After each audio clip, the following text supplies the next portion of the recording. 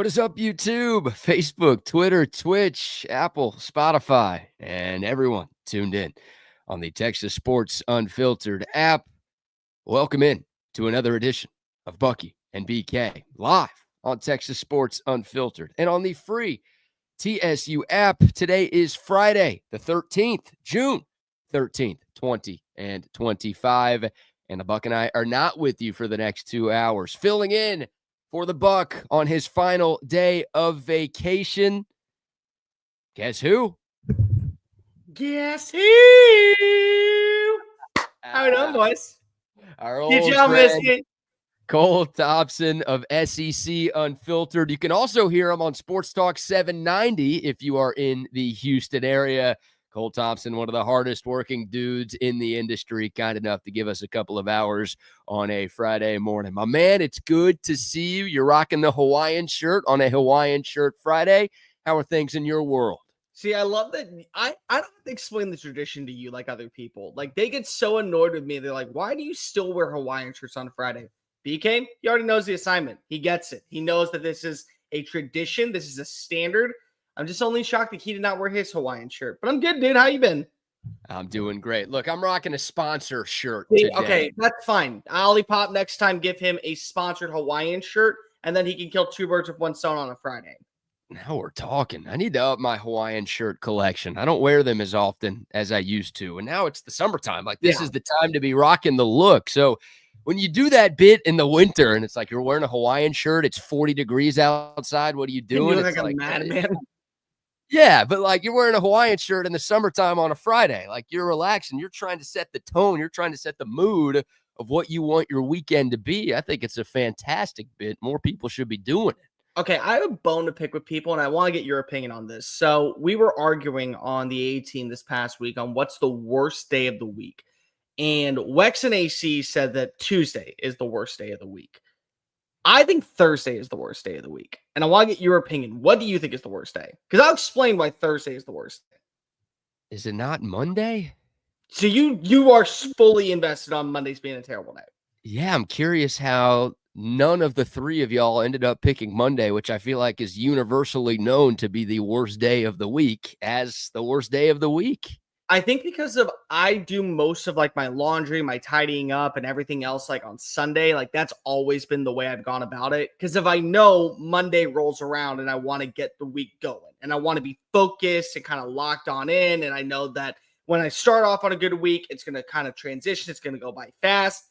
Thursday to me is a tease. Thursday to me is like, it's one of those days where it's like you can go out drinking. You can go have a good time. Hey, there's going to be a special Thursdays. You know, we go low wood shows, and then be the turtle races all the time. And it's like, dude, it's 1:30 in the morning, and I got to get home and get some sleep. And then you got the 6 a.m. wake-up call, and you got to go back and do a bunch of things, and you're hungover, and you smell, and you don't really feel like doing much and getting out of bed, but your job requires you to do some stuff. So it's like Thursday is the ultimate tease day. And to me, it's like, if I don't get that 3-day weekend, it pisses me off. That's why I think Thursday is worse, because there's so many things that you're going to get on a Friday night on a Thursday for half the price, but you're going to pay for it by having to wake up and do normal shit every single day. That's fair, but you're speaking like a guy who only goes out on Thursday. If you're a guy who goes out on Monday night, then it's, oh shit, I still have 4 days of work this week I have to deal with. And this hangover, the older I get, the older everybody gets, the hangovers last longer. So this hangover might roll into Wednesday and into Thursday, and then I got to deal with that.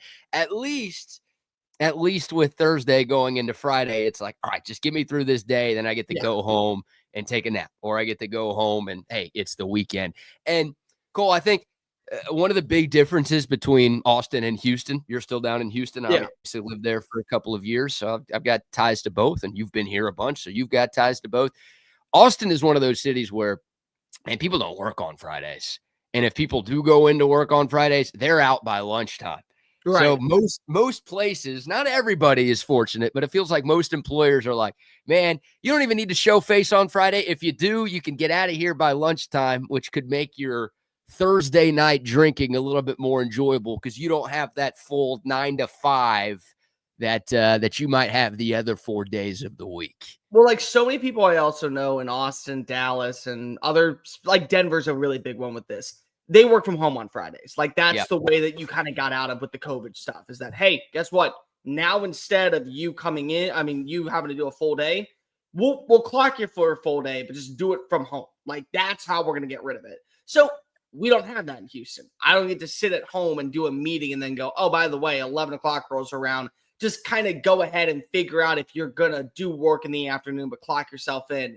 So that's the difference here is that we still go into the office. We still have to have meetings. We still have to have in-person phone calls, like all that other BS that goes with it.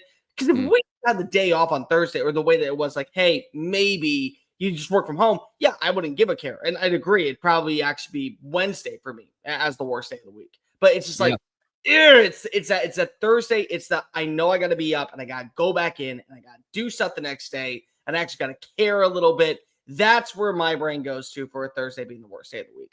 Okay, last thing on this, because we got plenty to get into. We'll talk Sure. Stanley Cup Final. We've got the College thank God. Series. Finally. Oh, what it's game very, last night? It's very rare that we open up a show talking about hockey, but with the way the series has gone down and the way last night's game went down, we have to open up the show talking about hockey. We'll talk College World Series. That starts today. We've got round 2 of the U.S. Open going on right now. Obviously, Cole, Mr. SEC. We'll talk plenty of SEC football. We've got a couple of fun conversations to get into on that. But I'm curious, Cole, why did Wex and Clanton go with Tuesday as the worst day of the week? That's an interesting take there. You remember? Yeah, they said that most of the time there's nothing to do with sports. Like most sports, that's like the chill day. Like if it's not baseball season, you don't have a 7:10 first pitch for the Astros or for the Rangers. Basketball season, the Rockets, it feels like they always play on Wednesday. They don't play on Tuesday. And usually, unless you're sickos like you and I, we wait until early November rolls around so we get Maction and Conference USA on weekdays. Like that's our shtick. Like we embrace knowing that Miami of Ohio and Toledo are playing on a Tuesday instead of a Saturday afternoon. But if you're not into that, then you're not going to watch it now. Nobody's going to care. And the degenerate gamblers that we are that say we have to make up for the 3-leg parlay that we lost on Saturday, we'll do it during the weekdays. That's where our brains go to. But if you don't like that stuff, then there's not really a big time sporting moment that goes on a Tuesday and Wednesday. So you don't really have an excuse to get out of anything when it comes to doing stuff around the house or helping out with the family. It's like that's the day to where we're doing family dinner. We're sitting down, we're going through bills. It's like, oh, I gotta watch this for work. It's like, nope, you can't do that because name the last time, Clanton, that you watched a Maction game. Like, yeah. Kirsten knows me very well to where, hey, 8 o'clock rolls around in the month of November. He's probably sitting somewhere watching Maction or Conference USA. I'm probably not going to get a hold of him. Like, I'm probably just going to have to text him. I'm going to sleep. Lock the door when you come in. Like, yeah, she understood the assignment. But if you don't like that stuff, then you absolutely are never going to buy into it. So they think it's just a boring day for sports. That's funny. Like, and that's a good way to look at it because my world also revolves around the sports calendar. But, you know, I've got a girl that I've been dating for a little more than a year. I think you know this, Cole. Oh, yeah. But she's not a huge sports gal. She's very supportive. Like, she'll watch the games, whatever, but she's not, I'm going to go out of my way to watch sports person. And last football season was like our first football season dating. And I tried to set a tone of, no, this is 7 days a week. She's like, wait, can we hang out on like Tuesday or Wednesday? And I'm like, no. She's like, what about Thursday? It's like she didn't realize Thursday night football was a thing. I don't even know if she realized Monday night football was a thing. So she's like, oh, it's only Saturday and Sunday, right? And you cover Texas, so it's just Saturday because it's college. And I'm like, no, there's these games. And then on Tuesday, there's the MAC. And then on Wednesday, we get some games. And also there are other sports. I've got to talk about early season hockey. Like, come on, now you think I'm going to miss the first Stars game of the year? What are we talking about here? So I think she caught on pretty early, but I tried to be like, no, you don't get there's a certain day of the week where you don't have to work hard. Being a sports fan is 24/7, 365, Mr. Thompson. So let me give you a piece of advice that I learned with Kirsten. The first year, they're always chill. First year, it's always like, I don't like this, but I understand it. Everything will be fine. Like, he's not going to fully embrace this the next year. Like, I'm going to break him out of this. The next year, how she reacts, that's how you will decide if she is a keeper for the long term. That, to me, if she is the exact same, I get it, babe. Go ahead, have fun watching the Longhorns beat up on the Aggies. Have fun with the Texas basketball. Have fun with the Stars playing against the Blackhawks week 1. You do that, that's keeper. Because Kirsten, she understood. She's like, listen, it's October. It's his birthday. I want to take him out for a nice dinner. But if he wants to go to Pluckers and he wants to indulge in 15 wings and shovel down his throat while he's watching Kennesaw State play Liberty, you know what? I love the guy. That's when you knew. That's when it's like, all right, start saving up for the ring, buddy. Good dating advice right there. Yeah, Kennesaw State Liberty. That could be a good game. I like that. It was a great one last year. It was the only win that they had. I'll tell you what, I'd kill for that game right now. I'm so desperate for football. I think the UFL championship is this weekend. Yeah, and I'm debating. I haven't watched a snap of UFL. Is it UFL now? Is that what we're calling it? Yeah, I haven't watched the snap of that spring league this year, but it's like I am so desperate for football. And Cole, I've been lazy. Like I haven't bought a college football preseason magazine. How have you not done this already? Do your homework, dude. I know. I usually wait for Phil Steele. Like that's my favorite one. See, that's mine. That's my number one too. And it's like I usually wait long enough to okay, that one comes out, but that one comes out after Lindy's and Athlon and some of the other ones that are already out. I am just so desperate for football content that I think after today's show, I'm going to go to Target or just a magazine stand and buy a football preview magazine. Like I'm thinking about watching. It's good. I've read through it. It's a very nice read. They say some good stuff about Texas. They say some very good stuff about South Carolina. They say some very terrible things about Texas A&M. You'll love it. Like exactly. Yeah. It's right up your alley. Is Lindy's out yet? I haven't seen it. I feel like it is because I think I've seen and heard people talk about it. So like I don't go to bookstores and I don't frequent the magazine section at Target or Walmart or HEB. So I don't know. Truth be told, I don't know the answer to that question, but I know at least some of them are out now, and feels like a good weekend reading assignment for me is to start brushing up on my other team knowledge. I have so it's not that I have a bone to pick with Lindy's or with Athlon because I still enjoy the fact that I get to hold the magazine in my hand. Sure. But can you start putting it on a PDF file? Like, can you start moving towards that level? Because here's the thing. I don't know where the nearest Barnes & Noble is for me. Like, we moved into the house. We got everything kind of finally situated after a couple months. I'm still acclimating myself to, like, this area on where is the top, like, the fastest way to get there. So, I'm like, if you give me the PDF, you just give me the PDF. I'll pay the $19.99. I'll pay the shipping and tax if I got it. But that way, I don't have to feel like I got to go indulge to look around every single location to go ahead and get that book. Because like, I don't know, because they don't sell them at the Target here. Like I had to go to a Barnes & Noble's in the Woodlands to go ahead and get my Athlon. Like that's where I had to go to get it. They don't. The nearest Barnes & Noble's I think is like a 40-minute drive for me. Yeah, I think you get the PDF level at this point. It's interesting. You'd say you'd pay shipping for a PDF. That's crazy if you're paying shipping on an email, but that shows how dedicated you are. I know Phil Steele has moved to Barnes & Noble only, which sucks because I hate the bookstore. Like that's one of those places where I don't ever want to be. And every year now I have to go to the bookstore literally just for that. I walk straight through, almost have my head down, almost want to walk in with like a ski mask on so nobody sees me. And I walk straight to the magazine section, straight to the sports section, and then get that Phil Steele. So you going to Barnes and Nobles is like most people going into McDonald's. Just like you wear the ski mask, you don't want people to know that you're there, even though you know why you're there. Yeah, like think of the most embarrassing place for you to be seen. That is the bookstore for me. Because like my whole bit, but it's not a bit, it's real life. Like I hate reading. I have zero interest in reading. Never liked it, never want to like it. And I've always said you won't catch me dead at a bookstore. I've said that forever. And now I got to go into a bookstore every year to feel like everyone in there thinks they're better than me. Oh, well, that's the thing with the bookstore, bro, is that they always think that they're better than you. I know. I'm reading this book on self-care and deprivation. What are you here to go ahead and solve with your personal problems? My infatuation with college football and the Mac. And I feel like they judge me even more that I go straight to the magazine section and get a sports magazine, right? Like I'm not there for an actual book. I'm there for a magazine. Oh, Dude, I go for comic books all the time. Guess what? Look at me. Judge me if you want to. Oh, graphic novel. Let's go ahead and phrase it that way. So that way I'm buying a novel and your cesspool of misery. I'll do that. I like that. I didn't know it is the one place where I'd be the most embarrassed to be. I got to think about that, actually. Oh, God. Let's start the show and do other things now. Like midway through, I'm just going to scream at the top of my lungs. That's it. Think about it. And y'all text into the Coda text line 512-222-9328.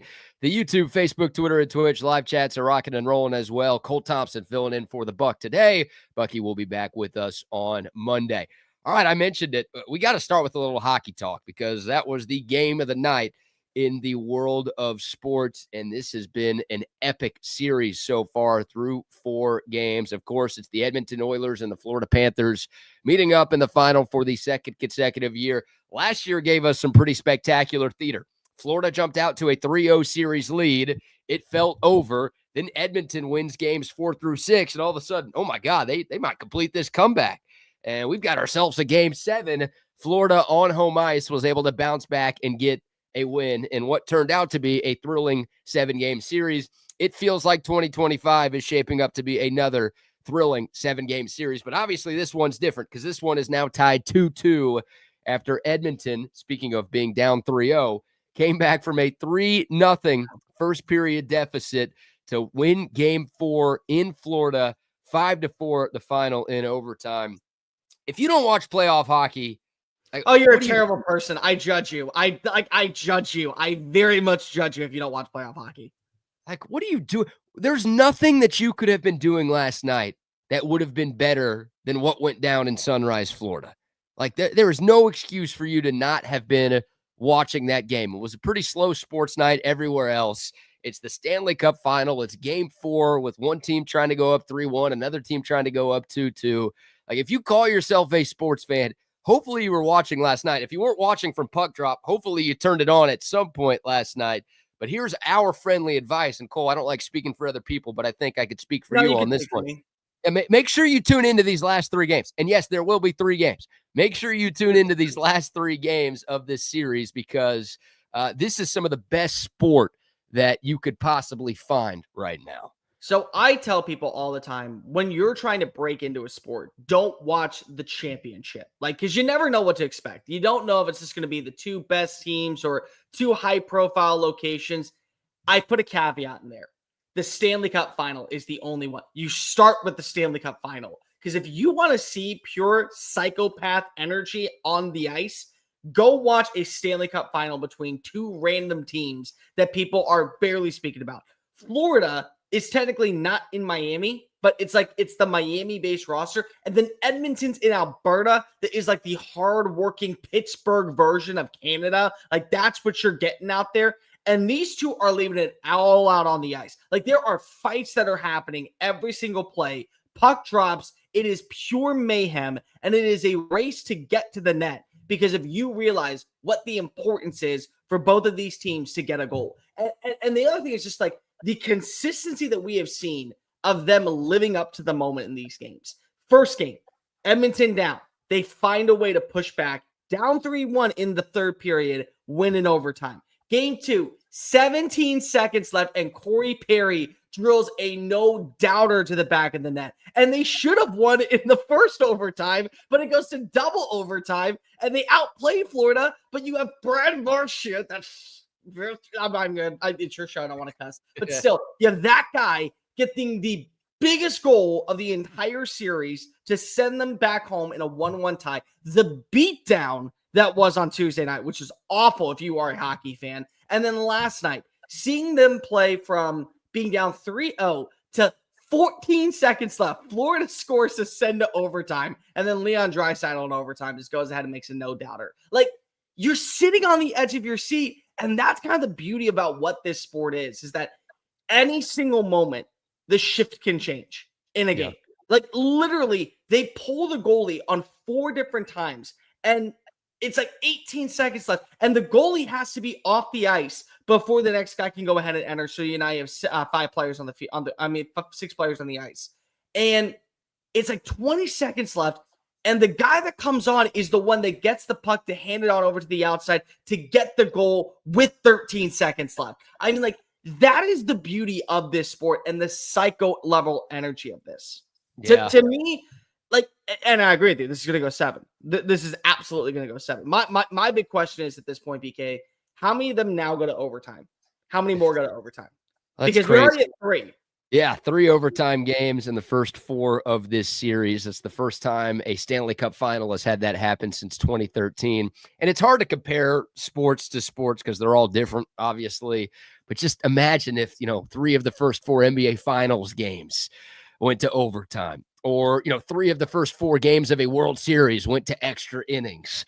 Or, an NFL team, like 3 of their first 4, I guess you only play 4 playoff games, went to overtime. Like, that's what's happening right now. We are getting sensational theater, and 60 minutes for these teams just haven't been enough. That's how evenly matched they are right now. And it looks like 2 years in a row where they're going to give us 7-game series. I know people, look, I'm a Dallas Stars fan. Obviously, I was disappointed that we got a rematch of the final because I wanted the Stars to get in. But even if you didn't have a dog in the fight, or at least a real contending dog in the fight, I think a lot of people were like, oh, this again? Like, we really got to watch this same series for the second year in a row. I think a lot of those people are like, oh, yeah, no, thank God. Like, these are clearly the 2 best teams, and these teams are kind of evenly matched right now, and we are getting some incredible hockey. Like, again, you don't have to be a fan of hockey. If you're just a fan of competition, if you're just a fan of sport, which I feel like if you're hearing the sounds of our voices this morning, you are, you need to be going out of your way to make sure you are in front of a television tomorrow night when we get to Game 5. In Alberta, which is, again, going to be a madhouse. And I appreciate the fact that these are 2 fan bases that truly do embrace hockey. Like, there are so many fair weather fans in this sport. And I say that because of, living in Houston, you got people that say that they can't wait for a hockey team to get here. But then I ask them, all right, what's your favorite hockey team that you watch right now? Or are you paying attention to the Stanley Cup Finals? Oh, I would only pay attention if there was a hockey team here. You're part of the problem. Like, you got to understand, when the team arrives here, whatever day that happens, you have to embrace the culture that is this sport. You look at Alberta, the way that they reacted to getting back down 3-0 every single time a goal went off.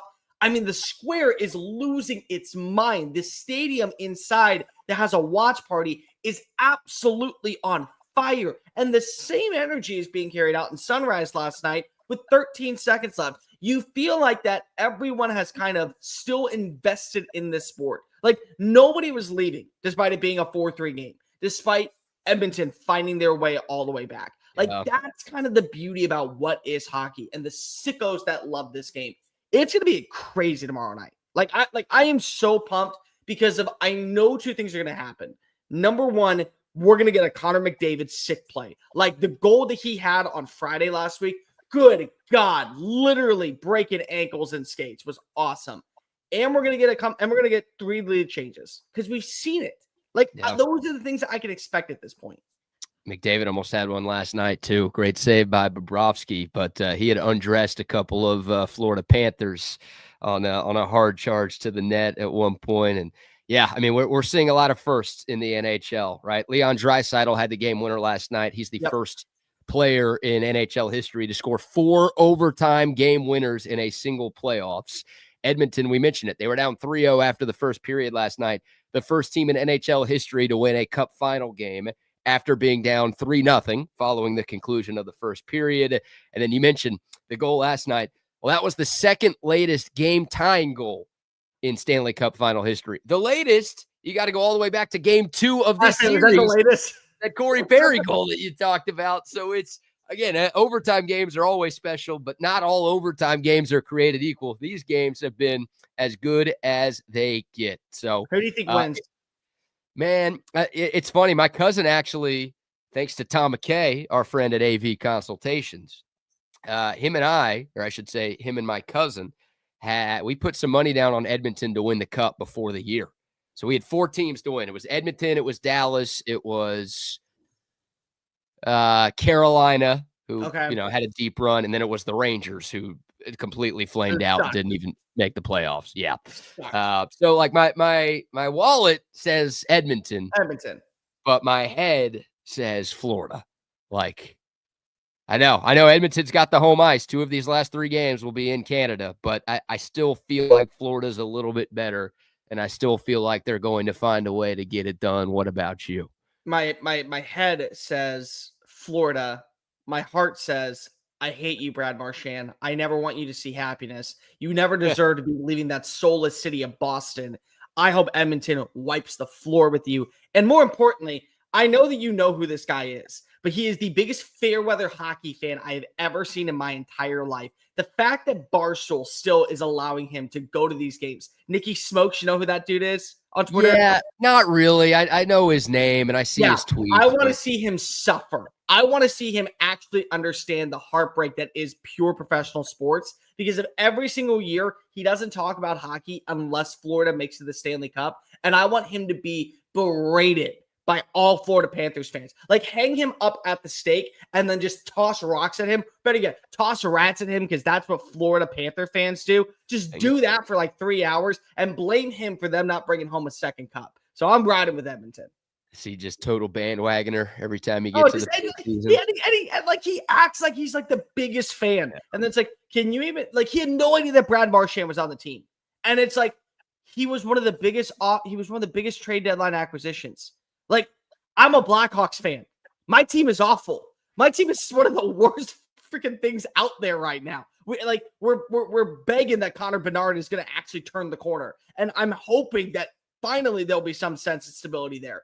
And I knew that Brad Marchand was traded at the deadline. And you're saying that you're a diehard. Like, that you're this dude that is so invested. And then last night, he has like the hottest chick I've ever seen with him at the game. And she's rubbing all over him as soon as they get like that 13-second goal. And I'm just like, I genuinely hope that not only do you get venereal herpes, but also that you just are getting rats thrown at you. I am very much excited about you. I am a petty bastard. I don't care. It's that bad, huh? For a guy you've never even met. That's awesome. That's what. Don't act like a tool. Just be yourself. And if yourself is a tool, then also don't show your face on the internet, because all I want to do is punch it. And if yourself is a tool, then maybe don't be yourself. Maybe you got to change that saying for that. All right, we'll take your thoughts. The rule is not for you; it's for everybody else but you. In fact, we need to have an alter ego, and that be the real ego. I like that. We'll take your thoughts. The go to text line 512-222-9328. Our guy Ben J says, wait, BK, you can read. Yeah, not much, not good, not well, whatever I'm supposed to say there. But y'all keep the text coming in. Y'all keep chiming in. And we got plenty more to get into in the world of sports. We'll talk some golf. Round 1 of the U.S. Open in the books. Round 2 underway at Oakmont in Pennsylvania. We've got plenty of college football to get into. Of course, the College World Series gets going this afternoon. We'll talk about all of it, but first, a few sponsor shout-outs. Mentioned AV Consultations earlier. We'll mention them right now. I know our guy Tom McKay is tuned in this morning. He's as big of a hockey fan as there is in the world, so he's locked into the Stanley Cup Final. He's got his TV setup done right. I've got my TV setup done right, thanks to AV Consultations, and they've hooked me up at a few different places. I've been talking about them for a long time because I'm a huge believer in them, and I have been for a long time, and I will continue to be for a long time into the future. If you want to upgrade your home TV setup for sports, for movies, for TV shows, for whatever, you got to call the experts at AV Consultations. They've been here in Central Texas since 1988, and they've hooked up thousands of Central Texans with the home TV setups of their dreams. But it's not just TVs. They do surround sound as well. The badass Sonos speakers you could put all over the house that you can control from your phone, or you could control from a tablet that you have on the wall. They can do that for you. Whole home lighting. How about surveillance cameras? How about heated floors in your bathroom? Yeah, they do all sorts of general contracting work as well. AV Consultations has your back with whatever you are looking for to take your home to the next level. All you have to do is give them a call. 512-255-8678. That's 255-8678. You can find out more online at avconsultations.com. And of course, if you're in the market for a newer pre-owned car, truck, or SUV, go see our friends at Covert Bee Cave. The best selection, the best people, the best prices. Seriously, everything you want in a car buying experience. They actually make the car buying experience hassle-free and pain-free. I know all the stigmas. I've been through it. Everybody's been through it. It's a pain. With Covert Bee Cave, it is not. 42 acres of vehicles on their lot. If you don't even want to go, you could shop online at covertbeecave.com and see everything that they have to offer. But the team out there, Dan and Mike and Stacy and Jerome and Ron and Cameron and the whole squad, they're going to treat you like family the way they've treated the Austin area like family for more than 100 years. And as Bucky would say, nobody beats a Covert deal. Not now, not ever. And a shout out to centextickets.com.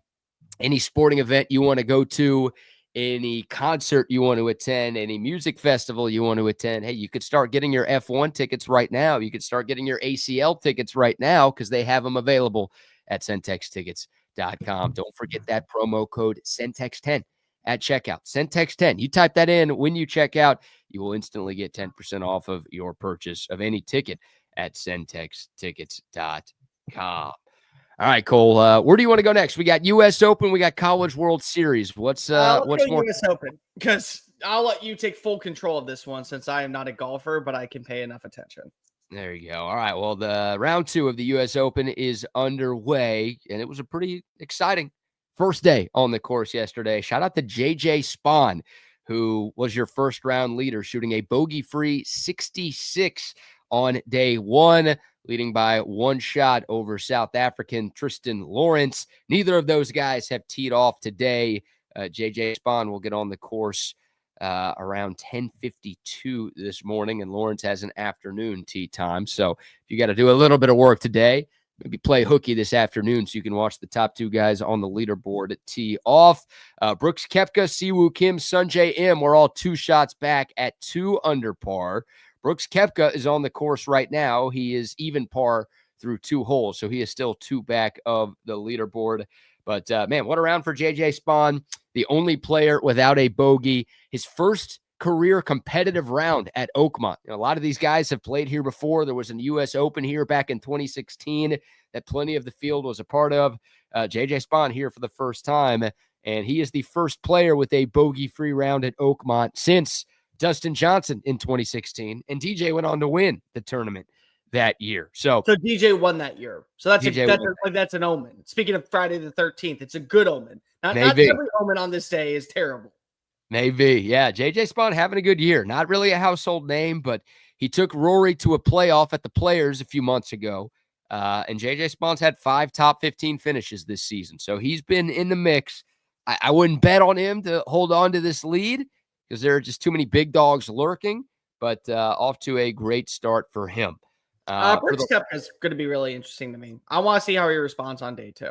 You know, it's interesting because I saw a picture of Brooks Koepka who just birdied the 3rd hole, so now he's 1 shot back of the lead. So a good start to Brooksy's second round. I saw a picture, I think it was on Wednesday, of Brooks Koepka on the driving range. And there were like 8 people standing around him with phones out, taking pictures, taking video. And those weren't like fans. That wasn't the paparazzi there. That's like coaches and experts who are like, they're only there because they see something wrong with Brooks Koepka's swing, or Brooks is like, hey, there's something wrong with my swing. We need to fix this. And whenever you see that a day before a major, it's like, don't bet on that guy. He clearly doesn't have it figured out. Something is seriously wrong. So I'm like, okay, eliminate Brooks Koepka from contention already. And whatever they were working on, they clearly got it fixed up because, again, it's early on day 2, a long way to go. That's a guy who obviously knows what it takes to win major championships. He's got 4 to his name. He's got things figured out, and that is one of the big dogs that I was talking about who's going to make life tough for J.J. Spahn. How about Scotty Scheffler having a bad day? Like, he had a very bad day. I just looked this up. He had 6 bogeys yesterday, which is the 2nd worst of his career. He still is in the running, and he should get through the first stage, and he should make it through cuts today. But being number 1 in the world, with you kind of being on top, I mean, the Colorado Rockies made a joke about you, and the internet was making fun of you that you had more wins than a baseball team in the last month. Like, for you to drop off that quickly, you got to respond today. Like, you have got to be hitting birdies. You got to be hitting a couple of pars. You can't afford any slices or any back shots. You have to have a very clean front 9 to give yourself a little bit of an advantage in the back 9. Back shots, huh? I didn't realize we were talking about that. Stuff. Oh, yeah, he's into that. We all know. Interesting. Yeah, I didn't see that on USA Network yesterday. You were watching the HBO Max version of the first round. Well, the good I news pay to for that premium. I'm getting all the glory with that, man. yeah, the I'm getting good news everything with to it. that point, Scotty Scheffler is on the course and he did birdie his first hole today. So he's through 2. He's 1 under today. He's 2 over for the championship. So 6 shots back of the lead. Look, there were only 10 golfers who shot under par yesterday. The conditions are not great. They got worse as the day progressed. So I think it's good if you're on the course early. Scotty Scheffler was late yesterday, meaning he's early today. So hopefully he could take advantage of some more favorable conditions. I assume we're having them today. That was a big talking point on TV yesterday. So yeah, don't count Scotty out. It's crazy that, +3 is a bad round for him. And that's the worst first round of a US Open that he's had in his career. Like that's just the bar that this dude has set for himself. But yeah, don't ever count out Scotty Scheffler. He was the heavy favorite for a reason. And I fully expect him to be in the mix come the weekend. Okay, I want to put you on the spot right now. You have 5 guys that I want you to pick from. Who do you think has the biggest rebound today? Scotty Scheffler at 3 over, Bryson DeChambeau at 3 over, Rory at 4 over, Justin Thomas at 6 over, or Justin Rose at 7 over? I mean, I got to go with Scotty. I know that's like the Vegas favorite for that question. And that's the obvious pick. But look, it helps that I see that he's already birdied today. So he's off to a good start. But yeah, I think he's too good to have like 2 bad rounds in a row. And again, his round yesterday wasn't that bad. He's only 7 shots off of first place. And we've seen Scotty overcome some big deficits in majors and just in regular tournaments in his career. Like that's a dude, again, you never count out. But yeah, you give me Scotty to choose from in just about any golf hypothetical, and I am going to take Scotty. I'm gonna be the Bammer homerism. I'm gonna say that Justin Thomas responds today. Like that's the roll tide in me coming on out and supporting my homegrown. Like that's all it is. Scheffler's the right answer. Like the betting odds, you look at the numbers this morning, it still is very much in favor of Scotty finishing with the top 3 score, if not winning the whole thing. So even at a +3, he's nowhere near out. Like I think the numbers I saw recently, Brooks Koepka is now the betting favorite after round 1, which again, the way he played, and if he starts off really strong in the front 9, there's a lot to like about his chances of continuing this into Saturday, pushing this on into Sunday. But like, I just have this feeling that Scheffler's going to make a comeback, being down for +3. Like it's +3 and you're still technically nowhere near out of the running. It's not like you have to have the best clean version of an 18-hole round for you to survive this cut. Yeah, and we'll see what Jordan Spieth does too. Bucky picked Jordan Spieth to win the U.S. Open. The U.S. Open? And I thought that was crazy, considering how long it's been since Spieth has won a major and just, the up and down nature of his play over the last couple of years. Jordan Spieth shot even par yesterday. So he was, I think he was tied for 7th with his first round. He is 1 over through 2 today. So it's like with Spieth, he'll have 3 good rounds in a weekend, but that 4th round will be so bad that it just takes him out of contention and he doesn't end up winning. Like, obviously, I hope that's not the case. I'd love to see Spieth in the mix on Sunday afternoon, but yeah, rough start for him today. Again, it's 1 bogey. He's still 1 over par, so 5 shots off the lead. He's in the thick of things right now. But if he can avoid that just heartbreaking, everything falls apart round, then maybe he's got a shot. I wouldn't pick him to win at all, but it'd be nice for the telecast on Father's Day to be showing him a few times on Sunday, because it feels like we haven't seen a lot of Spieth on a Sunday of a major broadcast in the last few years, honestly. I think my dad picked Jon Rahm to win it, and now he's at +1. He has not had a good start to today. So it'll be interesting to see, because Rahm is one of those guys to where he's either going to go all in and he's going to be in the top 3, or he's going to fizzle out like after day 1. And yeah, I think that my dad had a good inclination. And by the way, happy belated birthday, Dad. Welcome to being 70. So just throw that out there. But still, that was his pick. I don't know. I still think Sky's going to pull out. I do. Yeah. Phrasing. Welcome. Phrasing. I called it down. I said phrasing now. You can't get me on that one. Boom. Yeah. Well done. Welcome to 70. You can't welcome somebody to something you're not a part of. Are you telling us you're 70 years old, Cole? I mean, I have great skin, good complexion. The sun does not bother me. I'm a vampire. I mean, my brain's probably 70. How little I sleep at this point. I'm There you go. delirious. I think I'm seeing things. I probably shouldn't drive at night anymore. Most 70-year-olds have that same complaint. You wake There up you with back go. pain. You have one drink and you're like feeling yourself a little bit. That's the age of a 70-year-old. Hey, that's nice right there. I wish I had that, or one drink and I'm feeling myself a little bit, because I'd be a lot richer if that was a problem that I had to deal with.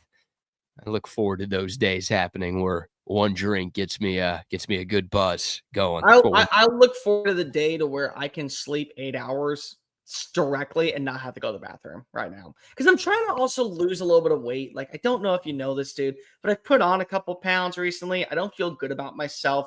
I stepped on the scale and I felt really shitty. So I'm like chugging water jugs. I'm having like 2 gallons a day. And I'm putting it in but like, here's the deal. I put it in a cup because then I don't have to look at this. When you put it in a cup and you just drink it, it just goes down smooth and you're not paying attention. When you're looking at this, it feels like a challenge. But like, I get up like 9 times every night to go to the bathroom because I'm obviously looking at how much is filling in with me.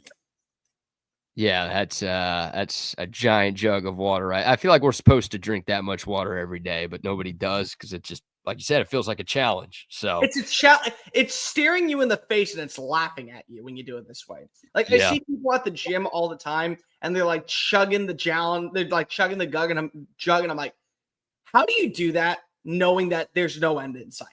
Like, hey, put it in a cup and you feel better. I like seeing jugs at the gym. All right, I won't complain about That's what he anything said. like that. We will take that. All right, Cole Thompson filling in. You know what? We'll save College World Series talk for hour two. We will give you updates of round 2 of the U.S. Open throughout the show and throughout all of the shows here on Texas Sports Unfiltered. But I want to dive into some football, SEC Unfiltered. After all, good. that's where you can find Cole Thompson. So I want to get into a little SEC football conversation this morning. Buy or sell. Let's do a little buy or sell exercise today. Cole, I want to get 2 teams. We'll each give 2 teams. Easy for me to say. We'll each give 2 teams that we're buying, teams that we are maybe higher on than the general public in this conference, and then 2 teams that we're selling, 2 teams that we're lower on than maybe the general public. So we'll start with the good. I'll go to you first. Give me one team that you are buying that you think is maybe a little bit underrated right now as we sit less than 80 days away from the start of college football season. Underrated isn't probably the right word. I just think that people look at their schedule and go, there's no way that they have a shot of making it to the playoff. But Florida to me is really interesting. I very much like what Florida's built this past year. Top 10 recruiting class. The players that they have brought in feel like that they're already caught up to speed offensively. Like, I've been watching some Dallas Wilson tape. The dude is awesome. 6'3", 215 pounds. He moves like a 5th-year senior. Like, he's great after the catch point.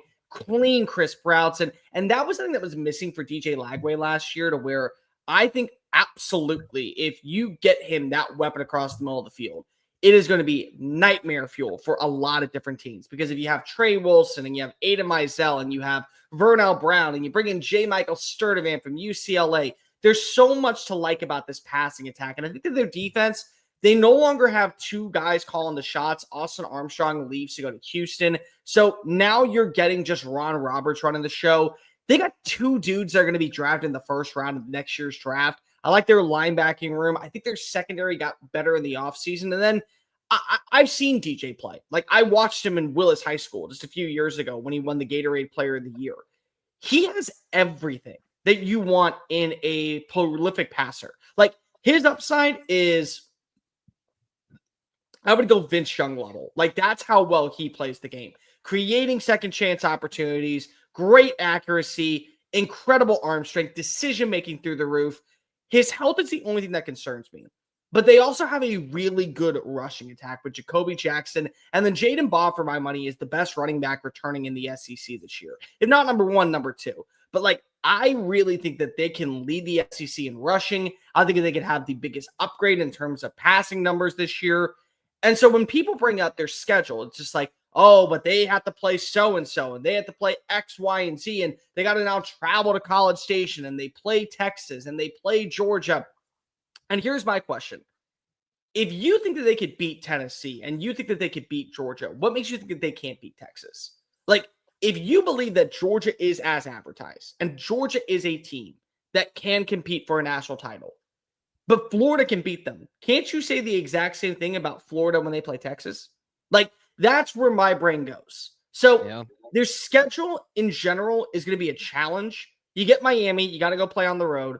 You have to welcome in Texas. You have to play in Jacksonville against Georgia. Tennessee still is always going to be a challenging game. But you also have some other games like Florida State, which 2 years ago maybe felt like it was going to be a challenge. Now it's not. You don't know what you're getting in LSU entirely. You don't know what you're getting in Ole Miss entirely.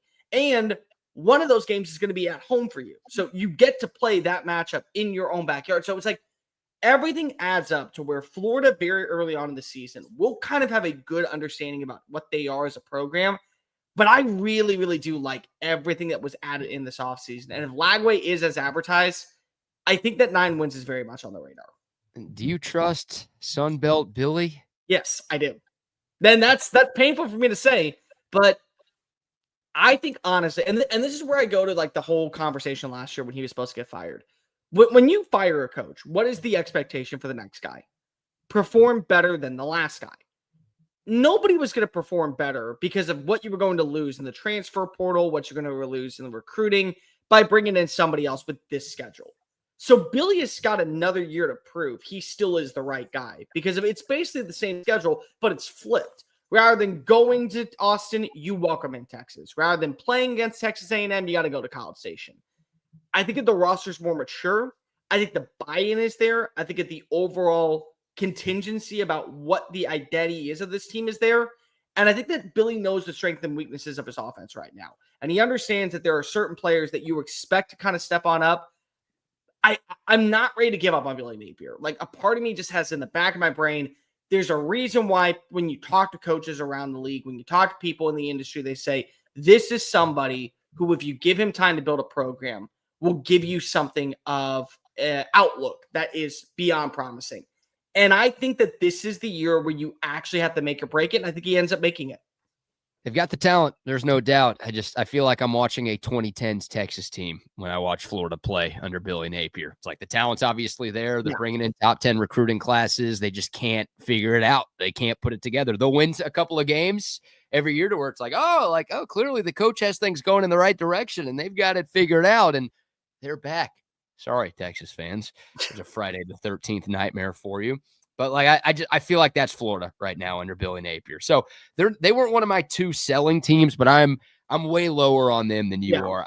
I don't see this as a team that wins 9 games. I think they're closer to the 7-win number that they got to last year.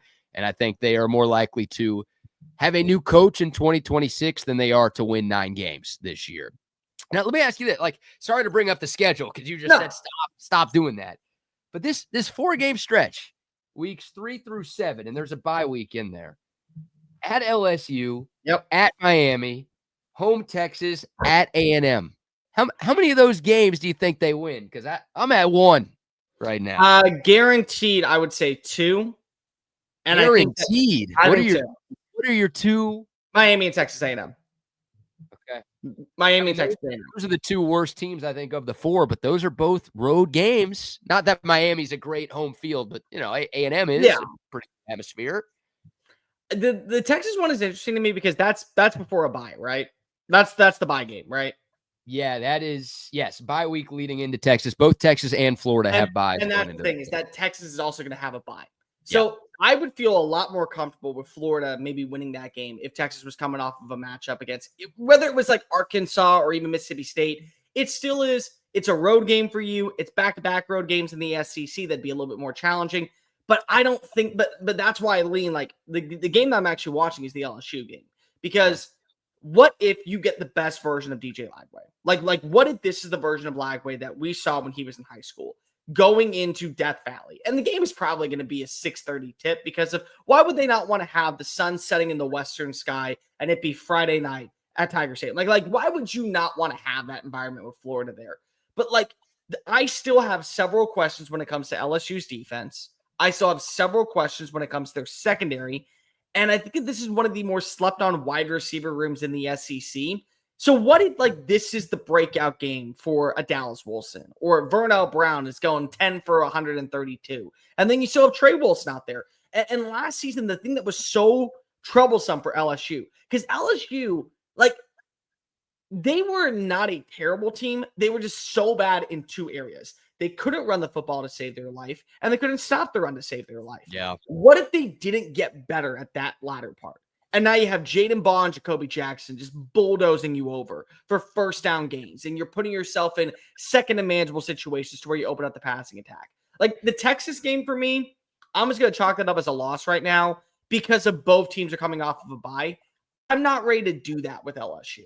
Like there's just a part of me that says I get healthy version of DJ Lagway.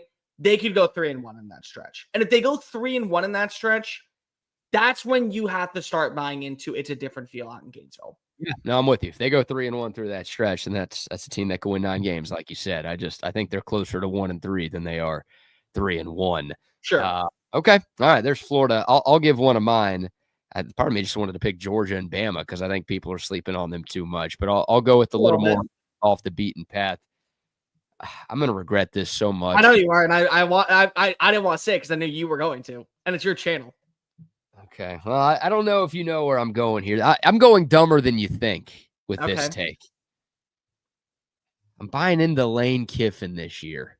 Oh, no, damn it. I thought you were going to go Oklahoma and just go ahead. Oh, no, I'm not a communist, Cole. Like, I'm not a terrorist, a communist, any of those things, all right? I'm going with Ole Miss this year. Last year was the year where they had so much pressure, right? Jackson Dart going into his final year. All of that money they spent in the transfer portal last offseason. They had the favorable schedule. And look, they had their opportunities. They choked them away. They lost some games they absolutely should have won. There's no reason that team missed the playoff last year. No. And they choked it away. So betting on Little Game Lane is what I like to call him because literally in every big game, he comes up short. Betting on him to find a way to get into the playoff feels like I'm digging my own grave. But part of this has to do with their schedule. Again, they play nobody in the non-con. Their toughest game is Tulane at home, which I know Tulane's a respectable program, but Texas is playing Ohio State, OU's playing Michigan, LSU's playing Clemson. Like you look around the conference and feels like everybody else is playing somebody better than Tulane. Oh, you're also playing Washington State, Sans, John Mateer, and Ben Arbuckle. Yeah, like Washington State is your power conference because you're required to play one power conference non-conference game. And somehow Pac-2 Wazoo qualifies as that in 2025. It counts. I don't know what we're doing. But, Ole Miss also gets Kentucky, Arkansas, and Mississippi State. Those are 3 of like the 4 or 5 worst teams in the league. They do have to go to Georgia. That sucks. But they beat Georgia last year. But I don't think they're winning that game. But they get LSU, South Carolina, and Florida all at home this year. So it's just a favorable schedule. Nobody in the non-con, a lot of bottom feeders in this league, and a lot of your tougher games are at home. I like Austin Simmons. He's young, he's inexperienced, but when he did play at times last season, he looked very good.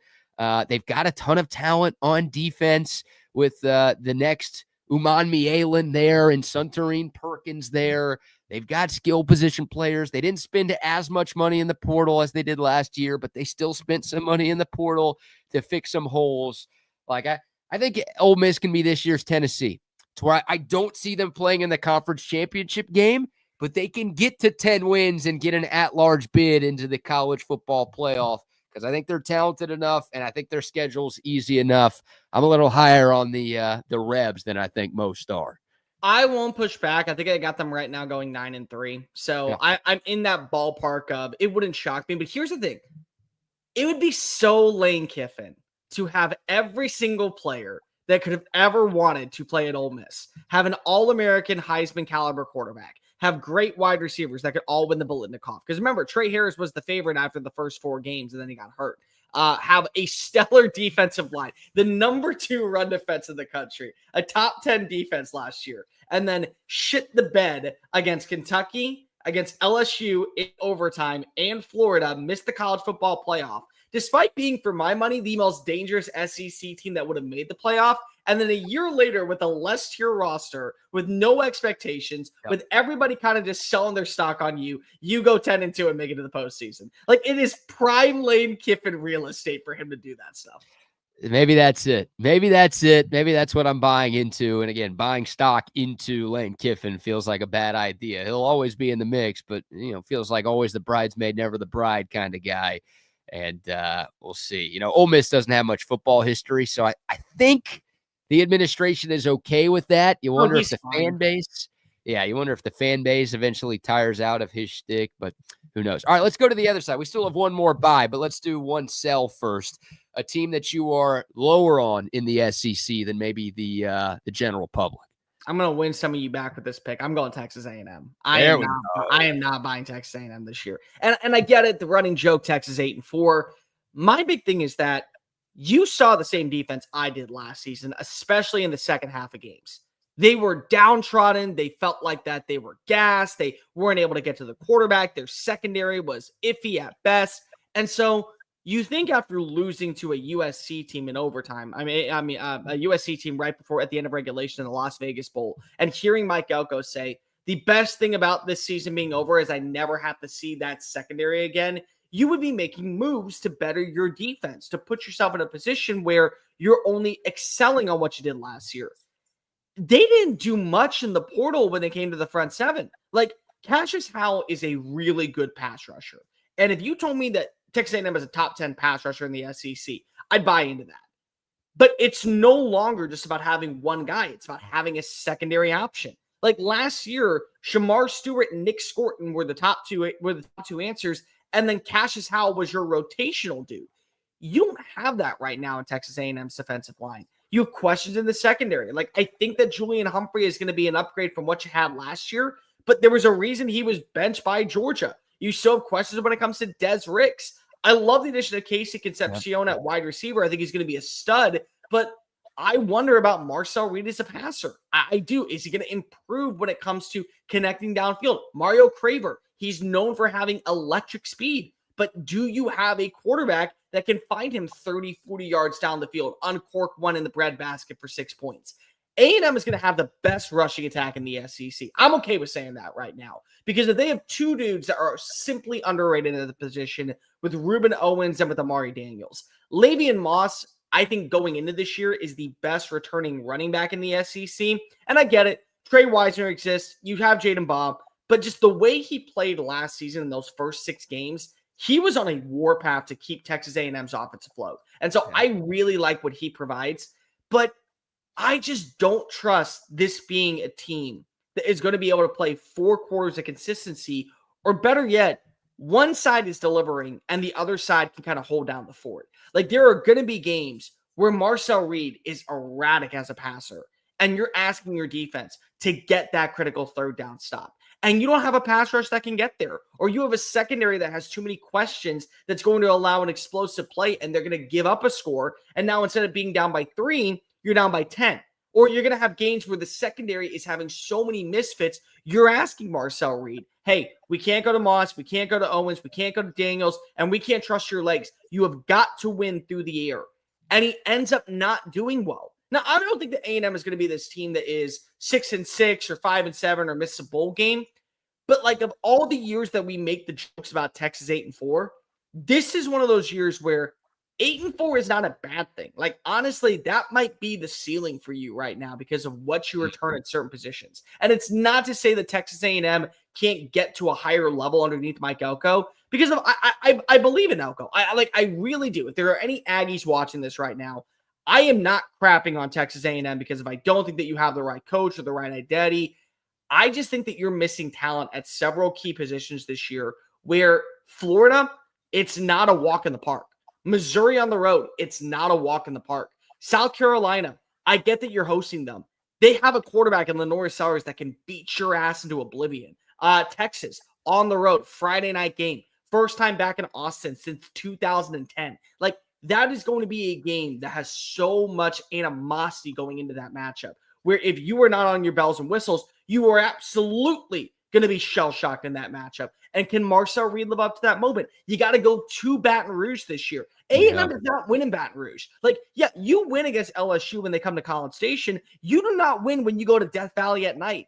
So it's like there's so many games I look at that I felt comfortable last year saying, if A&M were to win this game, so be it. I don't feel that way right now.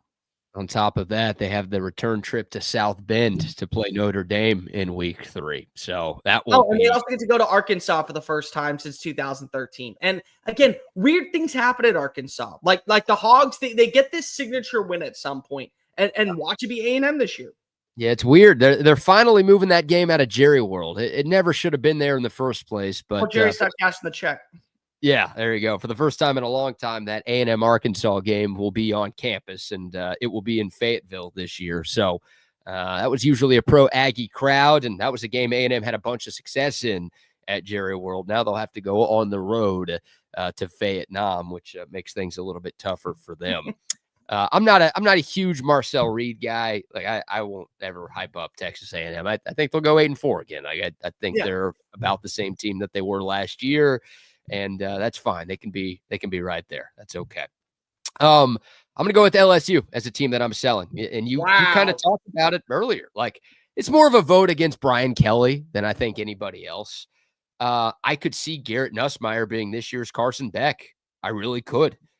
Where Heisman favorite, oh, man, this guy's going to be a top 10 pick in the NFL draft next year. And then it just doesn't quite click. And all of a sudden, you're turning around and you're like, what happened? Now, look, Georgia still won the SEC, even though Carson Beck didn't have a great year. So maybe LSU could still have a good year, even if Garrett Nussmeier isn't the guy. But you talked about that run defense, giving up 5.1 yards to carry. Only Mississippi State had a worse run defense in college football last year. Still feel like there's a bit of an identity crisis with LSU. You can look up and down the roster and say, oh, BK, there's talent here, there's talent there, there's talent there. Of course, it's LSU. They're always going to have talent. But I don't believe in what Brian Kelly's doing. I don't think they're going to go 6-6 or anything like that. But a lot of people kind of have them as a dark horse to win the league this year. I think a lot of people kind of have them third right now. Yeah, it's like Texas, Georgia 1-2 in some form or fashion. And it feels like a lot of people think the Bayou Bengals are number 3. I just at Clemson, at Bama, at Ole Miss. I think all 3 of those games are potentially going to be at night. They've got to go to OU. I don't think that's going to be that hard, but I didn't think that'd be hard for Alabama last year. And sorry about that, Cole, to bring that up. Look what happened to the Crimson Tide. So I just, I don't know. Again, I don't think LSU is going to be bad. I don't see them as a legit contender to get to Atlanta this year, like seemingly a lot of folks out there. And based on the way you're raising your hand, like the way you seem to think right now. I have them as number 2 in the SEC. Like, okay. I'm very high on LSU. And honestly, like, I think that Garrett Nussmeier is going to have the Jaden Daniels, Joe Burrow effect, where he may not win the Heisman, but he is being invited to New York. Like, I'm fully invested in that. One more buy? Yeah. Okay. Here's the reason for the buy. Let me explain. Scheduling. It's scheduling, and it's nothing else. It's Missouri. Because Missouri right now is such a question mark all across the board. How much they're replacing on the offensive line, how much they're replacing at the wide receiver position, what they're replacing on the defensive side of the football. And then you got to look at what they brought in. Kevin Coleman is one of the most slept on wide receivers in the SEC. He finished top 5 last year in receiving yards, and nobody talked about him because he played for Mississippi State, where they went 2-10. They have a really good returning tight end in Brett Norfleet. He's like 6'7". He wins his one-on-ones. He's a nightmare mismatch in the red zone. They brought in Ahmad Hardy from Louisiana Monroe. This dude set records last season in the Sun Belt. Like 1,300 rushing yards, 7.1 yards a play, 15 total touchdowns. And now he's in a system that we just saw Cody Schrader a few years ago bulldoze and lead the SEC in total scrimmage yards. So, like, I'm buying into that. Their defense last year was top 20. And I still think that they're going to have a top 20 defense this year because of what they were able to bring in. They brought in the kid from Georgia. They brought in Josiah Trotter, the son of Jeremiah Trotter Sr., who was a standout linebacker back in his playing days. They Yeah. brought in some really good secondary play. Jalen Catalon is like getting his like 9th year as MD in college football. Jalen Catalon is still playing college He's still football. playing college football. He's their starting strong safety right now. How is that possible, dude? It's like the Marcus Arroyo kid that we saw a few years ago, getting his like 9th year of eligibility. Like he still is playing after being at UNLV last year. They have a good linebacking room. I think their offensive line is going to be pretty solid this year. And then you look at their schedule, BK, they don't leave Como for the first 6 weeks. Like with all this new talent that you're breaking in, what is the best course for you to find success? I don't know, never having to play in a hostile environment while you're finalizing what is your identity as an offense. So I think Bo Pabula was a very underrated quarterback. And there's going to be a lot of people out there that think that he's a better player than Drew Aller, but he had to get an opportunity to start elsewhere. Missouri came up with the money. They were willing to go ahead and pay for him to be a part of Kirby Moore's system. I think he's more mobile than Brady Cook. I think his upside is substantially better than Brady Cook's is. And so I put all this together with the way their schedule pans out, with so many toss-up games to where you don't know what to expect from an Oklahoma or a South Carolina or an Ole Miss or a or your non-con schedule. Like, there is a legit shot where 9-3, 10-2 once again is on the horizon. And if they get to 10 wins with the bowl victory, BK, we're talking about an Eli Drinkwitz-led team. Yeah. 3 straight years, including the bowl game, double-digit victories. Like, at that point, whether or not you like him, whether or not you think he's a douche, whether or not you think that he is just this biggest dweeb that has ever existed in the sport, he's a top 6 coach. Like, you replace all your talent and you still find a way to get to 10 wins. I don't care what the schedule says. Winning 10 games is hard in the SEC. It's a challenge. And you've done it now 3 straight years. Like, you got to give your flowers where credit is due. It'd be impressive. And boy, looking at their schedule, it is ridiculously easy, right? It's 8 home so games. easy. 8 home games, only 4 road games this year. Their toughest non-con game is Kansas, which obviously Kansas is not a pushover anymore, but Mizzou's going to be favored in that game, and that's at home. Yeah. By the way, is a game I'm so excited to watch. Just from growing up in Big 12 country, knowing what the animosity is of that. Like, I'm trying to explain to SEC people, you don't understand how much Mizzou and Kansas fans hate each other. Well, like, I think in our neck of the woods, it's Texas A&M. It's not as big nationally as that rivalry, but like that's, it's a similar thing to where one team left for the SEC, the rivalry went away, but the bad blood didn't. And obviously Kansas and Missouri are still in different conferences, so you don't see them play as often as you'll see the Longhorns and Aggies play in every sport, but they're starting to schedule more games against each other. We've seen a few in basketball, we've seen some in baseball. Now we're seeing it in football. Like, it's a game that should happen every year. It's I can't call it one of college football's best rivalries because neither of those teams are ever good enough to say that. But like in terms of just bad blood, it is one of college sports' most heated rivalries. That and Bedlam, I would pay to have back on my television screens every year. None of these. That's the worst part of conference realignment to me. Like, look, there are other things to complain about. Like UCLA having to travel to play Rutgers feels ridiculous. It's ridiculous for the kids. I know they're getting paid, but it just doesn't make a whole lot of sense that UCLA volleyball is traveling on a Tuesday to play Rutgers in Piscataway, New Jersey. Like that's all ridiculous. But the worst part, because I'm not affected by that travel, the worst part for me, and I think for college sports fans everywhere, is rivalries go away, because that's what makes college sport great. It sucked that the Longhorns and the Aggies didn't play. It sucks that Bedlam doesn't happen. It sucks that, insert rivalry here now doesn't happen. So getting, Kansas and Missouri should play each other every year in a non-conference game. I truly believe that. We see South Carolina and Clemson play every year in a non-conference game. We see Florida and Florida State play every year in a non-conference game. Certain games just need to be on the schedule, and that's one of them. But I like that Missouri pick, man. Like it's mainly the schedule, and they got a good shot. It's all schedule for me, dude. It has nothing to do with talent. It has everything to do with the fact that you don't leave Como for 6 weeks. Yeah, that's fair. All right, before I give my last buy, a couple more sponsor shout-outs. I'm rocking the OLIPOP shirt today. My fridge is stocked with the OLIPOP. Talk about it all the time. I love it. I think you'll love it too. Great tasting soda that's actually good for you. They've got 19 different flavors too. Some classic soda flavors, original cola, lemon lime, root beer, cream soda. They also have a great grape soda that the Buck really loves. They've got tons of unique flavors as well. Watermelon, lime, strawberry, vanilla, tons of options to choose from. And the best part about OLIPOP, it's good for you. Yeah, it's soda. Again, tastes like soda, but it's actually good for you. 9 grams of fiber in every can, prebiotics, botanicals, and plant fibers in every can. I don't know what those things are, but I know they support good digestive health. So I'm supporting my gut when I drink OLIPOP, and you will be too. Get you some the next time you're at the store, any store, H-E-B, Walmart, Target, Whole Foods, Costco. Just because it's healthy doesn't mean you have to go to some random ass place at some farmer's market in the middle of nowhere to get it. No, OLIPOP is easy to find, and it's growing like crazy with good reason. Speaking of things to drink, if you're looking for some beer this weekend, what a great sports weekend we have on tap. More playoff hockey, more playoff hoops, the College World Series, the U.S. Open. Oh, yeah, it's Father's Day. Don't forget about dad. If you are dad, don't forget about yourself.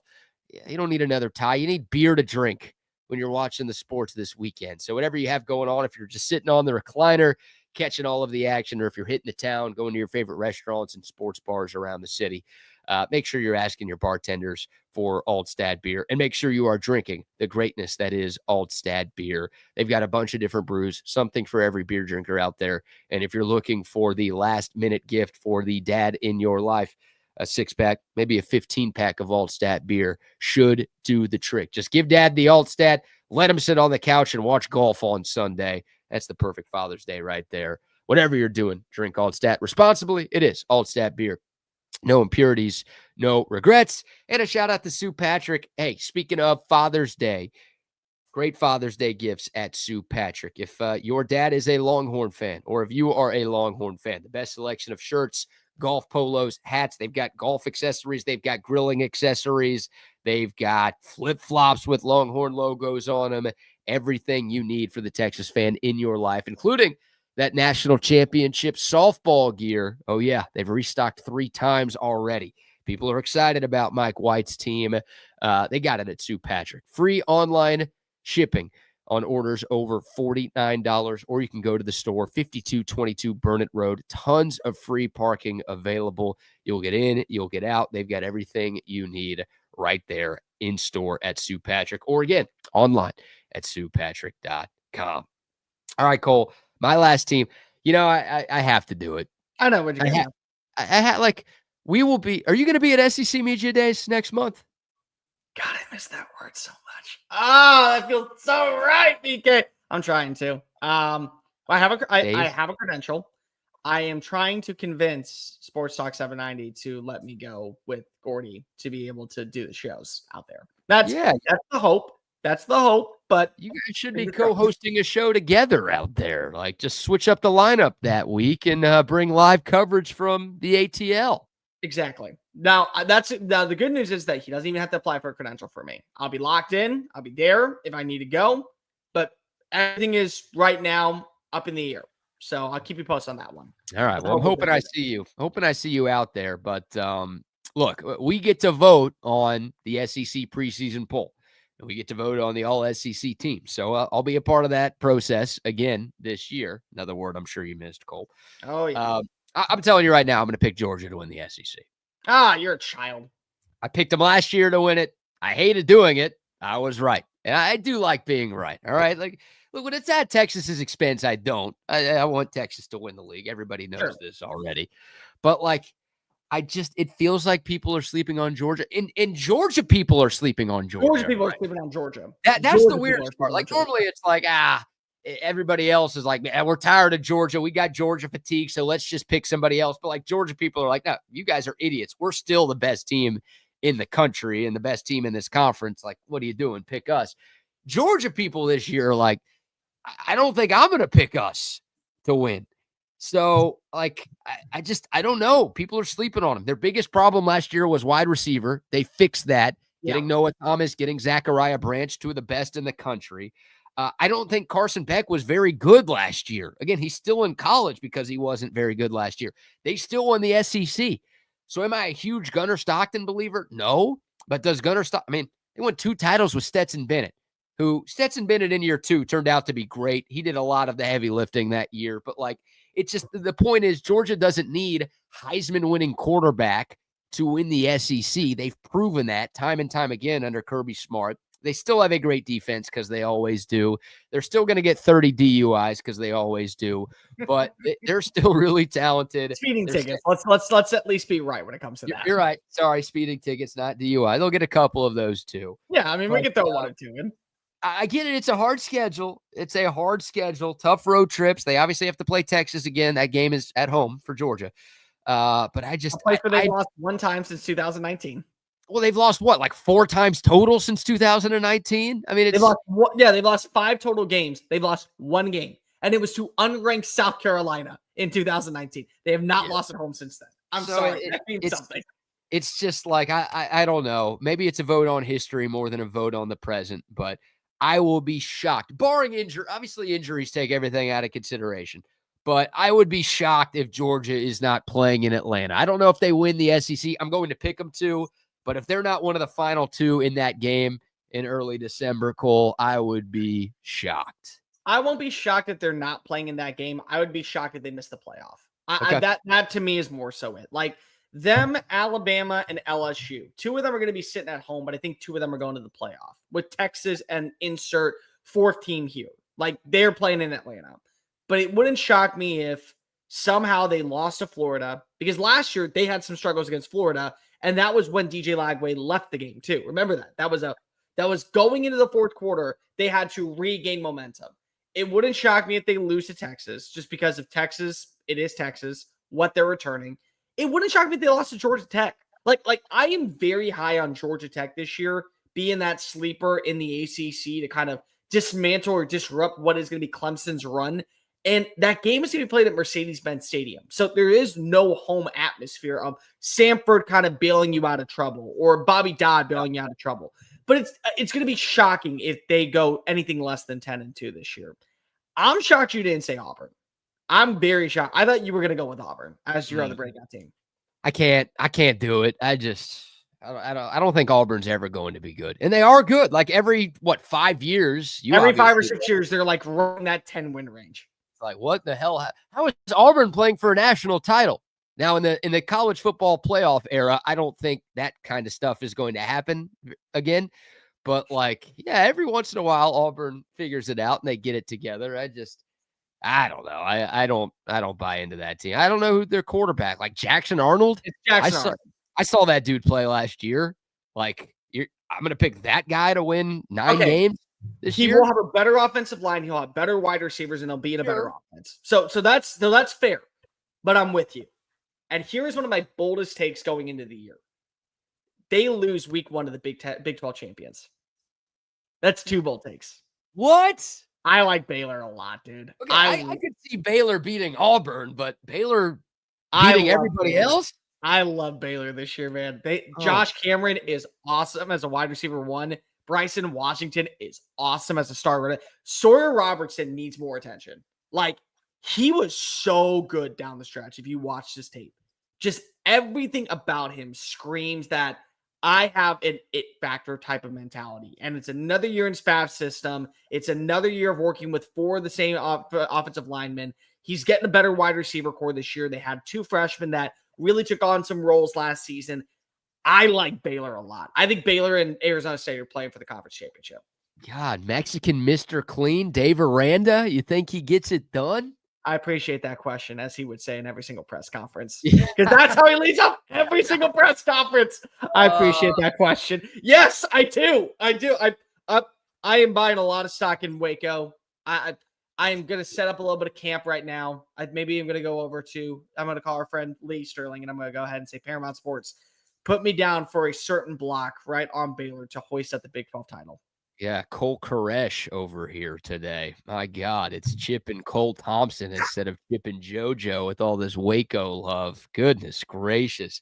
All right, hey, I love a bold pick. That is a very bold pick. Who's your other sell? Did you give your second sell in the SEC?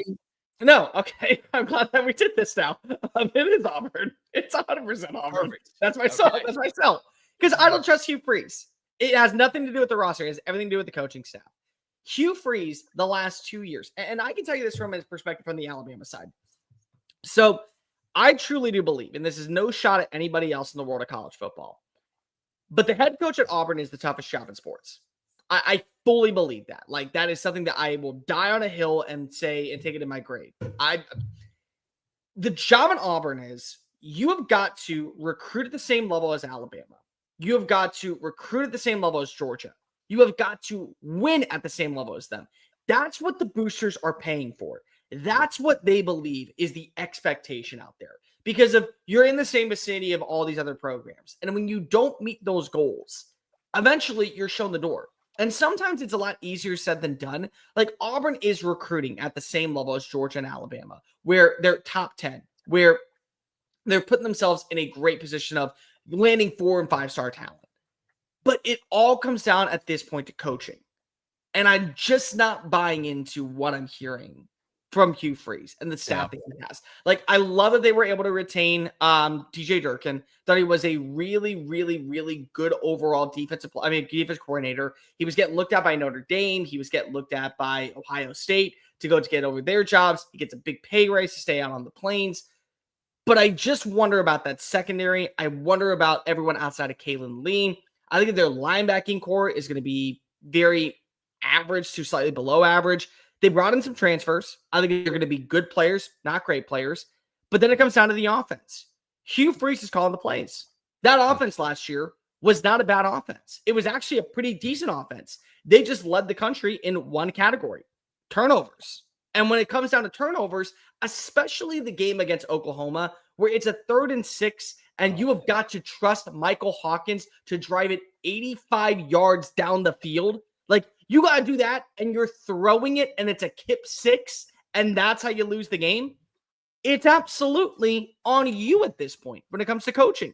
And so I do like Jackson Arnold for this offense. I love what they have in terms of Cam Coleman and Eric Singleton comes on in. They have 2 really good backup wide receivers in Perry Thompson and Malcolm Simmons, like their tight end play. I think their offensive line is one of the most underrated in the SEC. But you're asking me to put my faith in Hugh Freeze's offense to take that next step forward. When you play against Georgia, when you play against Bama, when you play against Texas A&M, when you play against Baylor week 1. And so all of these games that people are saying, oh, well, it could be very easy. Like Oklahoma is more improved this year. On top of that, I think Arkansas has as good a quarterback play with Taylor Green this year. You're going to have to play against Texas A&M in Kyle Field. You have to go play against Alabama that will have a better quarterback situation. You have to play against Georgia, who, regardless, it's still Georgia. You have to play a schedule where there aren't a lot of guaranteed wins. And for me, when it comes to Hugh Freeze, you have got to at least get to 7-5. If you're at 6-6, you're shown the door. This to me feels like a roster that probably is closer towards that 7-5 range than the 9-3 range. And I just don't understand why so many people are looking and saying, hey, top 10 recruiting classes, back-to-back years, top 5 transfer portal class. It still comes down to the people who are calling the shots. And you're asking me blindly to think that after all the evidence that I have, Hugh Freeze is going to finally make the right call. He loses to Diego Pavia every single year. Like, there is an BK, hey, I'm not lying here. Easy Alabama fan. Easy on hey. Bobby Yaga, he is my favorite quarterback in the SEC. He always will be at this point. But, like, he's lost to him the last 3 years. Once at Liberty when he was at New Mexico State, once at Auburn when he was at New Mexico State, and once at Auburn when he was at Vanderbilt. There's an opportunity for him to go 4-0 against Hugh Freeze. Like, and I'm buying the stock into that. Well, I should based off of evidence. That game, that Vandy Auburn game is on November 8th in Nashville. I might buy tickets just to try to see that in person, like Diego Pavia. Just complete it. I've already told Chris, please, for the love of God, let us go to that game. Like, no. I will fly to Nashville. I will make sure that we are on the sidelines. I will call Vandy's athletic staff. Let me be there to watch as Diego Pavia completes the cycle. That's awesome. He's one away. Yeah. I think, man, you said it perfectly about Auburn. Like, that's one of the toughest jobs in the country because, the expectations there for some reason are as high as they are at Alabama, even though history tells you they shouldn't be. But you also have to play Alabama and Georgia every year. Like, those are 2 rivalry games that, like, even when the SEC flips up its schedule next year and every year after that.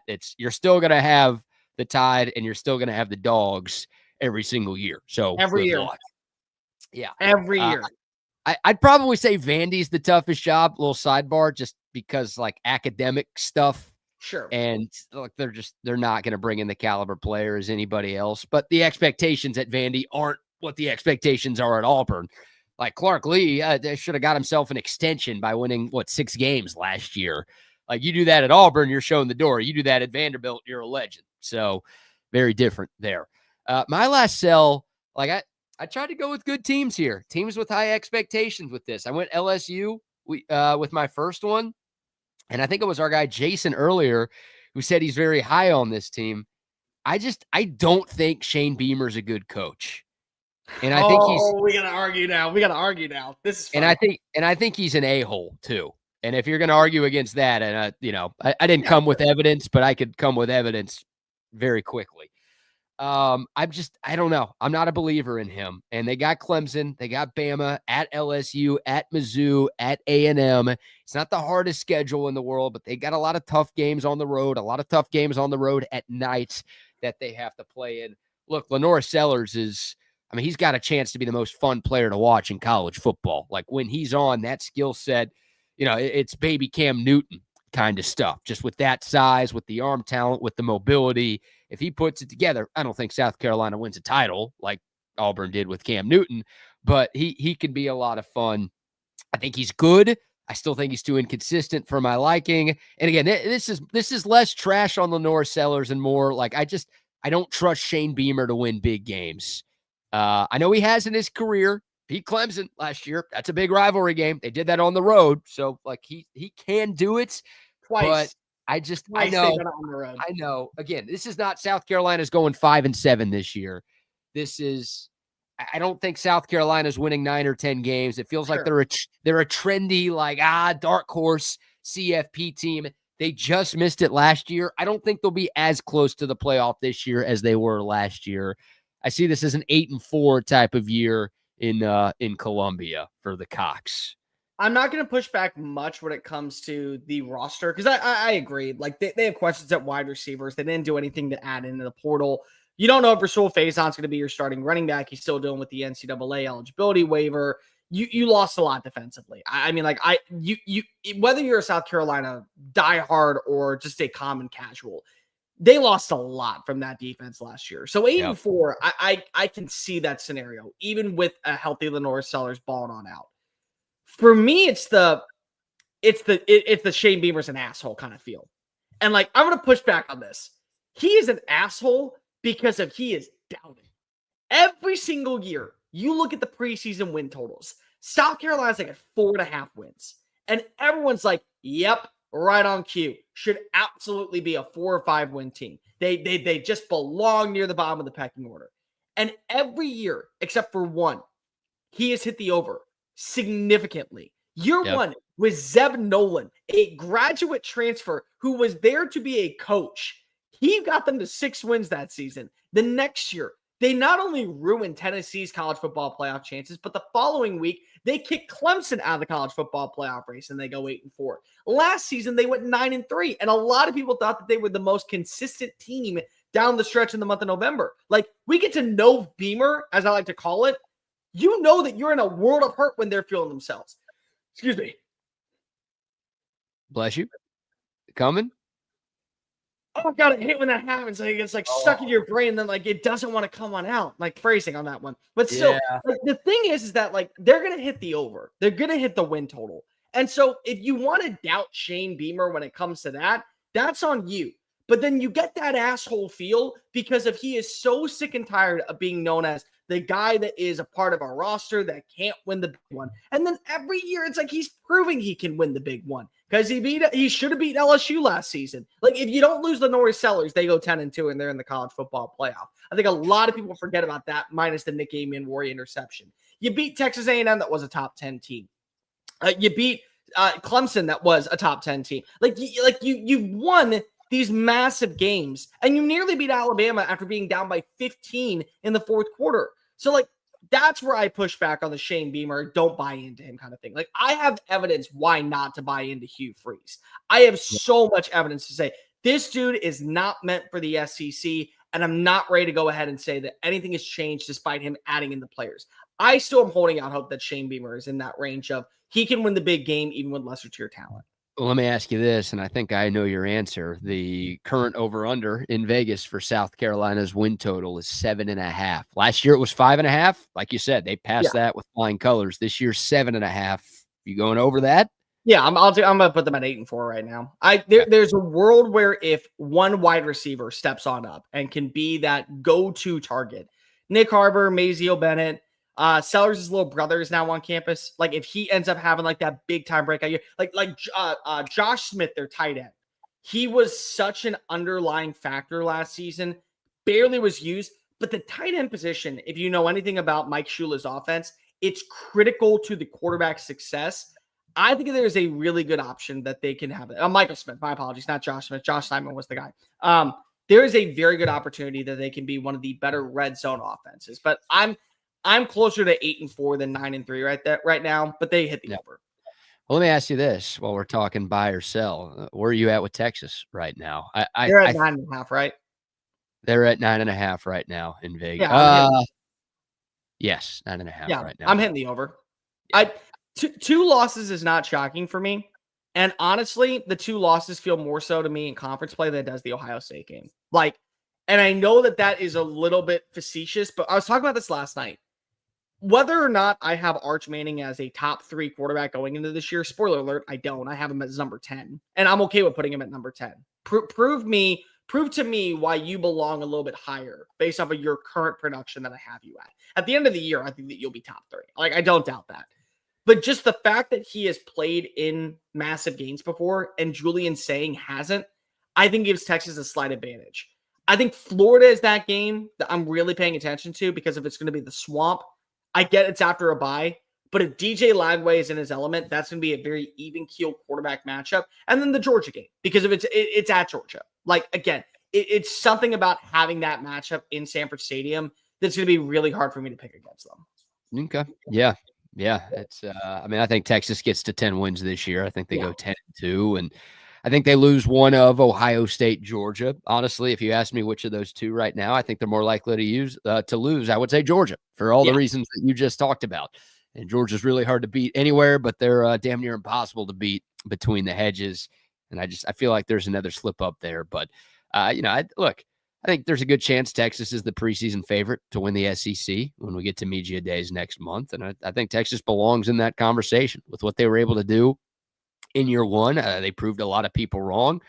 And, well, if you thought they had an easy schedule in conference play last year, guess what? They got the same schedule again. Now, fewer home games. Yeah, fewer home games because Texas OU last year was a road game.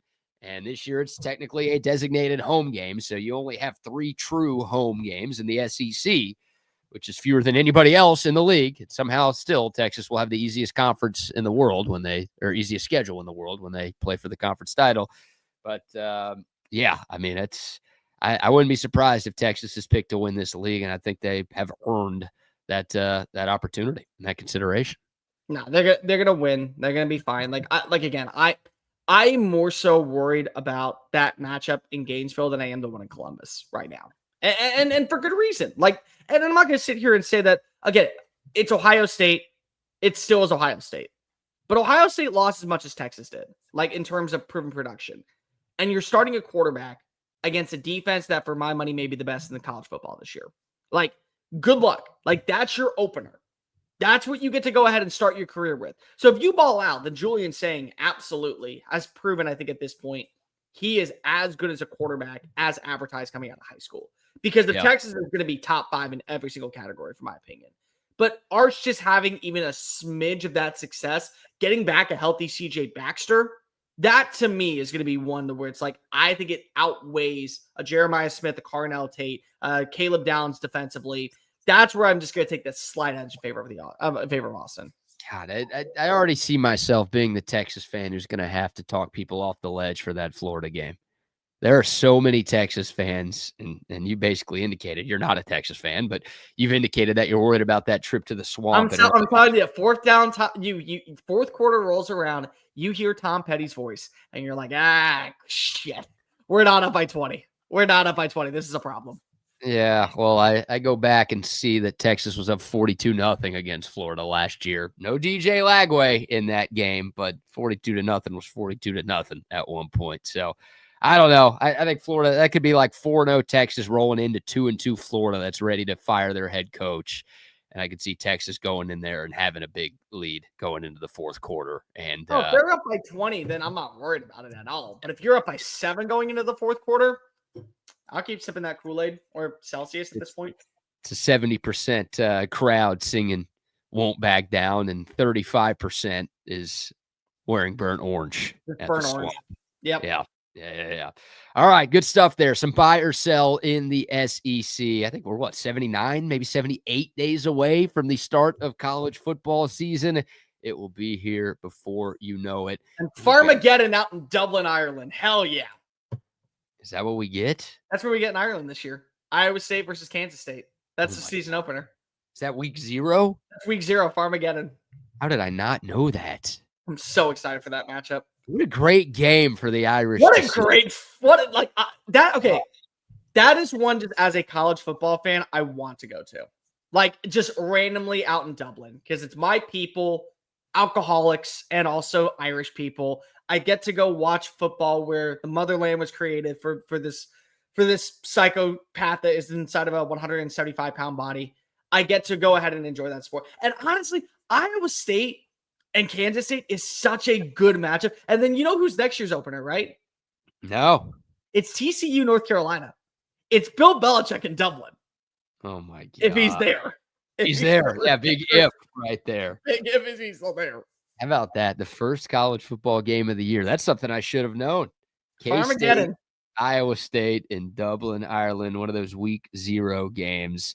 That is by far the best week 0 game that we have this year. I'm looking at the slate right now. Kansas plays Fresno State week 0. Interesting. That's Stanford, Hawaii is probably I saw that one.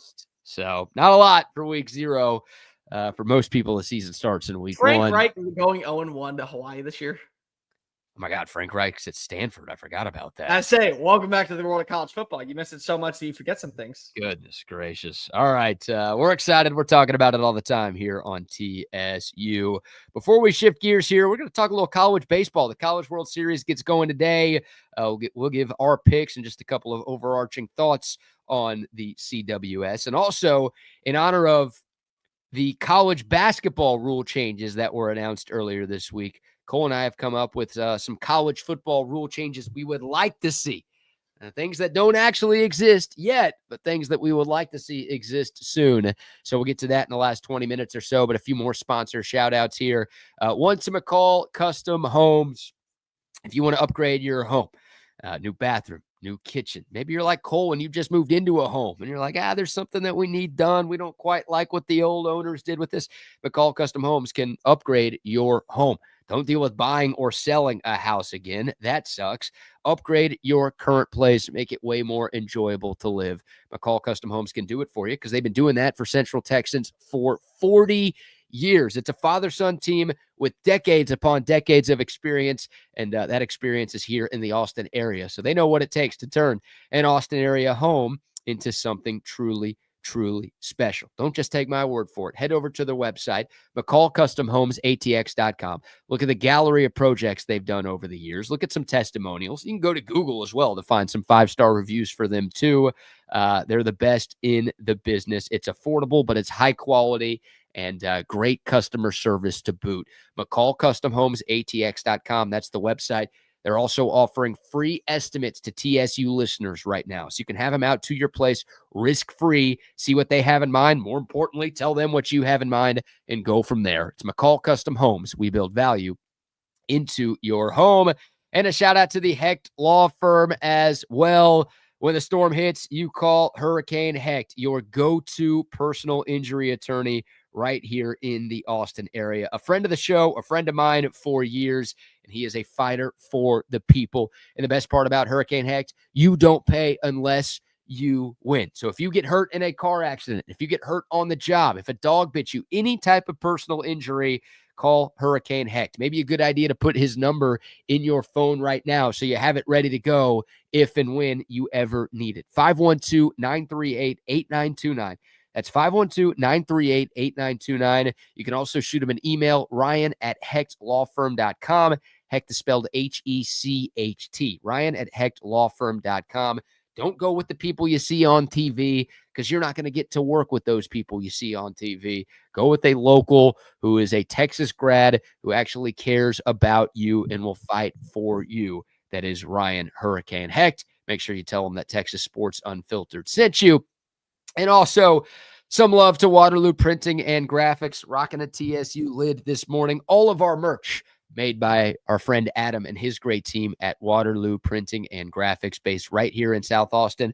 They'll get you what you need, and they'll get it to you quickly. Hats, shirts, posters, stickers, signs, you name it. For your business, for a big event, they have you covered. Shoot them a DM at Waterloo Printing on Instagram, or you can call or text Adam directly, 512-300-9641. That's his cell number. Don't spam him, please, but he'd love to hear from you. 512-300-9641. All right, Cole.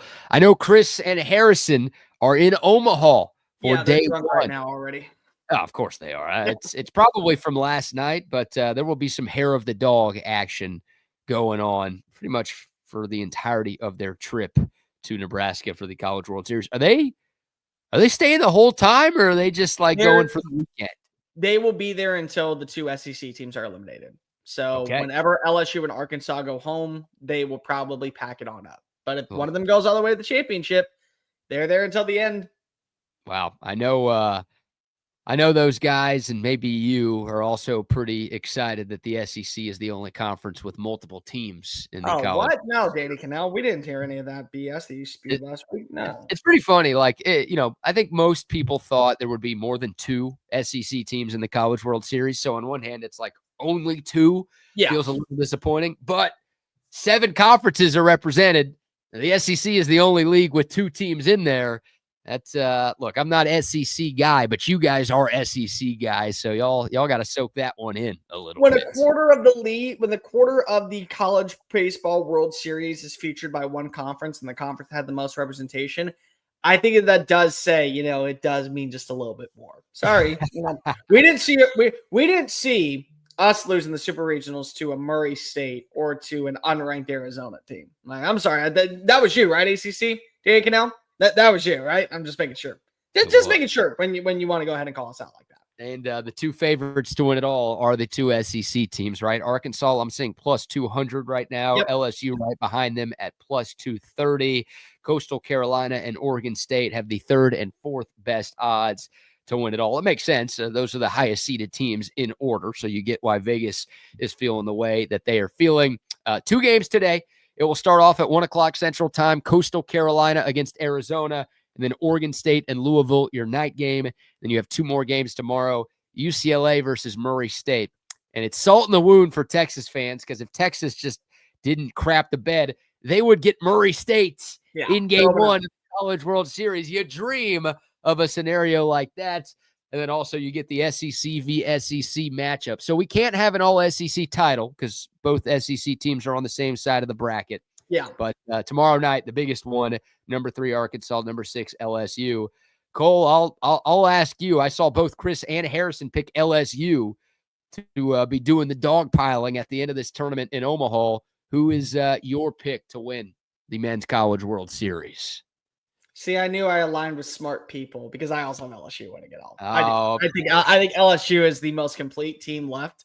I'm very nervous about their pitching early on, but I like their roster as a whole. I will say I'm very excited to see the other side of the bracket, because if there's a scenario where any single one of those 4, I think, could walk away with a dub and put themselves in the championship against either LSU or Arkansas. Now, I think that I'm thinking that Murray State is going to get 1 win. I don't know if it's going to be in the elimination game or if it's going to be against UCLA and they'll advance. I just have this feeling that this Cinderella run is going to continue a little bit longer. So they're going to get at least 1 victory. It's got to be tomorrow, right? Because I think it's got to be tomorrow. I think it's got to be. You're not winning an elimination game against the loser of Arkansas LSU, are they? I think we're beating UCLA personally. Okay. But I think that LSU's pitching staff They have a decent bullpen. And to me, that's what separates them, I think, from most other teams. Like Arkansas's got a great bullpen. I'm not even going to take that away from them. They're one of the best in college baseball this year. But I had this argument not too long ago. Trusting your bullpen or trusting your kicker to drill a 35-yard field goal as time expires to win, which are you putting more of your faith in? It's the kicker. It's 1,000% the kicker. I'm not trusting the college bullpen. I have Auburn. What Bert Auburn? I don't care. I'm trusting Bert more than I'm trusting the bullpen. And here's the reason why. It's because of the defense behind them. Defense at the major league level is completely different than what we get in college. So you have one just outside pitch that is a little bit too close to the zone. They can uncork that one, and bad angles to the ball in the outfield lead to doubles, lead to scoring runs. And that's where my brain goes. So it's a one mono me Vivano when it comes to kicking. It's not that when it comes to the college bullpen. So I think that Arkansas's bullpen is going to get them out of trouble. I think LSU's bullpen can get them out of trouble. I think it's them versus Oregon State. I think that Coastal is the team that I'm really buying a lot of stock into, mainly because of, and you've seen it, the hatred, the pure disdain that Chanticleer fans have for Chris Phillips right now. I kind of want to see it continue just a little bit more. I love him. He's one of my dearest friends. We talk every day. But when he had the Coastal Carolina baseball account cut up his entire video of him saying, "Can't wait to watch you get your kicked in by Auburn," I was like, I kind of want the Teal Chickens to do a little bit more damage. So I got them and Oregon State playing for the final. I got Oregon State winning in the best of 3. I got Arkansas getting a revenge game against LSU to force it a game 2. I think LSU wins that one. And I think Oregon State and LSU is the best of 3 series. And I think the Tigers win. Okay. Yeah, I'm going to, I gave you grief for picking LSU. I'm going to pick the actual favorite. And I know Arkansas notorious for choking in Omaha. It's just what they do. And I can't stand Arkansas. So I'm literally rooting for everybody else in the field more than I am rooting for Arkansas. I'm basing this based on what I've seen. And I saw Texas take 2 of 3 from LSU. LSU is very good. They won it all 2 years ago. They've got a shot. Don't get me wrong. But I saw Arkansas just beat the shit out of Texas when Texas was playing its best ball. And that kind of started the demise of Longhorn baseball in May and very early into June. Not only did Arkansas win all 3 of those games, they won them all by at least 5 runs. So that team is loaded. They've got the SEC Player of the Year. They've got the 2 brothers, the Polynesian brothers. They've got a great pitching staff. I mean, they're the highest seeded team left. They're loaded. They've been really good all season long. And Dave Van Horn has, been close a lot. I think he's the Mike White. I'll make a Texas comparison there. Mike White, it was his 8th trip to the Women's College World Series. He finally gets one. He'd been knocking on the door, just couldn't break it down. I think this is the year for Dave Van Horn, brother of Keith, to finally win his first College World Series and the first title in Arkansas baseball history, as much as it kills me to say. Who do you have them playing? I'll go with Coastal. Okay. I'll go with Coastal. All right. Well, now, see, that's the game that we got to talk about. Now we got to talk about the better game. Who's winning the shot challenge? Who's winning the Jello shot? That's LSU, right? It's LSU, right? Okay. Have you seen the updated bracket so far? I think I saw it yesterday. So if there hasn't been an update since then, yes. If there has been, no. LSU is up by 300 Jello shots right now over Murray State. Which, by the way, give a lot of credit to Murray State. They came out swinging. You have UCLA, Oregon State, and Arizona also in double digits, and everyone else in the triples. Murray State is at 384. And then LSU is at 593 right now. LSU is running the Pac-12. That's why the Pac-12 went away. All 3 of the old Pac-12 teams that are in Omaha, they're not showing up. The fans don't care about sports in the Pac-12. That's why it went away. Well, they definitely don't care about Jello shots out in Rocco's. They definitely don't care about that. But the thing with LSU, they're going to win that every year. It doesn't matter what the other 7 teams are or who the other 7 teams are. If LSU is in that field, that's theirs to lose, right? What was funny is that we were in our group chat and everyone was like, get your predictions on where you want for the shots. And everyone just gives them their list. And then Harrison and I we're smart people. We actually pay attention to the outside world of just college baseball, like the fandoms of what is the Kuyan crew that comes on into Omaha. And so we said LSU number 1, massive gap between them and number 2, Arkansas and Murray State. Screw it. Like, does it matter? And like LSU people were retweeting us. You're like, if you're at Rocco's, we will buy your first round of Jello shots. That's how much faith you have in us. You commit to the cause. And I'm like, God dang it. Why am I not at Rocco's right now? Just indulging in the yellow Jello shots, which I'm not even sure are flavored. I've never been to Omaha, and I was really thinking about this year being the year for me to go. But, I'm going to go when Texas is there, and I'm going to go when I think Texas has a shot to win it.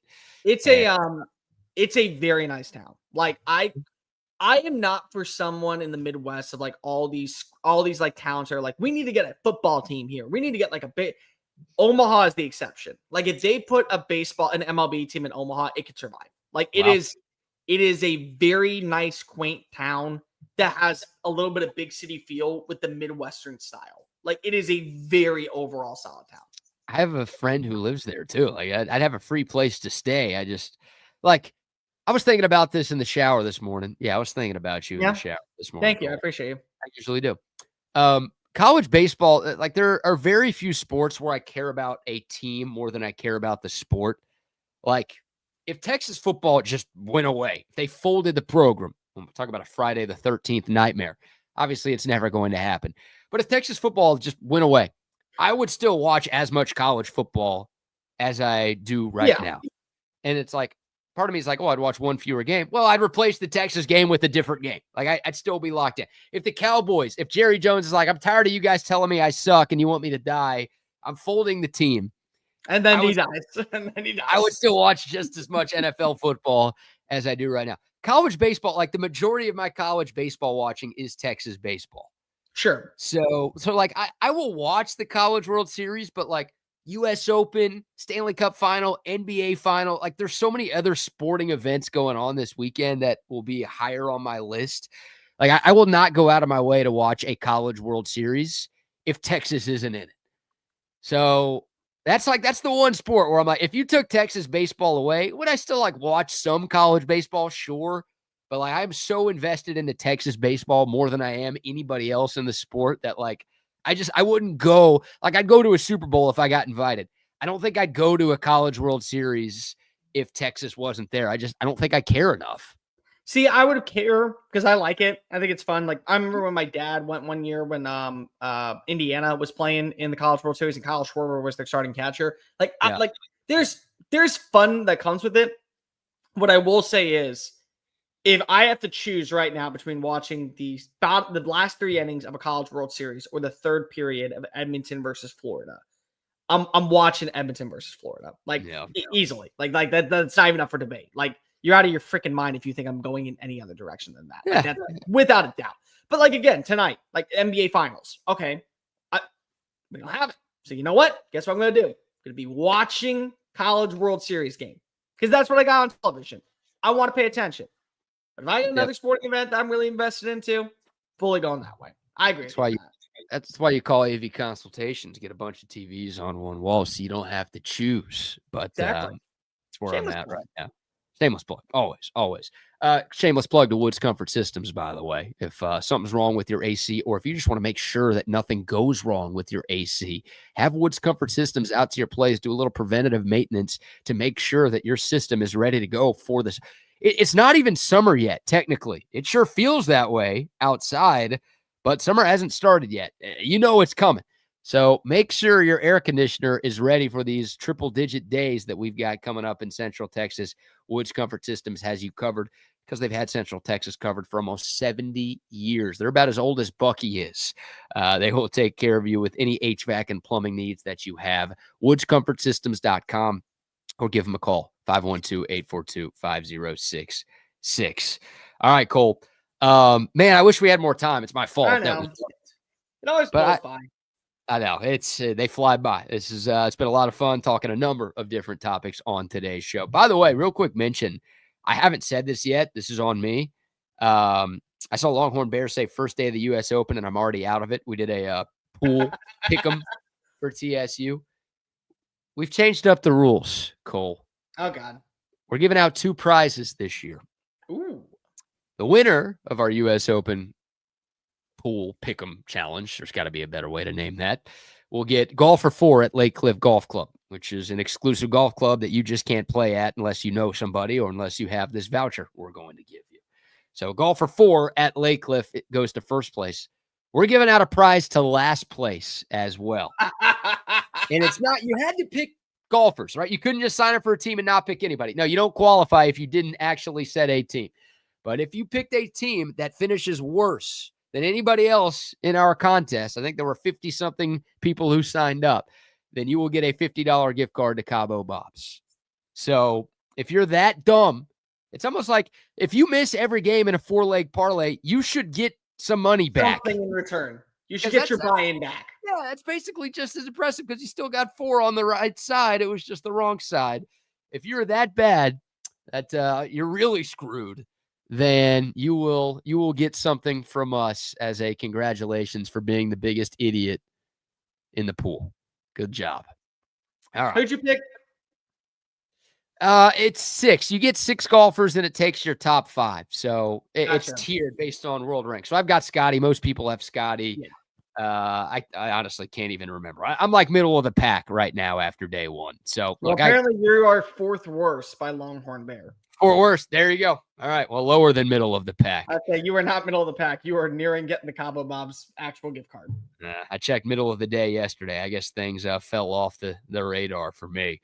All right. Yeah, no, I can't win. So even if I do finish worst, you can laugh at me and tell me I'm dumb. I'll do that most days anyways. I deserve it most days anyways, but I'll really deserve it after that. All right. A few minutes left. Cole, we've had some rule changes in college basketball. Everybody's seen them. Everybody's talked about them. We don't need to dive into them, but I wanted to turn this into a college football conversation. So that's our bread and butter here. Yes, sir. Biggest rule changes needed in college football. I don't know if you have 1, if you have 3, whatever, but if you're whoever's in charge of college football these days, I have no idea who that is. If you are calling the show, let's just say, hey, congratulations, Cole. You won a contest. You are the new commissioner of college football. Ooh. And you get to change 3 rules with the sport. 3 things that you think are wrong that need to be made right. Give me those rules. Rule number 1 transfer portal. One time, back to that rule. It creates more continuity. It allows you to kind of build your roster. And the best part is that when you enter, you get that voucher of being able to be unblemished and joining a team. If you join again, you have to sit out like in old years. I miss that. I think that a lot more people would be more fixated and looking in on their NIL deals. They'd be able to kind of have a good conversation on what does my future entail with this program? Is it worth going to another school? And if you do make that transfer, you have to buy in. I think that's going to create more competition for a lot of players, especially at the G5 level. And I'm somebody that loves G5 football. I'm somebody that you will catch on Saturday night at 1:30 in the morning, seeing San Jose State play against Utah State. Like I'm fully invested in that. And imagine if I can get a 4-star wide receiver that never found his footing at Texas A&M to come out there. Now we are a program that is actually gaining momentum to go to the college football playoff. And is the NIL going to have to be a little substantial? Absolutely. But I think that you would see more quality of play around the world of college football with that one-time transfer. Because if once you're bought in and you have to sit out as a red shirt, then you've already proven that you've made the wrong decision. Number 2, and this is one that is maybe a little bit unfair, but I'm the college football commissioner. If you are signed to an NIL deal and you are signed to a contract, I want trades to happen. I want you to be able to go out and be able to say, hey, you're under a current contract. We sign you to this deal. We can move your deal if somebody out in Louisville wants you. Listen, if we think that you have a 2-year contract on this NIL deal and you are a 3-star wide receiver and you are hitting your stride and we can get a 4-star defensive tackle back, hell, we're going to make that contract. Walking out to Louisville, Jeff Brom is going to take good care of you. They're going to up your NIL deal. Because if we're getting close to that level to where we're no longer treating college athletes as actual college student athletes, we're treating them as just proven players at the minor league level. So I want to see that. That's what I want to see. And number 3, and this is one that I have been begging for. I hate the overtime rules after double overtime. I don't want the 2-point conversion. We all do. So here's what my thing is. I want you to have a 1st and 25 in overtime, and you have to find a way to score. You have 4 plays to get in the end zone. No kicks allowed? No kicks allowed. 4 plays to get in the end zone after the first overtime. See, I like the college overtime rules until we get to the 2-point conversion bit. And of course the Aggies have to ruin everything, right? Like it's only happened because of that A&M LSU game, which most of us were like, that's awesome. Oh yeah, it was great. Great. We need more of that. That's fun. And then the NCAA is like, no, we can't have nice things. Sorry, too long. Student athletes. We can't have our student athletes playing that much football. But yet you have it last year with Georgia Tech and Georgia in 8 overtimes. I mean, I'm sorry, but God forbid we actually have them play more than just at the 2-yard line. So my ruling would be this. It's just like backyard football. 4 plays at the 25-yard line. You have a chance to score in double overtime. You have to go for it. Okay. I like that better than what we have now. I'd rather just have, like first overtime is the same as second, third, fourth, fifth, sixth overtime. But I like that. It's a nice, unique twist. And it's better than 4 plays. You get a shot to get in the end zone. You can't do it. Well, you don't deserve to win. Your first 2 are interesting because the first rule is like promoting roster continuity, right? Yeah.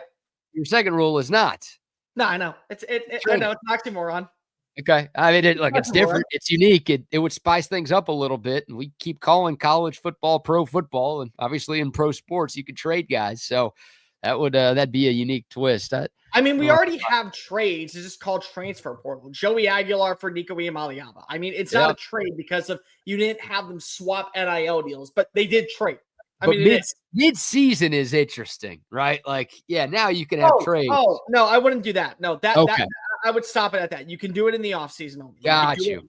Yeah. So by the time you get to the end of spring football, because it's unfair for a kid at that point, but by the time you get to the end of spring football, you have to have your roster finalized. Same thing like it is with the transfer portal. You can enter the portal, but by the time that we get done, you have a 15-day period to create trades if you want to do it. But when you get to July, that's your roster.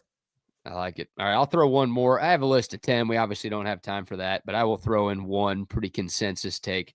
Can we get rid of the targeting rule, please? If you want to have targeting as a penalty, okay, I can live with that. But the whole suspension that comes along with targeting, I mean, what are we doing here?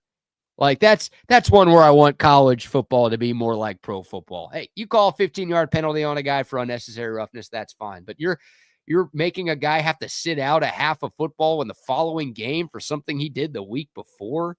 Like that is just ridiculously dumb. And you're ejecting somebody for like a one-time offense when it's targeting, and half the times you can't even control what you're doing because the game's going so fast. And the offensive player ducks his head into you, yet you get punished and you get ejected and then suspended. Like, I don't know anybody who is in favor of the targeting ejection rules that exist in CFB right now. I would love to see those completely removed. But there you go. That's fair. I'm out of that's too obvious. I mean, I shouldn't get any pushback for that. Let's bring on the boys. Chaos Theory. Let them play. Just let them play. Big Cole, what's up, guys? Hi, guys. Can you all hear that shit? No, that's a no, probably, right? No, I mean, I got a whole bunch of stuff. It's like they're still putting in Google Fiber on this street for some reason. Like we're the only street that's having difficulties. So I don't get it. They keep coming up and down my damn street here. So it's pretty annoying. Like don't get me wrong, I'm gonna get Google Fiber or whatever AT&T or Google Fiber it is as soon as it happens because I'm not a fan of Spectrum. Works great. I got it. Oh, do you? I got it. Yeah, I saw Spectrum. Yeah. Yeah, but it's distracting me right now. So I might have to put the headphones on. Well, I'll tell you when they came to put in my AT&T fiber, the guy was asking me whatever, and thank you very much, BK. I told him, I said, honestly, I haven't been that unsatisfied with Spectrum, but I just Rectum. Okay, I hope not. You got to call it Rectum because it's a pain in yours when you have it. That's what Spectrum is, the worst. Oh my God. All right, Cole, we'll let you go. I'll stick around for crosstalk. We know you got a lot going on, brother, but thanks for jumping on this morning. Great to see you. Y'all make sure to follow Cole and Mr. Cole Thompson. Cole, I didn't even call you out. I think you meant to write, did y'all miss me? You put, did y'all mean me? Did you mean me? You know what? Spelling errors as usual whenever I feel on this show. Bye, guys. You sound like Jim Nance trying to say the word meme. Good job with the meme there, guy. Does he say it like that? He My did God. at least the first time, because I don't think he knew what it was, and he called it a meme. So My God, I gotta get out of the studios, and I gotta see you guys at Meet You. Bye, guys. there you Later, go. buddy. See ya. There he goes, Cole Thompson. Y'all follow him on Twitter. Check out SEC Unfiltered. Y'all know about Cole and everything he I like does. that dude. Good dude. Fun show this morning. What's going on with you guys? Not much. We got a top 5 today. We got to talk about some hockey last night. I think I am a victim. Like, I play the victim of success, or I guess the victim of the moment, prisoner of the moment, all the time.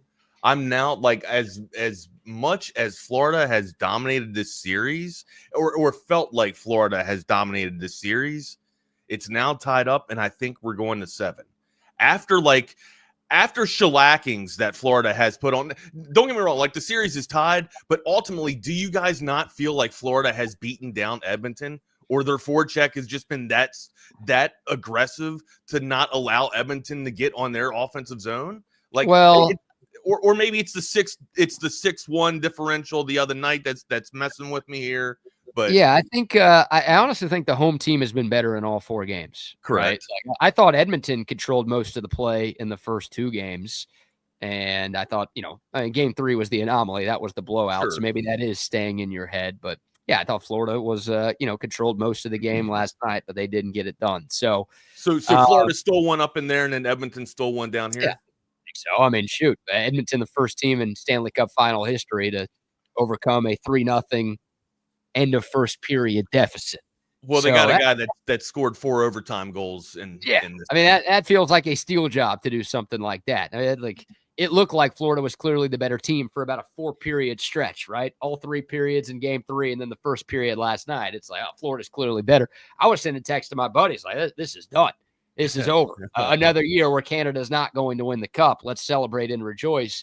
And then Edmonton, they must have seen my text or something. I don't know. They took it to heart. And, I mean, what they did. Timmy Horton saw it. That's what happened. I guess. No way. So it's been great. It's been epic, Double R. Yeah, it does. I mean, it just feels like the series hasn't been that close yet. 3 of the 4 games have gone to overtime. So that's the thing where you look at it that way, and it's like that there is drama there. I think the NBA Finals are the same way, to where it doesn't really feel like it's been that good of a series, but hell, they're tied. So yeah, I think you guys. I'm different than y'all. I think this has been like 2 very evenly matched teams. Again, game 3 happened. Like that's a blowout, but like the other 3 games have been as close as they could possibly be, and. I think this thing's going 7. I would have said Florida in 6 at the start of the series, but now I'd be shocked if either team gets this thing done in 6. I don't think either team is winning 2 in a row in this thing. They're just both that good. I felt like last night was a must win for Edmonton, just because I felt if there is momentum in hockey, I felt if Edmonton didn't get it done in Florida was just so dominant that they would go up north of the border and steal it and get the victory in 5 up there, but not anymore. Edmonton wasn't winning 3 in a row, right? Like right. Neither team is winning 3 in a row in this series. So it's like if Florida did win last night, it's okay. It feels like a matter of when, not if. Right. That the series is done. So yeah, I don't know. You guys are doing. It's been great. It's been fun. We're treated to the 2 best teams in hockey, I believe, are here. So you guys are doing 80s one-hit wonders today. Do I have that yes, right? we are. Do you have any off the top of your head that? Obviously not a one-hit wonder, but I've been just so much Beach Boys this week following the death. Yeah. Just because of Brian Wilson. Yeah. I mean, obviously they're the opposite of one-hit wonders. Sure, yeah. They do nothing but make hits, but which is why everybody loves them so much. One-hit wonders. If you have one, put one in the chat channel or something like that. There'll be a lot of those. It's so funny because a lot of the one-hit wonder songs, and this is when you start really looking at this thing and start overthinking this. A lot of the one-hit wonder songs have either been remade, and it's like, oh, I didn't realize that was a one-hit wonder. When you really go back and look at it, because some of the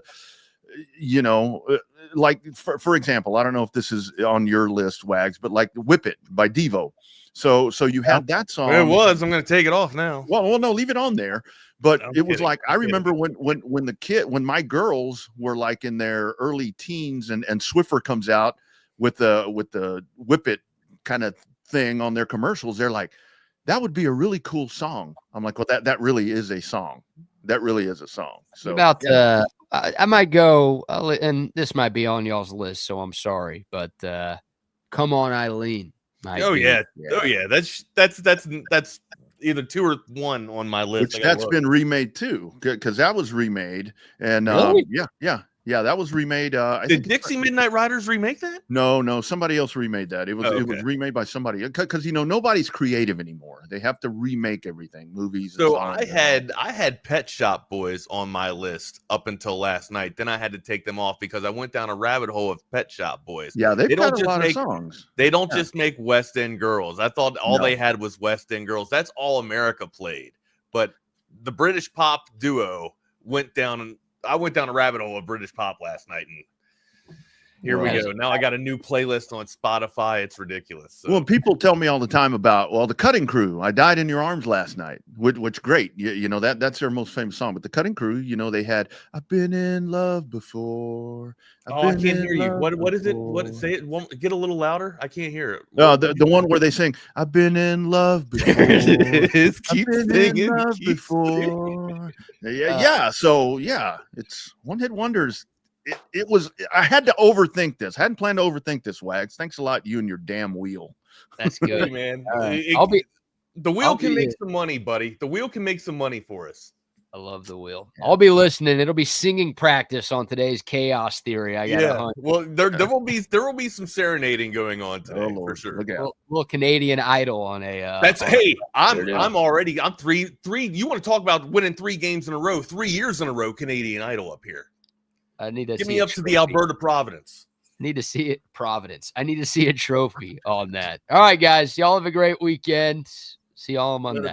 There he goes. Here we are. It is another edition of Chaos Theory. We're already chaotic, as you can see. Hit us up on our socials. I'm at Not the Fake Wags on Twitter, brand X. My partner in crime is at the Rodney R on Twitter, brand X. And then on InstaFace, he's the _ Rodney R. I'm the Wagner Wire on InstaFace. If you're out and about, if you are mobile, hit us up on that Coda text line. The lottery number is 512-222-9328. A lot of twos there. Again, it's 512-222-9328. Smash the subscribe button if you hadn't done so already, and tell us your 80s one-hit wonders here as we talk about some sports last night. My dude, what's on the dial first? Where you want to go? Hey, man, before we go too far, 2 things. It's Father's Day weekend. Take care of those dads. Take care of those dads. When we were at St. Patrick, I picked up, and this is a really awesome Father's Day gift real quick. That we'll just give a shout out to St. Patrick real quick. There's something, if you went to the University of Texas, right? Or you're just, you guys love UT or whatever. There's a coffee mug or a tumbler that says Longhorn Dad. All right. Very affordable. And it's very durable and long lasting. You guys know how tumblers get. Go ahead and pick one up from St. Patrick there. Tell Jay that we sent you, and then send it off to your pops. Perfect gift idea right there. Yeah, man. I think it's under $25 as a matter of fact. So. Yeah. 5222 Burnett Road. Park right in the front. Yeah. No parking garages, none of that stuff. See your friend Jay down there. Yeah. Just walk right in and you say, "Where the hell is Jay Willems? I'm here for Jay Willems. Where's the cheese at? Where's the government cheese? And get you one of these too. Get you one of these There two. it is. Get a schedule. Oh yeah, I picked one up. Absolutely.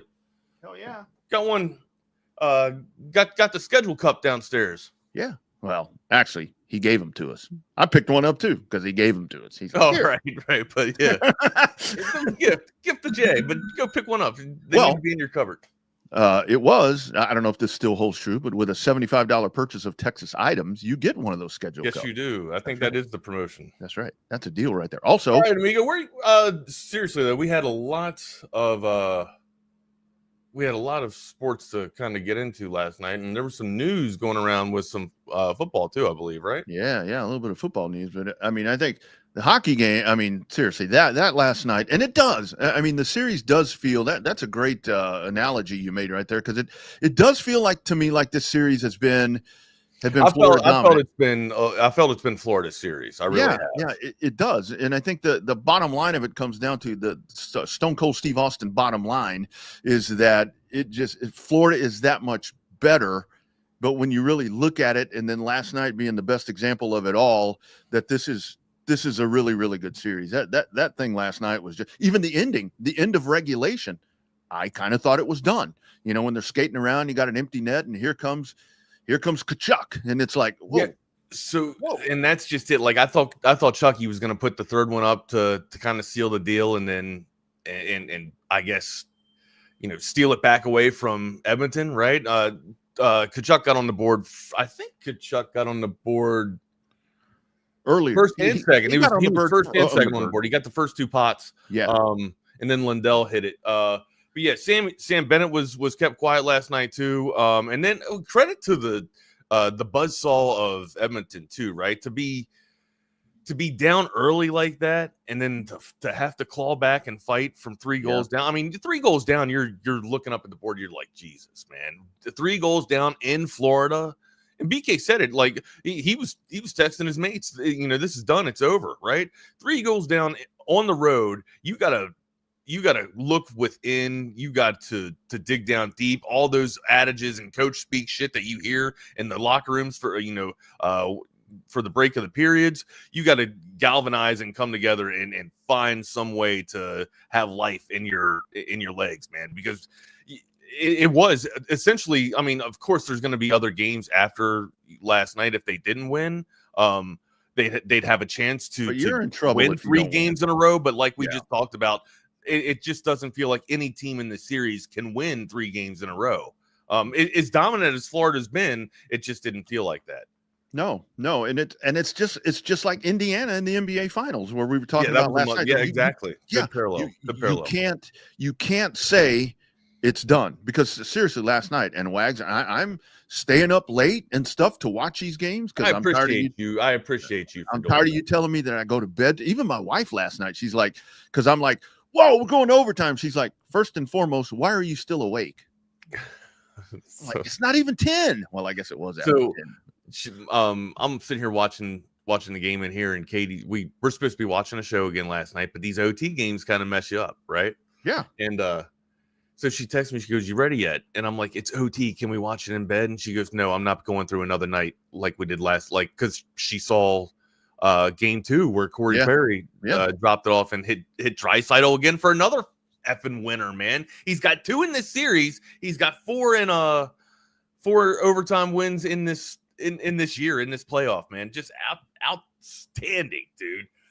There's so many storylines around. Like, I don't know how you can't be a hockey fan, right? Or how you just, even if you novicely watch it, it's got to hook you by now, right?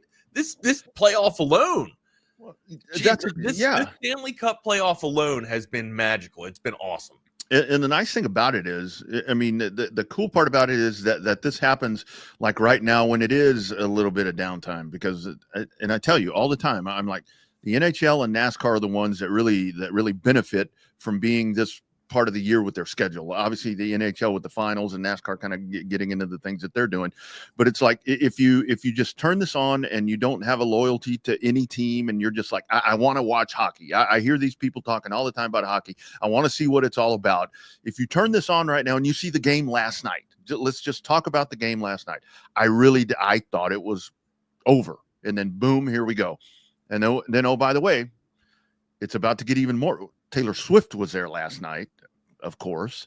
So what's her parallel with hockey? Well, I mean, look what she's done to the NFL. You got all these. Oh, get the hell out of here! All these youngsters are now into it. It's like a whole new NHL crowd after last. You're only into it because Taylor Swift's into it. I didn't know she was there. I don't care. Yeah, come on, man. You know who I can give 2 shits if Taylor Swift's at a hockey game or a football game. Honestly, I mean, she great music, great for what she's doing with music, but when it comes to sports, I give 2 shits about Taylor Swift. I really do. I'm right there with you, but it's eyeballs. This is a latch-on society, dude. People are like, well, if she's there, it's got to be cool, right?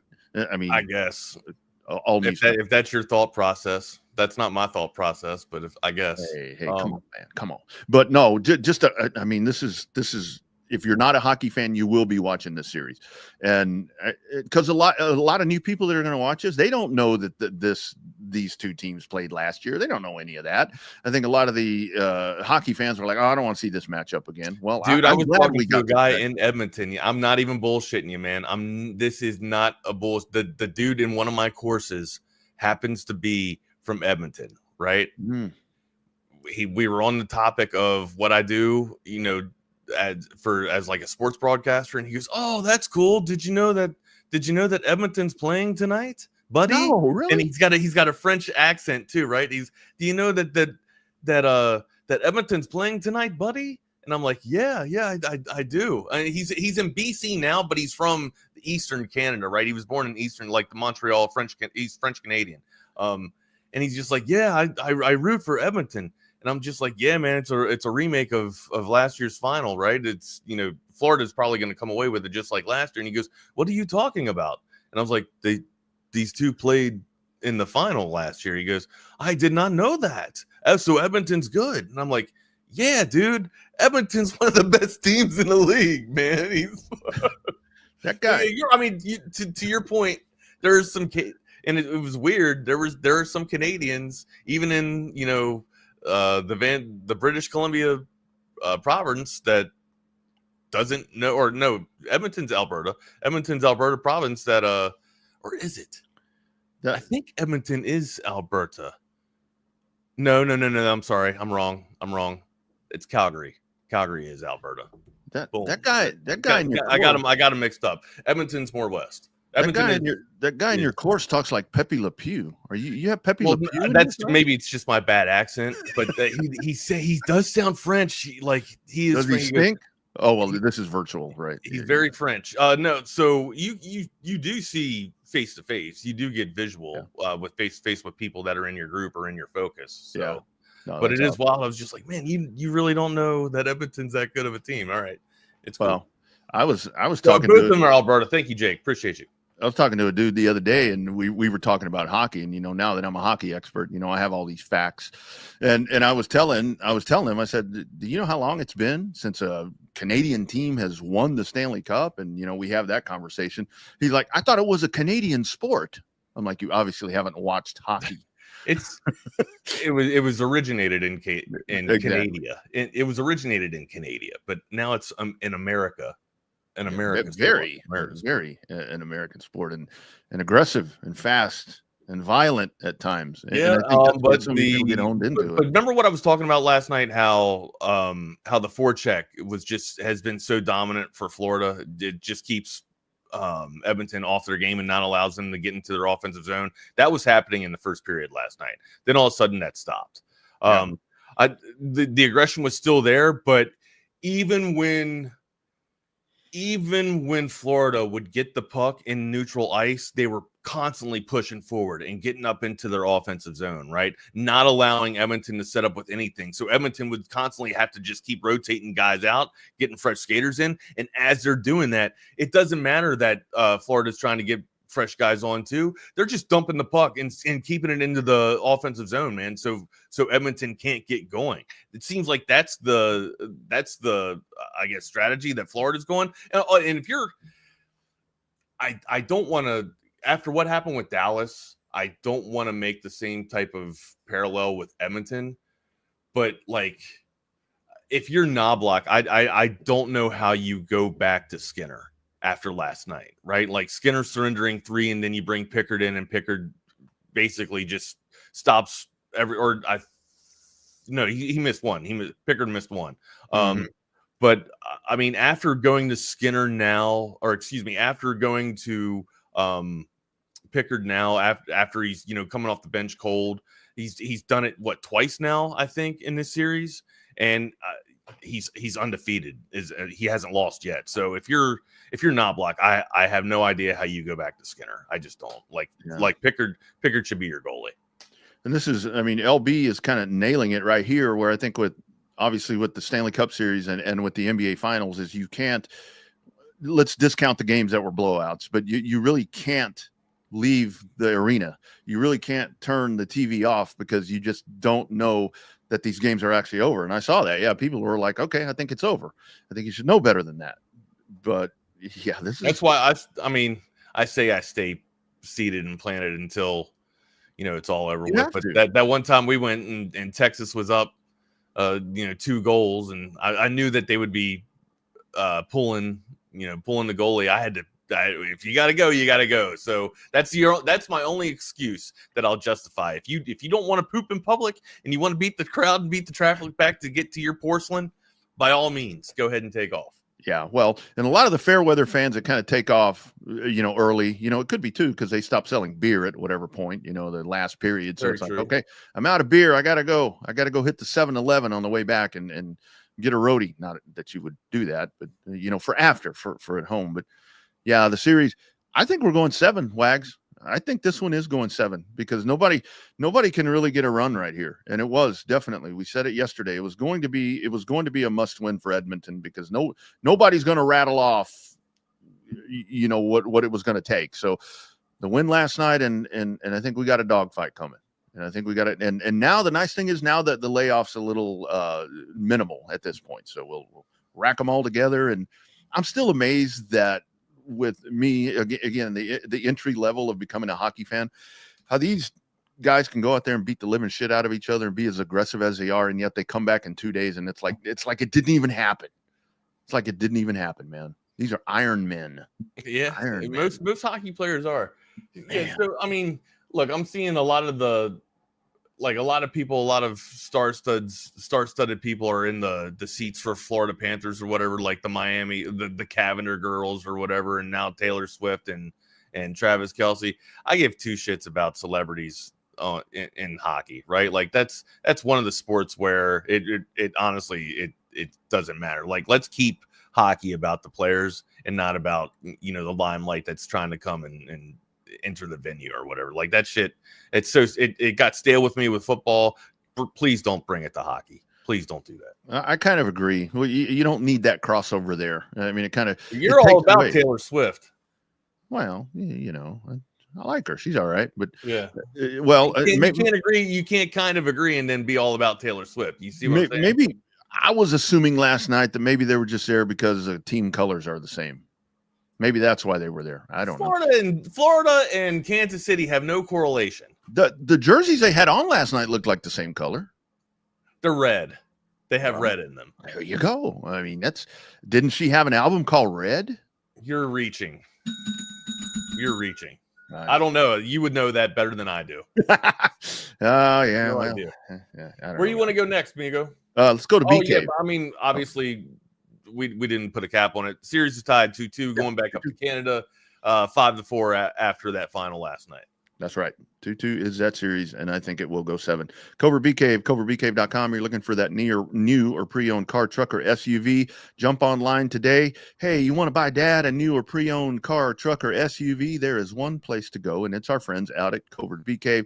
State-of-the-art dealership. You absolutely will not find a nicer dealership. You absolutely will not find better service, and more importantly, you will not find better service after the sale. It's our friends at Covert Bee Cave. How about some testimonials from some Covert Bee Cave customers? They treat you like family. My husband and I have bought several vehicles from the Coverts over the years, and it's always just been easy and effortless.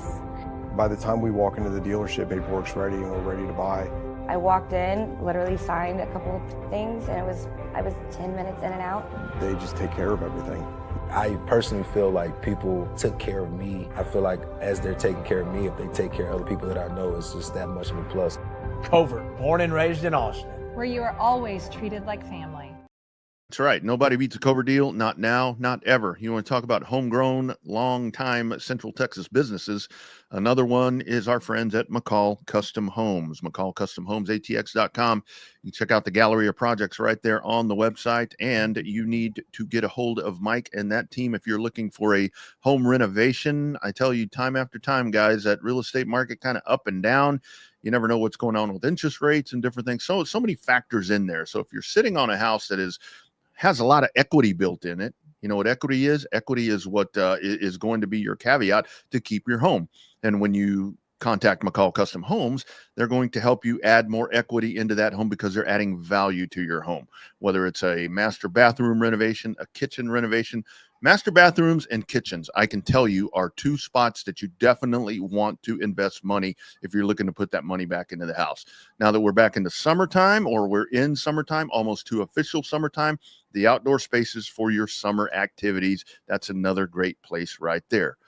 Pools, like Wags is talking about, that's adding value to your home. That's what happens with McCall Custom Homes. And oh, by the way, if you are a TSU listener, 512-633-9580. That's our man, Mike. Free estimates right now. You have your ideas in your mind.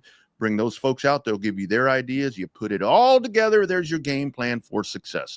McCall Custom Homes, ATX.com. For over 40 years, a father-son team that have done it in Central Texas, and they are right here in Central Texas and ready to serve you. Check them out today. Tell them you heard about them on Texas Sports Unfiltered. It is McCall Custom Homes. We build value into your home. And we got to tell you about our new friend at the Hecht Law Firm here, Ryan Hecht. But when I do that, I'm looking for my toothpick here because I feel like Reggie Hammond after this first line. There's a new lawyer in town. All right, and his name's Ryan Hecht. When the storm hits, you call the Hurricane Hecht. That's Ryan Hecht, your go-to injury attorney right here in Austin, a proud Texas Longhorn fighting for fellow Texans. Ryan's not just a lawyer, he's a Longhorn through and through and brings fire and pride to the courtroom. Yeah! Injured in a car accident, you got a dog bite, or you hurt on the job, just call Ryan Hecht. Call Hurricane Hecht. He's been fighting for justice and big results for over a decade. Don't pay unless you win. That's the slogan. That's right. Unless Hurricane Hecht gets money out of your pocket, or excuse me, no fees unless Hurricane Hecht gets the job done in court. Aggressive in court, compassionate with the clients. Ryan knows what you're going through. He will fight like hell to make it right for you. Austin-based, Texas proud, supporting local sports, local businesses, and local families. Friend of the show, fighter of the people. Don't let insurance companies push you around. Let Hurricane Hecht blow the case wide open for you. Call Hurricane Hecht today, 512-938-8929. Again, that's 512-938-8929. And that email is ryan@hechtlawfirm.com. That's Ryan at HECHT lawfirm.com. Tell them the boys from Texas Sports Unfiltered sent you. Yeah, man. Tell them Large Marge sent ya. There was a hurricane. Well, there wasn't an actual hurricane, but it seemed like a hurricane at Oakmont yesterday. You got a lot of big time golfers in trouble right now. Wags out there still got JJ. And they said kind of in the pre-show that they'd be struggling with the courses. They talked about pin placement on the greens and how fast the greens were, but with the storm coming, I don't know. It's probably going to make them run faster, right? With all the no. Yeah, they'll start to sit. Hold on, does water slow it down? It should slow the greens down a little bit. Here's where I think it's going to be. Water does slow the greens down, right? Like I'm not stupid, right? The dry grass makes it run faster, right? Yeah. Okay. Here's where I'm interested, because some of these guys, have you seen some of the lies that these guys are hitting into? I mean, I actually saw it before the tournament even started, where they're just like dropping a golf ball, and the ball is like, you see it drop, and it's like, where is it? And there were guys yesterday that got in trouble where they're hitting off of the fairway, and it's like, okay, the ball's over there, and this thing is just buried. Because, I mean, seriously, that grass is just so tall, and they're having to hit out of that stuff. And it's like, my goodness. I heard one of the analysts yesterday saying that maybe even by the time this tournament's over on Sunday, that the winner of the tournament may be like over par. It's a possibility, just because of the difficulty of the weather and how the course is playing over the past couple of days, man. Yeah. That's what I love about golf, man. I try to teach or explain that to Reed. You're not playing the people. You're not playing your group. You're not playing the people you're with. You're playing the course. You're playing yourself. Yes, ultimately, you guys combine for the best score on that course, but it's not a head-to-head competition. You can do skins, tournaments and comps like that, but every day you're playing the course that you're going out there, man. That's what makes golf so special. You're looking at the person in the mirror and you're playing them every day. That's the whole thing, and it's so easy to get frustrated, and it's so easy to rush yourself and forget what you need to be doing. But still, JJ Spawn. I mean, that was front nine yesterday from him was just unbelievable. That was pretty remarkable. Great front nine from him. I go out there when I play golf. If I don't hit every shot with perfection, I tend to allow it to ruin my day, right? And you're just supposed to hit and forget. Like that, like they make these little slogans for you so that you can enjoy your day on the golf course. Utilize them, all right? Yeah. Say the ditty with me. Hit, spit, forget. That's it. That's all you do. You'll be having a fun day on the golf course. If you treat it like I do every time, where you try and make every perfect shot, it's gonna suck, because you're not even on the pro-am, right? And you're sitting here trying to, and I get it, you're trying to beat your score, right? You're trying to beat the lowest score you had, right? And if you hit that, maybe you'll get another breakthrough that happens. Man, just my approach to golf that's kind of helped me enjoy golf and get better at it at the same time is don't force stuff, don't push stuff, and that goes just as well with the swing too, with your stroke. Let the golf club do the work. Don't try and overwork everything, right? Don't try and overwork your game in golf. Let the game come to you and you'll enjoy it. I think that's where the natural breakthrough happens. Or at least that, in my experience, that's where my natural breakthrough happened. When I just said, you know what, F it. Let's go out here. Let's listen to the lessons that people are actually trying to give me, instead of, yeah, I got it. I know what I'm doing. Like, your baseball swing ain't working, buddy. You know what I mean? Like, let somebody teach you a little bit. That's a whole thing where I found out where I'm in golf. I'm easily intimidated. For example, Saturday. I went out Saturday and I'm going to play 9 holes because, again, I want to go out. You can go to the driving range and all that, but I'm finding that if I actually go to the golf course, that there, in the element of actually playing golf, you can go to the range and you slap about 5 or 6 good ones and then 3 bad ones, whatever. But actually being on course where you tee off and you hit into the rough or you go over the cart path or whatever. So I would actually just rather be on course. I go out Saturday to play 9 holes, Wags, and I'm sitting there waiting. I think it was like an 11 o'clock tee time. And these dudes come rolling up, and they've got all these badass clubs, and these guys are talking about where they had played in a tournament last week, and they're a group, those 2 guys, being driven by a woman on a golf cart. So I'm like, you guys go ahead, because I'm going to be slow. Oh, yeah. So I let them go ahead. They tee off. If anybody that's got customized clubs, you're hitting in front of me, buddy. Yeah. And so the older dudes, they talking a real good game. So these guys tee off. I let them go. Whatever. They're finally over there waiting. So I finally, I'm like, okay, I'm not gonna hit where they are. I'm gonna tee off. Wags, I set that ball. You hit on them? I fucking hit over them. Oh no, that is a bad courtesy. I know. So I just kind of let it be, but it's very intimidating is golf, but it is, man. And the whole thing is, it can be frustrating, but it can be the thing that helped me out considerably, right? Ball striking. That's okay. Like, hit it. Yeah. That's just like, a lot of times people pull their back up too quickly to see where their shot's going or to see where their ball's going. And they don't really get a good solid strike with the ball. And that's kind of what I've tried to pass down to my son. Like, when because he's picking up golf, this year alone, he's been a few times to a couple of golf courses, which is fantastic. It's something that he and I can do together now. It's another, it's another outing that we can have, between us. Right. And it's just something that we can share. But anyhow, ball striking, right? If you can strike the ball consistently, right, usually you'll keep it on the course, or you won't put it in the woods. If you have your club face turned out, in too much, then you can adjust that. But if you can't hit the ball well, right, but that's really the first place that I would go, right? Being able to hit the ball, and that's going to the range, right? Just sit there, don't even look where it's going. Just keep your head down and hit the damn ball, man. And then finally, start coming up with the actions of hitting and then looking up and going through the mechanics and flows that way. But ball striking first, Absolutely. Has to be ball breaking. Yeah. I saw a guy at the range, a few weeks back when I went over to that Round Rock golf range over on Green Lawn. Great place to go, by the way, if you're looking to hit balls up here in Williamson County. And he was out with a couple of buddies, and I heard him. They were in the little tee box next to me, and they were like, the guy's like, well, I need to work on my rotation. I need to work on all this other shit. I'm like, dude, you need to hit the ball first is what you need to do. Establish some contact with your club face. Then you can figure all the other stuff out, because he's trying all these different things and topping the ball and hitting them thin. I'm like, dude, what?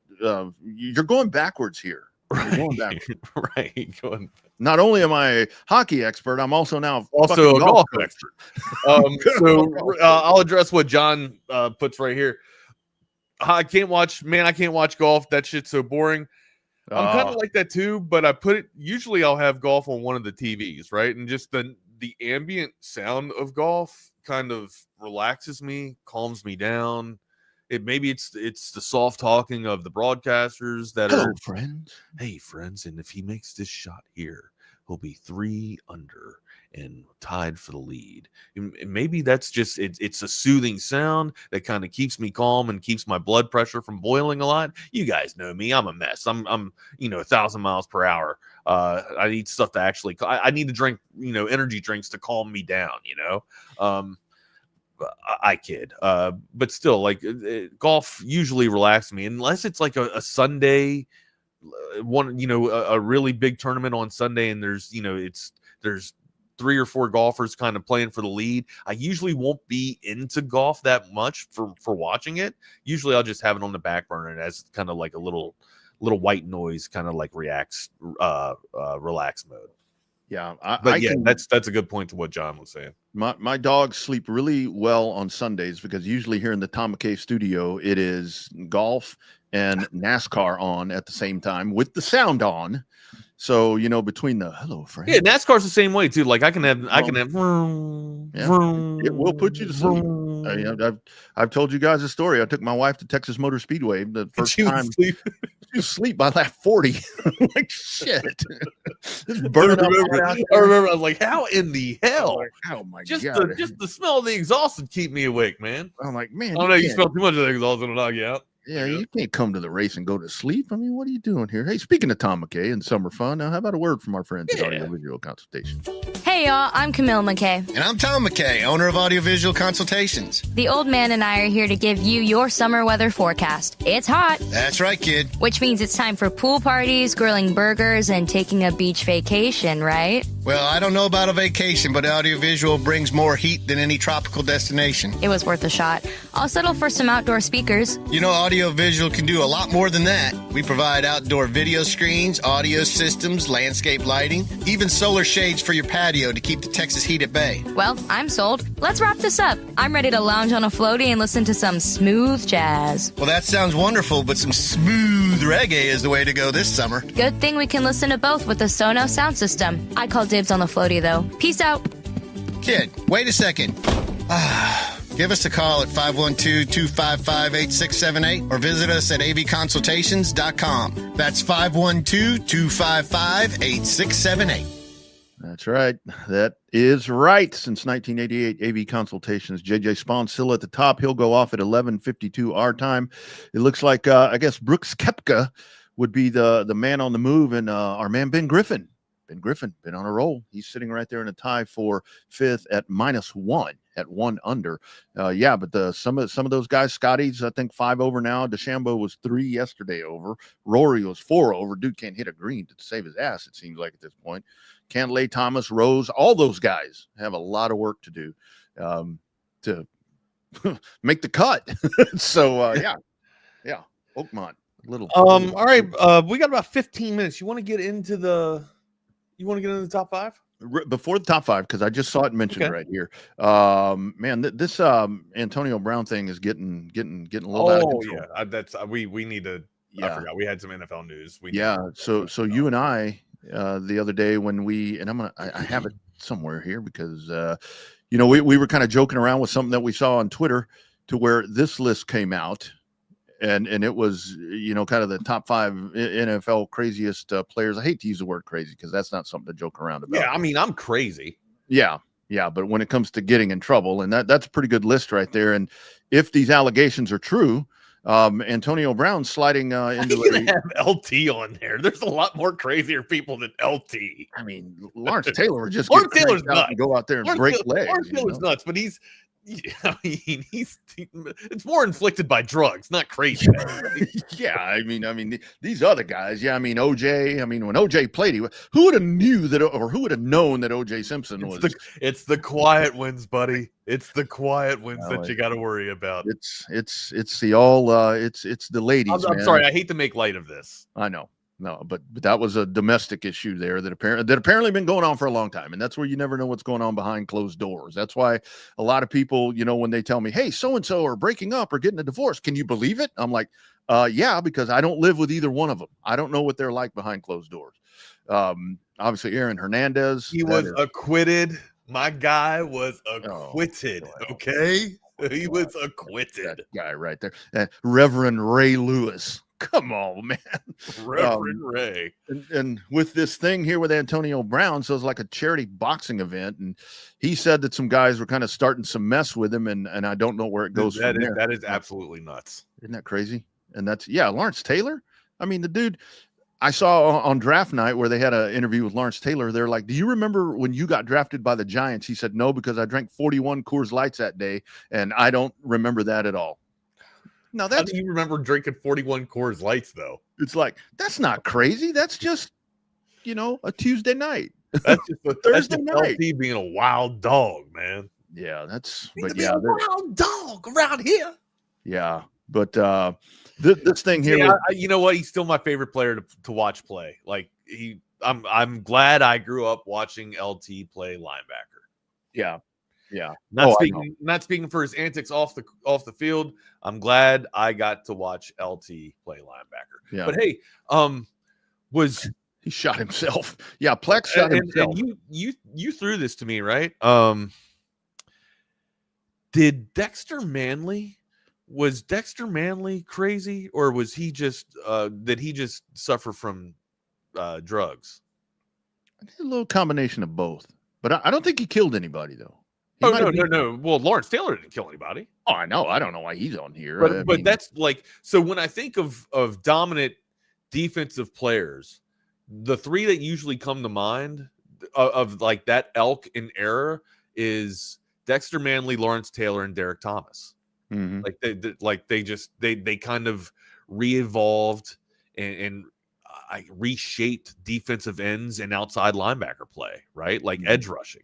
To me, like they were lethal. They were animals. But yeah, not to bring Dexter Manley into this thing and kind of steer this thing off course here. But yeah, Antonio Brown. Now Antonio Brown's back in the news. So yeah, dog. And murder charges, or excuse me, attempted murder. Am I that's what it is. Correct there after going to an event. Charity boxing event. Yeah. And that's kind of what's messed up. And what I really hate about this is that with Antonio Brown, just with some of the other, hijinks and stuff, there's been a pattern right here, and it's been recognized that something's just not okay, and it's still managed to, and what I worry about is when it gets to this point, OJ, who's number one on that list. You remember that whole debacle with everything, the way that happened. With Antonio Brown, if they're like trying to find this dude down or trying to chase this dude down and authorities are after him, most of the time this doesn't end very good for anybody. Right. Whenever there's a high-speed chase or somebody's looking for you, it's not going to go well. That's the messed up part. So my guys, like I know, I absolutely know Ray Lewis did it. Like come on, I joke about it. I joke about everything. Like I joke about the OJ too. If the glove don't fit, you're all full of shit, right? I make light of things because they're shitty and uncomfortable to talk about. And that's what pisses me off the most. It's my dark military humor, honestly. Like it just like that's how we cope. Yeah. Wags, it's like let's say you and I went and robbed a bank or whatever, and then the authorities got on to the fact that it was me. That it was me. They weren't sure about you, and they came knocking on my door, and I throw you under the bus. Okay. And I throw you under the bus. That was kind of Ray Lewis's guys kind of took the fall for him there, and that's kind of Well, those are boys you want to roll around with, isn't it? Well, yeah. I mean, that's a undying loyal friend, man. That's stuff my dogs would boys do like for that. me. Keep them around. That's what I got. Yeah, there's your tip to kids in the car line. You got those are your homies. That's your homies. Tip to kids. Yeah. All right, Wags. 10 of top 5 time. You Top think? 5 time, amigo. So here's the I might have to do a change on one. Because as much as I like it, it's not in the top 50. Does it matter that it's not rated, or is it just my favorite? Right? It's our favorite. I took my 5. I took the ones that I think. I didn't go by, based on anybody else's opinion. I kind of just took the ones that I thought. And I'm trying, and you guys correct me if I'm wrong, but the Human League doesn't have any other hits except for "Don't You Want Me," right? I thought they did. I thought Human League had more hits. If that's true, then that's probably why I left them off my list originally. Yeah. But I wanted to throw Human League on here because I went back and referenced the top 50, and I do have 4 of the top 50 on here, but I don't see Human League on here. Human League might not be a one-hit wonder. They might not be classified as a one-hit wonder. Yeah, I need to look that up because I want to say I thought Human League had more. Who's saying I'm only human? I'm only human. Yeah, that was. I'm only human. Born to make mistakes. Yeah, I don't know. I don't know who that is. I thought that might be the Human League. That is. You're right. That's the Human League. Yeah. They had "Don't You Want Me," then "Human." Yeah, they had. Shit. All right, hold on. I got to redo my list. Fascination. I just got to take them off and put the put automation back. I'll give you mine because here while you work on that, I'll give you mine because again, these are my opinion only. Mine's back. I got mine back. Okay. Number 5, and this is kind of has a little bit of local ties to it, and this is one that you hear the phrase all the time. I went with Timbuk 3. Remember, my future's so bright. I got it. This is gonna be fun to go off of your favorite. Getting better. Where those dudes are singing, and it's like that they sing so bad, I got my classes. I got you. Okay. Getting better. 80s was a wild blend of music. Like people were trying to figure shit out too for the 80s, right? Yeah. And a lot of these, great point, Longhorn Bear, where a lot of these artists that we in the U.S. consider one-hit wonders, probably how the Pet Shop Boys started. They may be a one-hit wonder here, but in the over UK, in England, they're probably leading like the pop charts, right? Yeah, exactly. It's hard for them to get on the top 40 list here, but over in England, they're probably dominating, or in Europe, they're probably dominating. Yeah, exactly. Then number 4, as much as I don't like this song and was tired of hearing it, and when it comes on now, I'm still tired of hearing it, is the "Don't Worry." Oh, Bobby Darin. Be happy. You sad? I make you happy. Whatever he says. Here's a little note I took. Yeah. Bum, bum, bum, bum. Special book. Don't worry. Yeah, man. Bobby McFerrin. Yeah, Bobby McFerrin. Be happy. And that wasn't there like an artist? There was like some famous dude in the video with him, so that only helped. But yeah, it's like, okay, that enough of that. Robin Williams, wasn't it? Robin Williams? Yeah, Robin Williams. That makes sense. Right. I think they were him or Billy Crystal. One of the maybe Billy Crystal too. I mean, Robin Williams, Whoopi Goldberg, and Billy Crystal. They were always doing something for like comic relief in the 80s. I remember. Yeah. I want to say it's Robin Williams. Might be. But because there was Club Paradise. Paradise. That was in a movie. That song was in a movie. Special, great 80s movie with Robin Williams. Yeah. Eugene Levy, Rick Moranis. Yeah. I might watch that. Yeah, there it is. Number 3, I love this song, is my man Gary Newman, "Cars in Cars." And most of it's just for the music. I mean, it's like I just love that track. Here in my car. Yeah, put that on in traffic. You listen to that, and that's good. Number 2, one of my favorite songs ever. When it comes on, you'll see me move my aforementioned rotating hips. The great hit "Dead or Alive." You spin me round. Dun, dun, dun, dun, You dun, spin me right round, round, baby, right round, round, like a record, baby. round, Oh, round, yeah. round. Yeah, all you gotta do is, you know what? I might go watch Wedding Singer. A lot of these songs were on Wedding Singer. Yeah. Well,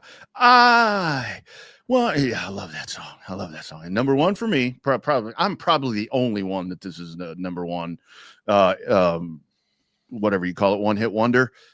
The great, and again, R.I.P. Jermaine Stewart. We don't have to take our clothes off to have a good time. Yeah, that's not on my list. That's a good one though. We can dance and party.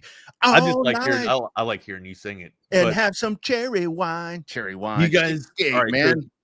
Cherry wine. We got 5 minutes. Oh, sorry. Go ahead. Okay. I gotta get my. Do you guys remember Midnight Oil? Shut up, Ronnie. No, you're good, Ronnie. You're good. Keep talking, Ronnie. Do you remember Midnight Oil? Beds are burning. I do. Bum, bum, bum. Don't play it too long. We'll get shut down. The time out where the river runs. that's my number 5. Good one. Yeah. So Midnight Oil, right? And then I got Automation, right? Mm-hmm. Automate. You're my obsession. Dun dun dun dun dun dun dun dun bam bam bam bam bam. Obsession by Automation. A lot of these things probably stem from my time playing Grand Theft Auto Vice City, right? Like those of you guys that are gamers, you guys probably can have the same type of reaction with me or experience with me. Grand Theft Auto Vice City had an amazing soundtrack. Usually Grand Theft Auto games have awesome soundtracks, right? But Vice City had like every one-hit wonder from the 80s on there. Not to give away my list, but Frankie Goes to Hollywood, you know what I mean? Actually, I took Frankie Goes to Hollywood off, as a matter of fact. That was one of the ones I just left off because I was making a little bit of changes there. But yeah, Grand Theft Auto Vice City had a fantastic soundtrack there. But Automation, You're My Obsession is my number 4. Number 5, Tainted Love. Oh yeah. Or excuse me, number 3, Tainted Love by Soft Shell. You get 2 songs in there when you hear that too, right? You get a little bit of a baby, where did our love you hit you back, get you, what is that? Is that the Supremes? Right? With Diana Ross, is that the Supremes that hit that? So you get Tainted Love with Where Did Our Love Go, baby. Yeah, that again, another British, probably dominated the British charts. You know what I remember over that here, song not from? that good. In the early 2000s, I forget what soap opera it was, but they spun off a 30-minute soap opera called Port Charles, and it was about vampires and all these different things with a lot of the Days of Our Lives or General Hospital characters. And Tainted Love. What? Tainted Love was like the theme song of a soap opera called Port Charles on ABC TV. So this is where I remember it from too. I don't remember it from Port Charles. I remember from Coneheads. Like, sometimes and Dan Aykroyd's just like going nuts as his daughter and her friends are, doing Tainted Love. Good call, Patrick, on Dead or Alive.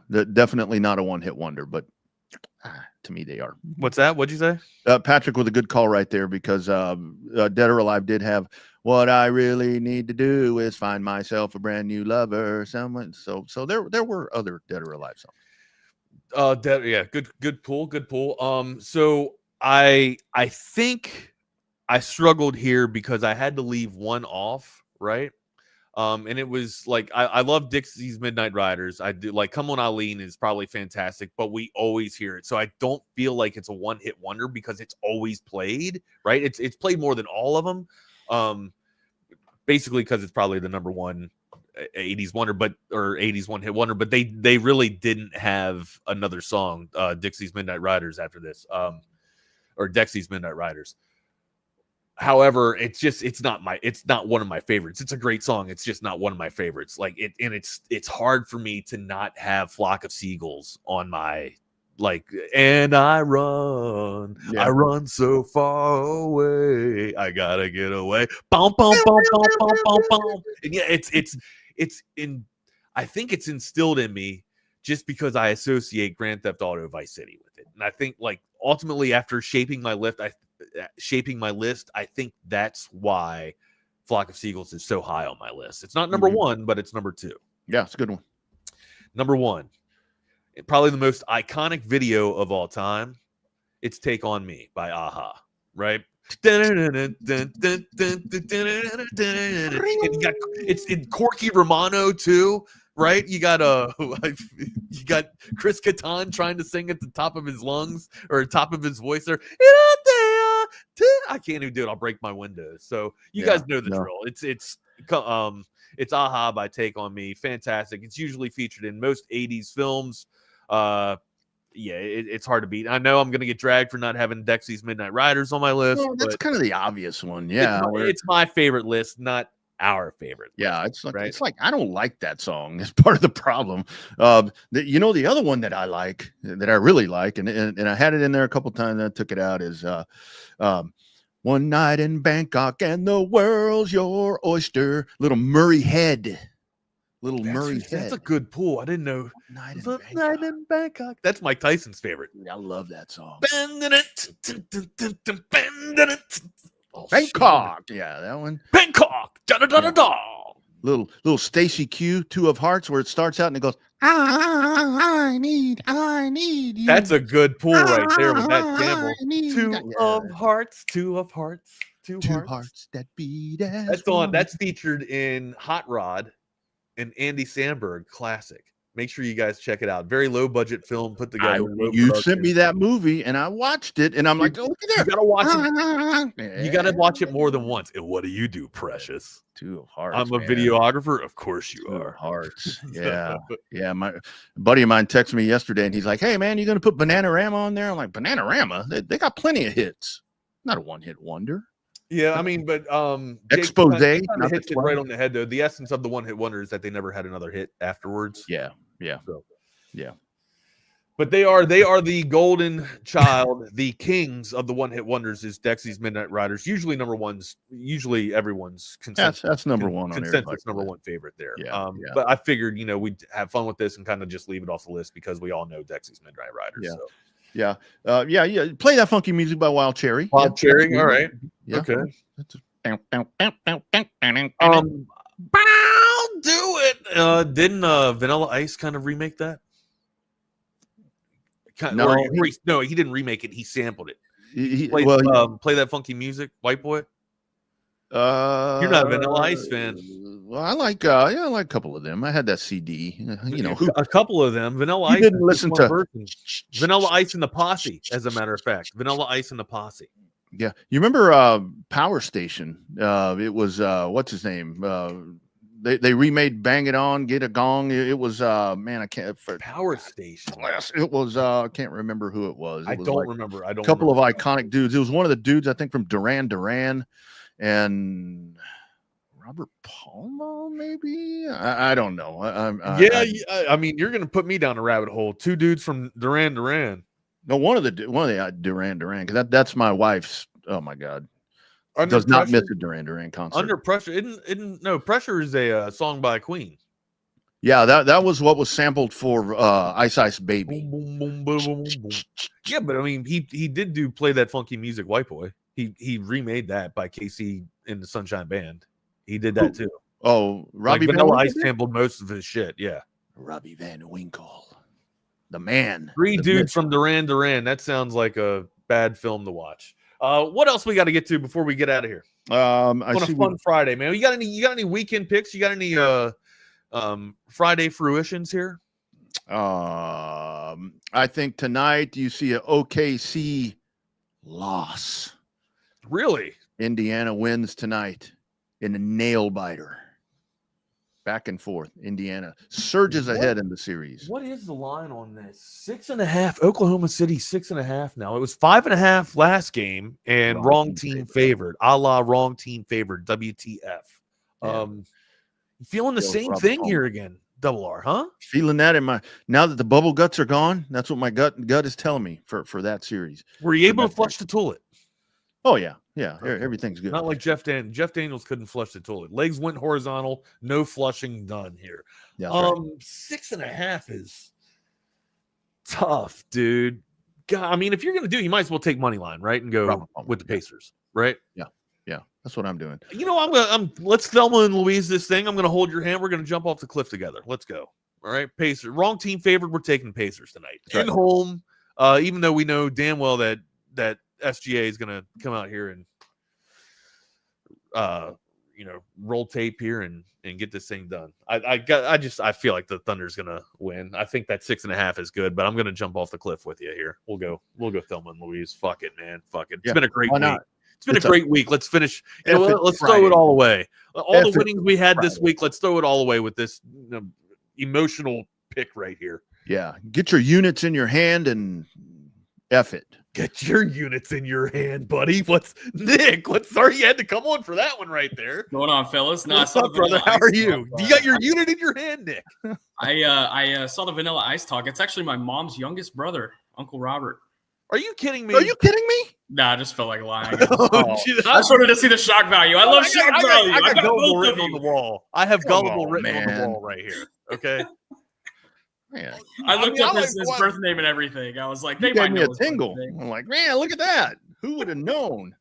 I was gonna be jaw dropped. I would have been. I just felt like making some shit up. Shock value. You could have went with it, and I would have bought it. I bought it. Hook, line, and sinker. I would have been like, can you get Rob Van Winkle's autograph for me, please? I would be like, is he still on the dirt bike circuit? Let's go. Yeah, and he's from DFW. I was like, this is gonna be good. I'm gonna get him here. Yeah. Well, what you guys got cooking, man? How's your week been? It's been good. Apparently, Jordan's has some issues with the puppy right now. But if y'all have to let me roll solo, I don't mind.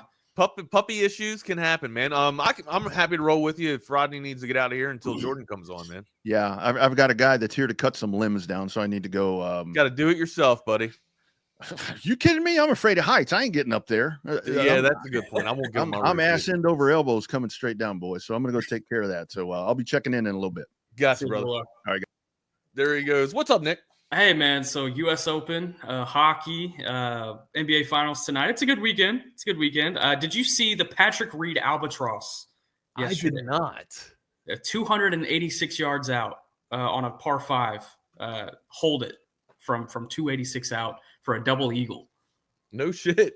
Unreal. No, I absolutely missed that one, man. Yeah, unreal. So that was, the course has been wicked for everybody, though, right? A lot of people are struggling here. Yeah, I feel like that's always the case with the U.S. Open. I don't know a ton about what goes into the selection of these courses, but it feels like the U.S. Open every year is at a course where 10 under might win the whole thing. It's just gonna beat you down, or hell, this year it might even be 1 under or maybe even. Yeah. Shoot, I think the leader yesterday came out at 4 under. I put in our little pool on Texas Sports Unfiltered. I put 12 under, and I'm sweating it already. I'm like, man, I don't think they're gonna get there. Who did you pick for the favorite here? I had Scheffler, just because he's been rolling. I was like, you know what, I'm just gonna roll with this guy. And then I went with like an all Asian team. I was like, for some reason, I just feel like the Asians are gonna ball out this week. And then I don't really know any of the Asian golfers, but I saw a Korean was 3rd place after day 1. I was like, I bet I have him. So I bet he's there. I bet he's on my list.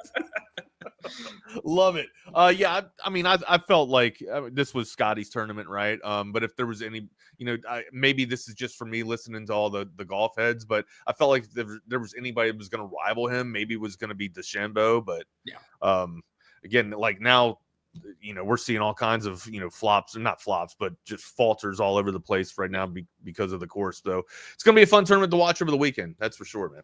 Yeah. And then hockey last night, Edmonton getting one back in overtime. Have you seen this one, dude? Stealing one for sure. 100%. Have you seen this better that has, he has a parlay slip, and it was 4 champions. It was the Philadelphia Eagles and the New York Liberty. So he already had those 2. There's 2. And the only 2 he has left is Edmonton and Oklahoma City. And it's been a big social media thing following this guy because he keeps having cash out options. What's the return? Let me pull up the exact return. He put like $13 on this slip, and the return is like $280K. And here, $13. You're kidding me, right? Like you're just hopefully you're just making numbers up. But this is one hell of a pool, though, man. A $13 slip, and you're gonna get over 200K. It's insane. Well, And it's also one hell of a. It's an insane parlay to make, though, just with those 4 championships. Like, Liberty, sure, right? Like Liberty, they're the dominant team in the WNBA. But I mean, have they even lost? I don't even think they've lost yet. I think they finally lost their first game, or maybe it was the Lynx that just lost their first game. One of those two just lost their first game. And I believe Liberty's got Stu, right? Brianna Stewart and Ionescu. Yeah, and they are just rolling. Gosh, I can't find this damn slip now that I'm trying to look for it. It's all good, but it's got to be over 200. 200K is what you're saying. That's one hell of a return, man. Yeah, it's unreal. And there was a video of him at a bar last night whenever the overtime goal got scored, and he's just losing his mind. Okay, I found it. Here we go. $13, and the payout is $270,761. That's outrageous. He also had the Dodgers last year, so he's got 3 of the 5 already. And 3 of 5. I thought it was 4. Okay, so it's 3 of 5. Yeah. And so he keeps having cash out options every game. Oh, sure. They're trying to give him. They're trying to let his ass. Man. Well, I mean, you'd like to think that the Pacers are playing exceptional, right? Yeah. And I know I just took Rodney's hand and jumped off the cliff and said that we're going to take Indiana tonight, but it does feel like a get right bounce back for the Thunder to go steal one out in Indiana, right? Like they almost have to. And honestly, we all know this because we watch basketball. Indiana's playing outside of their gourd right now. I think Carlisle's making all the right moves, pushing all the right buttons, and that's keeping them into the game. A lot of great team basketball. Not to take anything away from the team defense of the Thunder, but the better roster is Oklahoma City, right? Like we don't have to be rocket scientists to see that. I think the two things that are hurting Oklahoma City early on in the series, they have a lot of technical hoopers. And what I mean by that is I feel like Indiana has a lot of guys who they have their role. You have Aaron Nesmith, who's the spot up guy you find open on the perimeter. You have Halliburton, he's the distributor that'll get other guys involved. Miles Turner, he'll stretch the floor, but he's going to be your post presence, especially against Siakam too, right? Siakam's probably your X factor. Absolutely, Siakam's a big X factor because he can do a lot of things too. Whereas Oklahoma City, I feel like they have a lot of technical guys that can do multiple things. It's more of like a they got 2 lineups that they hit you with instead of one lineup that the Pacers can kind of just be malleable with and kind of flex with everything. Exactly. Right? Yeah, and we left out Toppin too. Like yes. Toppin might not be contributing with the points, but I mean the dude is just a hustle rat. He wins 50-50 balls. He gets offensive rebounds. He's the great fundamentalist on the team. And then the great white hope, TJ McConnell. For sure, 100%. Coming back, getting 5 steals a game, assists, just giving it for the crew. That's the one thing hurting them. And then Chet Holmgren is just not the guy down low in this series. He's got to be physical, right? If they continue to get bodied down low, it's going to be a long series. Jordan, what's up, dude? How's the kid? How's the kiddo? Not good. No. Was in demon mode. This morning. Okay. Yeah. But I mean, he's not hurt or anything, right? No, he's fine. Right. He's about to be. That's what I give 2 shits if he's shitting all over your house. I just want the dog to be fine. No, yeah, he's good. He's been throwing up the last few meals, or he threw up dinner last night and then some more this morning. So didn't get breakfast. But is he chewing all the food? Like, do you know what? Like, is it digested when it comes up? No, it's not. And we're wetting it. Inhaling it then, right? Yeah. Slow, steady handful. Like, just feed him in rations. That's what we did with Rocky. Rocky did the same shit. He was just so excited to get food that he inhaled it. I've been there. Same here. We all have, right? We're not even tasting what we're putting down our gullets. We're just breathing it in. Yeah. Yeah, he's been good so far outside of that. But I don't know. We're thugging it out. Anybody to watch him. We'll be your dog sitters. We love Yeah. dogs. You guys know what I would do if I had $1 million. I'd buy some land and have a dog sanctuary. They can come and go as they please, but they always got a house. Hell yeah! If you had $1 million given to you, that's what you're doing. I swear to God.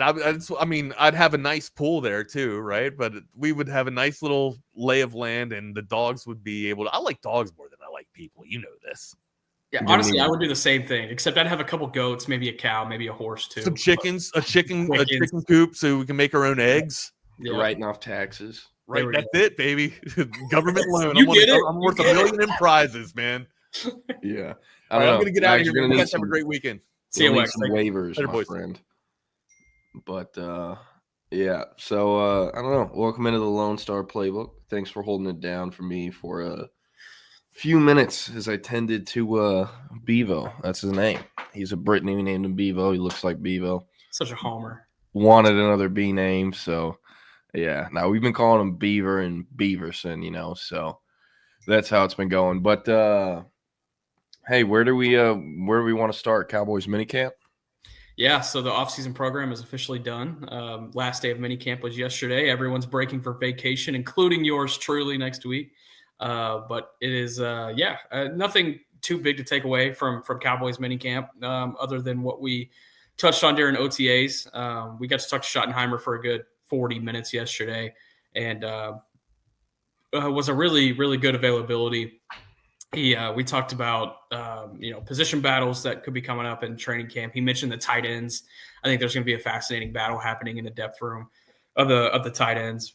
And then he touched on his father, Marty. We got Father's Day on Sunday, and he lost his father, Marty, about 3-4 years ago. That was a touching moment for everybody. And then talked about Dak and legacy and a lot of different things. But we're holding it down until July 20th when everyone reports to camp.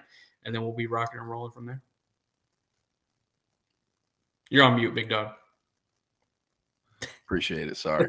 I was saying happy Father's Day for everyone listening who's a father. This is our last show before Father's Day. But want to ask you about minicamp. I know, these OTAs, off-season kind of training things that these NFL teams do. They're all a little bit different. Like what makes, I guess, minicamp? It looks like they have half shell, not full pads. Like what exactly are they doing? It's no different. It's just an extension of OTAs at this point. The only difference is that it's mandatory, and then they get to have meetings afterward to look through film and look over things. But there's a lot more instruction away from the field during minicamp. But as far as on the field stuff, it's really no different. Really no different at all. Gotcha. Any standouts you want to hit on? We get any pickings, good quotes yet, or memorable moments? Not at all. He's been very straightforward. He's been a good boy so far. He has not had he's not had a moment where we've been like, what did he just say? Not yet. But he continues to get praise from everybody, man. I mean, you talk to Schottenheimer, you talk to Dak, you talk to CD. He's been one of the guys that's earliest to meetings. He's been Schottenheimer said he walks in the building every day with a big smile on his face. He's always looking to, hang out with some guys and mess around. And it's been good so far with Pickens. Got a question here. How's lifetime Longhorn DeMarvion Overshown looking? If you ask Overshown, he'll tell you that he's way ahead of schedule and he might be ready for week 1. And you talk to the medical people, and they're like, "Yeah, he's doing a good job, but he's very much on schedule. Like there's no ahead of schedule. We're probably trending November. If you're looking for a healthy estimate on when Overshown will be back, look at November." So, who are the starting linebackers kind of holding it down before he comes back? Kenneth Murray, Jack Sanborn, who was acquired from the Bears this offseason as a free agent. And then in dime packages, we've seen Maris Leofau, the second-year third-round pick out of Notre Dame. He had a lot of different situations last year where he was deployed not only in pass coverage, but as a situational blitzer as well. And that was the guy who rotated the most with DeMarvion Overshown. When Overshown comes back, they're going to have kind of a surplus there in that linebacker room. And so it's going to allow Overshown to not have to be thrust back onto the field. They can kind of work him back in. But he has made it very clear that he wants to play in that Thanksgiving game against the Kansas City Chiefs. So I'd be surprised if he's not there for it. That game is in Dallas, right? Always is. 3:30 Thanksgiving Day at AT&T Stadium. There's going to be some Cowboys on the field. Going to be a hot ticket. It already is. The get-in price is like $500 right now. It's going to be a hot ticket. Hey, Taylor Swift will be there. Man, hey, Thanksgiving brawl for those standing-only seats, running when the doors open. Hell yeah. I'll tell you what, I was looking forward to that at the Texas-Ohio State Cotton Bowl, where the press box is situated. You could just walk out a few doors, go down a flight of stairs, and you have a great angle of them running. Wasn't nearly as cool as I thought it'd be. Not any fights or any tension, any of that. Just people getting to their seats. But I don't know. Hey, I'll tell you what. Jack Burton wins already. Todd Dodge. I was going to say Todd Dodge whenever we got to this. This is a great one. For those who don't know, we've been doing random football players from 05 to 2015. Today we're doing random head coaches. This is a great one. Statistically, one of the worst head college football coaches in history. Statistically. We don't have to talk about that. I mean, UNT hiring a high school head coach to be a college head coach directly, that never happens in today's day and age. Yeah. And also funny to think that, this has been well reported. The Cowboys tried to interview him when he was at Southlake to be their tight ends coach. Yeah. And he shows up and is like, I don't run an offense with the tight end, genius. and that was that. Jerry was like, it don't matter. Yeah, Jerry's just trying to, get some good hometown PR. But anyway, so we're going to get into a little NBA Finals talk. But Antoine, anyone else, if you want to ask recruiting questions, keep them going. We will come back to them in the chat. But, hey, what, game 4 tonight? Game 4 How tonight. are you feeling? I know you're kind of pulling for the Pacers, no? I'm pulling for a good series. I really don't care who wins. I think I lean Thunder, but if the Pacers won, I wouldn't have a problem with it. I think tonight's the SGA legacy night. I think he drops 40 and the Thunder win. How many free throws? 10. I don't know. I not a real stat nerd myself, but thought it was interesting that Shai, I think he had more shot contests on defense in game 3 than he had the entire season, because Indiana was just trying to wear him out as much as they could as possible on defense. It worked. They won the game. But I don't know. We'll see what they do differently. Love to see Miles Turner just bodying Chet Holmgren. Loved your tweet from thank you. Game 6 of 2016. It also took me 10 minutes to find that GIF because I knew the exact GIF I wanted to find. I just couldn't find it. And so I had to search some wild shit to find it. And then I finally did. So I'm glad it paid off for me. Yeah. Hey, that's how it be. There was I saw a tweet the other day where this girl drew what the GIF looked like on Snapchat. And she was like, I can't find it. Someone tell me. Yeah. That was funny. But I don't know. Hey, Todd Dodge, statistically, not a bad Texas QB. Do a fair amount of picks, lost some games, but hey, is still on the top 10 all-time list for a few different records. By the time he left Texas, he owned a few different records. They've just since been broken, but he's won more games than Arch Manning. There you go. Get it in while you can. Get it in while you can. Hey, I think Case McCoy has won more games than Arch Manning. That's wild. How sicko with this can we get? Did Tyrone Swoops win more games than Arch Manning? Absolutely. Arch has only won one start, right? So yeah, I just can't think of how many starts those guys actually had. And that time of Texas football isn't really something you want to store in your memory. Gerard Hurd.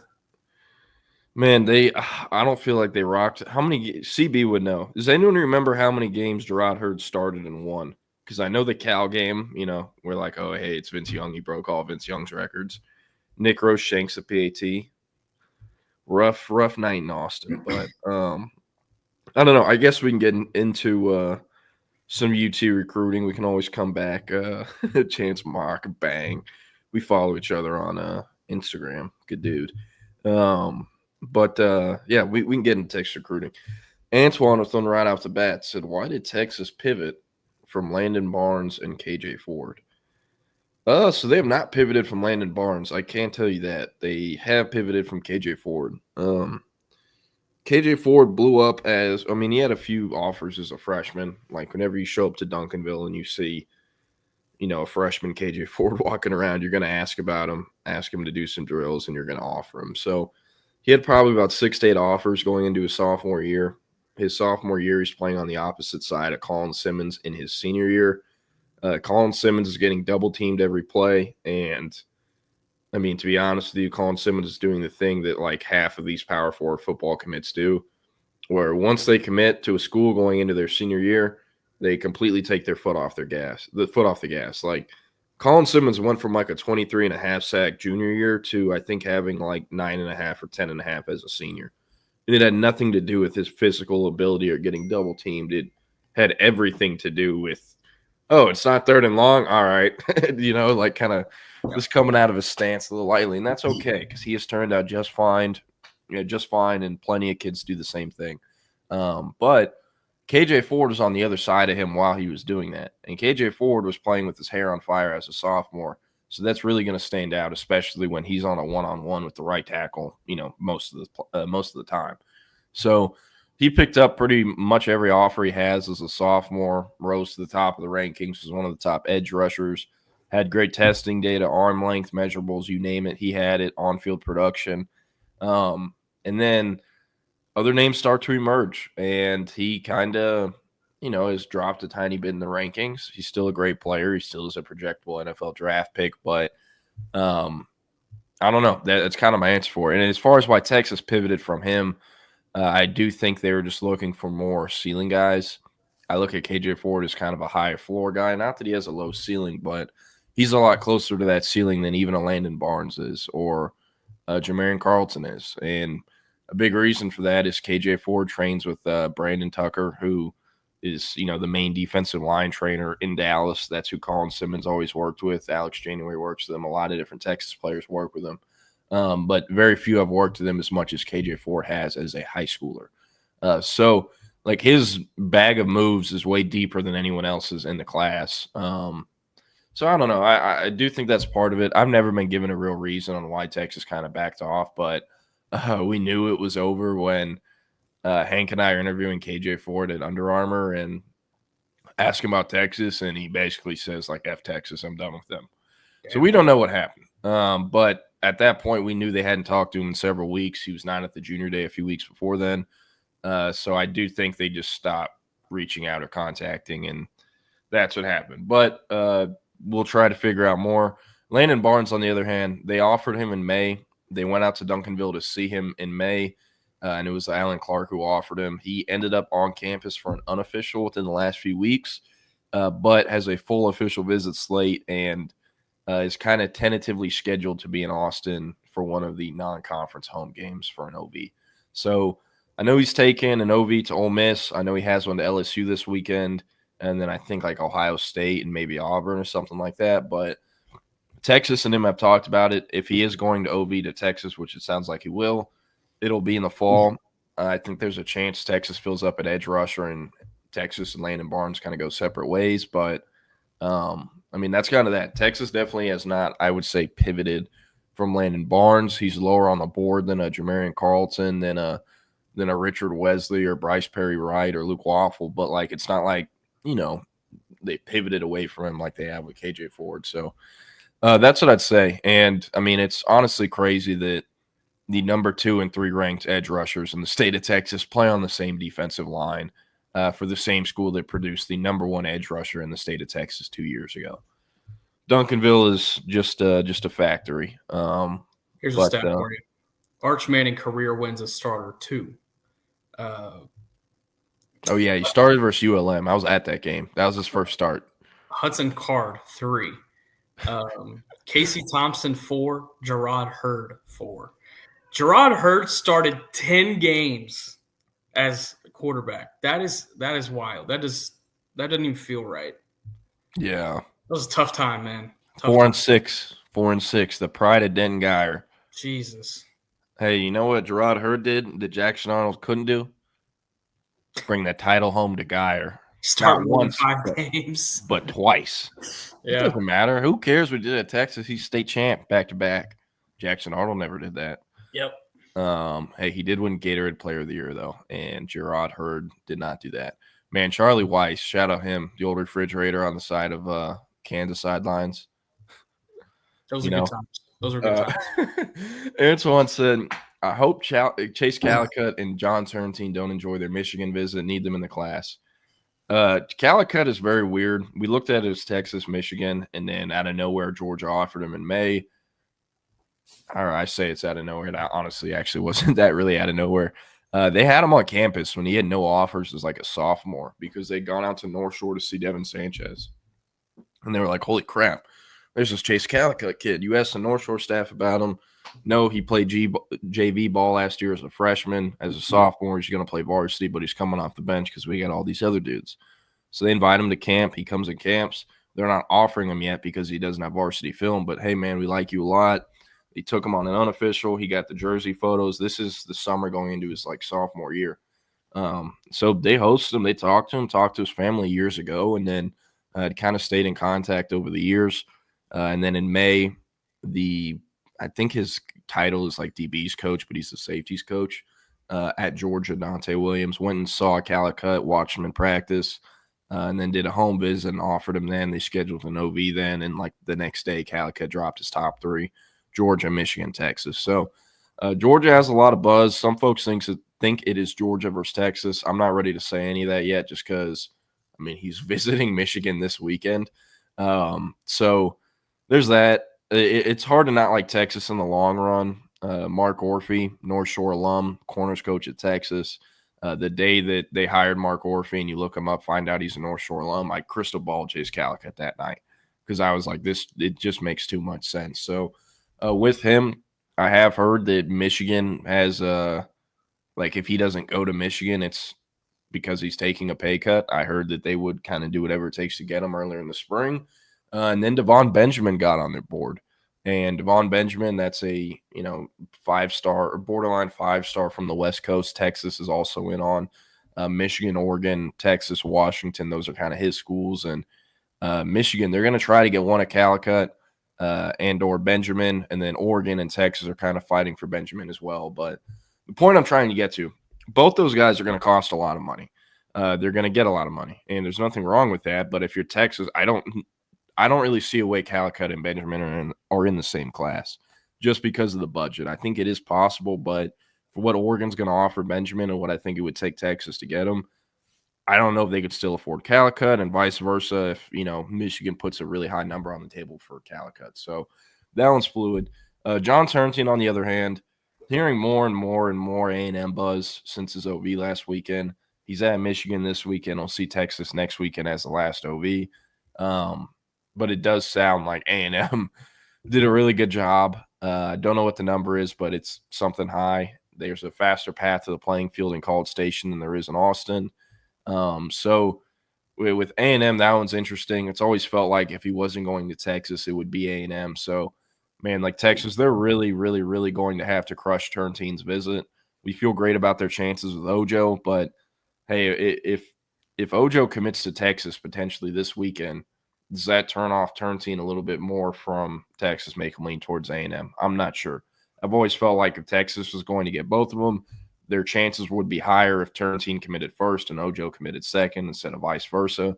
And it's now looking like Ojo will come off the board first. So what I'm trying to say is like I don't think I've ever been more worried about Turntine and A&M's chances than I am now. They did a really good job on that OV. So there's that. And don't mention this dude for these coaches. Shea Morenz. There you go. What else we got here? Bronco Mendenhall. It's a good one. Yeah. I don't know. Nick is someone who followed Texas recruiting for his job. Now does Dallas Cowboys, but still pays a little attention to his boys' work. What is many broad picture recruiting questions for Texas in 2026? Got a big visit weekend coming up these next 2 weekends specifically. We kind of saw this last year, and I think this is just kind of the effects of the recruiting calendar changing. Do you foresee 95% of the class being wrapped up by the end of the summer like it was last year? Because back when I was covering 4 or 5 years ago, you'd probably have half the class wrapped up by the end of the summer. Yeah. mean, I think a big part of why it's changed, the last shoot, you left Horns 24/7 for Rivals in 2022? Yes. I had to think about that. I did, yep. And then you worked about 1 year for Rivals. Correct, yeah. Okay, so your last cycle would have been the 2024 cycle as they were entering OVs. That's when you left the industry. Yes. Okay. Yeah. So you got to think about it. Texas in the seasons of 2022 and 2023 were not what they're doing now. And you didn't get to cover that season of 2023. You only covered 2021 and 22. When they went, was it 5-7, and then was it 8-4 or 8-5, something like that? Yeah. Like Texas has never been more attractive than it is now. In these kids' lifetimes, in the modern recruiting era, they've never been as attractive to, out-of-state kids than they are now. It's always been a national brand, but now it's a national brand that's actually winning and producing NFL draft picks and more than anyone else in the country. Oh, they also have a pretty good buttoned-up NIL collective that has won them several recruitments, and that's public knowledge to all these out-of-state kids who are looking for a big payday as well. So, say what you want, but the brand is bigger than ever. There's more kids trying to commit to Texas than ever. And so I do think that is the reason why there's more guys shutting down their commitment. And also the way NIL has gone, the way it's developed over the years from its infancy, from when you were covering recruiting, like guys are locking in and committing to schools because some of them are starting to get paid in the summer. And others, they see their spots getting taken. They know their value is a lot more at a certain school than another. And they're going to go take their shot and get that number from that school right then and commit to it. So I do think there still is a fair amount of flipping. I mean, you got to think of all the late ads that Texas had this past year. Zealous Hicks was like an August commitment. Michael Terry was a signing day commitment. Jonah Williams was an August commitment. Grayson Littleton was like a November flip the week before signing day. They got Justice Terry the final day of the signing period. Like they're going to add a select handful of guys late. But I mean, unless they really struggle on the field and some guys start decommitting, I don't really see like with what happened in the 2022 class where they got Kelvin Banks and all these guys in like the run up to signing day. I don't see anything like that happening again under Sark. Just because the way the NIL era is gone, where the program's at now, guys are trying to get in the class and lock in their spots as early as they can. And I think that's happening in a lot of places in college football too. These kids want to commit, and they want to commit to NIL numbers. Mm-hmm. And I mean, if Texas wanted to play that game, they could have had 12 commits by the end of March, like several other schools. But they've always kind of played the long game, been patient. I mean, it's worked out really well. So as far as like right now, they have – let me pull this up. Right now, I think they have 10 or 11 commits. There's 3 specialists, which is kind of throwing off some things. So it appears they have more than they usually do. They have 13 commits, my bad. So I'd say by the end of July, confident they can be at least at 20. Okay. I'd say that. And I think the class will be somewhere between like 24 and 28. But I could see it getting higher, especially if the SEC changes the rules and makes it from the 85 scholarship limit to 105. Because I'd also like to believe, like, if that's going to happen before next season, there's someone in the Texas program that is going to get a heads up or something to where they can be prepared for that potentially. So there's that. Second question I have for you. Second question I have for you. I have a crystal ball, and this crystal ball tells me that 2 players in the class right now are going to flip before signing day. Who do you think they are?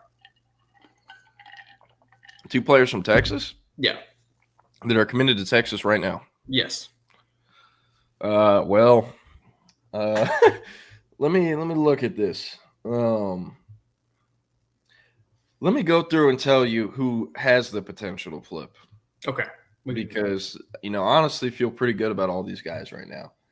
I'm going to come back to Diabell. Jermaine Bishop canceled his other OVs. I'm not worried about him going anywhere. Really? Unless A&M can sneak him on campus for an OV and they have a really good season, he's not going anywhere. Okay. And if he's not like giving Houston and his best friend Keyshawn Henderson the time of the day in the spring or summer going into his senior year. He's not going to do that when they win like 7 games this fall at best. just saying. Dylan Behrman, he chose Texas over Purdue, had a very unorthodox recruitment. I'm sure some schools will try and make a run at him late, but I see him staying locked in. He also has family that lives in Cedar Park, so that's interesting. And he is a Louisiana kid, but he's a Louisiana kid that gave quotes earlier this spring about not wanting to go to LSU and wanting to leave the state of Louisiana. So if LSU comes back, not worried. Corey Wells out of Petal, Mississippi. Kind of talked about this one. You got to be careful with the Mississippi kids. Yeah. They are sporadic. Like Hank covered Alabama recruiting under Nick Saban for 8.5 years. If there are kids who are flipping from Nick Saban in the prime Alabama dynasty era to go play at Mississippi State or Ole Miss, they can flip from Texas too. Yeah. So with Corey Wells, I don't want to label him a soft commit, but he's like, if any of these guys were to flip, he would be the small surprise, the least surprise, just because it's wrong. So there's one. There's one. Okay. Hayward Howard Jr., that one's kind of weird. When Texas offered him, LSU didn't want to give him the time of the day. Then he started getting even more, big-time offers similar to Texas. And then LSU eventually offered him, and then they told him, hey, you got to camp in June if you want to commit to this. And he's like, man, I have Miami, Texas A&M, all these other big-time schools. Why would I camp? Why would I have to camp? So that kind of pissed them off at LSU, made him look more at other schools, takes that April unofficial to Texas. They crush it, and then he committed like a week later. So at one point, it looked like he might, have the chance to camp at LSU to earn that offer. That's definitely not happening now that he's committed to Texas. And then, hey, if LSU circles back late, there already is an offer on the table, so it's not like they have to offer him. They can kind of work in silence there. That would be a little concerning, but, I mean, with what he has said, with what his father said this far, they haven't really given any reason to worry. And also, he played on like the same youth league team as Lamar Brown and Dylan Stewart, and all their parents, or not Dylan Stewart, Dylan Behrman, and all their friends are kind of close family friends that have stayed in touch. So, not too worried about him, but could see potentially down the road if something were to happen. And then Chris Stewart, a player I love. This is who everyone thinks is going to flip. This is who everyone thinks will decommit. Yes, he's taken visits elsewhere. But like when he committed to Texas last summer, he talked to Chris Jackson, he talked to Sarkisian, he talked to the other coaches. Hey, I'm still taking other visits. It's not like they were like, no, you're not. He's a kid who had 2 years left of high school. They know the deal. And yes, they dealt with it with KJ Lacey, and they're kind of dealing with it with Chris Stewart right now. And he's at Tennessee or on the way to Tennessee as we speak. But it's his first trip to Tennessee. SMU, he didn't even make that OV. Arizona State, they're not even pushing for him, more so his brother. And that's it. The Miami OV was canceled. So unless he's going to commit to Tennessee on his first ever trip to Tennessee, he's going to stick with Texas. And I fully believe if Texas was going to drop him, it would have been done by now. Yeah. So I like him to end up in the class. I love the player. Honestly, I think Cohen Brown is really good, but I like Chris Stewart more. I think his short area explosiveness is very sneakily like one of his best traits. And I mean, he's been the leading receiver in a Shadow Creek offense that had 5 other offensive skill players in it for 2 seasons in a row. Like they were scheming touches to this dude over 4 other Power 4 offensive recruits week 1 of his sophomore year. That doesn't happen every year at Shadow Creek. Guys like that don't come along all the time at Shadow Creek. So I really like him. I think he's better than his ranking, his 88 3-star ranking. And I do think he's going to sign with Texas. So there's that. Max Wright, he's not going anywhere. SMU showed up to a school like twice in the month of May, and he basically told him, what are you doing here? I'm not talking to you. So Max Wright isn't going anywhere. He also knew Texas was going to try to sign a really big and good O-line class this cycle. So he committed in February. He wanted to get that spot locked in. Nicholas Robertson, not worried about him. This is a kid who was at Kelvin Banks' draft party, has looked up to Kelvin Banks for a long time, and Texas has been the leader in his recruitment since they offered him the summer going into his sophomore, junior year. So I'm not worried about him. He took a UHOV, but The only reason Nicholas Robertson doesn't end up in the class is if they drop him. And with what Texas is looking at for guard, they would be incredibly stupid to drop him, and I don't think that happens. Cohen Brown, he canceled his other OVs. He already committed to USC before he committed to Texas. If he flips, it's because it's not his choice, and I don't see that happening either. They don't take that kid on an OV if they think they might drop him later. And then Miami Riley, with how that went down, like they weren't offering him unless they knew 1,000% they were going to take him. So he's locked in. He's not going anywhere, and he also canceled his other OVs whenever he committed to Texas. So he's not going anywhere. And then these three specialists, I'm not even going to address that. We can skip over that. So who's the second one? We have Corey Wells. Let me go back to Diabell, though, real quick. Okay. So Diabell, he has always said the right things about his Texas commitment, and he has always done the right things about his Texas commitment. He has not taken visits to other schools since the commitment. And yes, he has kept doors of communication open, but he's not reaching out to schools. They reach out to him. He just picks up the phone. And when asked, why are you doing that? It's, hey, I just want to be safe. It's today's day and age of college football. Anything can happen. If a nightmare scenario unfolded and either Milwee or Sarkisian isn't there by signing day, I want to have someone I've been building a relationship with at least for a few months, that I could potentially pivot to. It makes sense. It's a good explanation. But no school is really worried. I don't think anyone, including Texas, when it comes to his flip chances, up until Ohio State, this spring.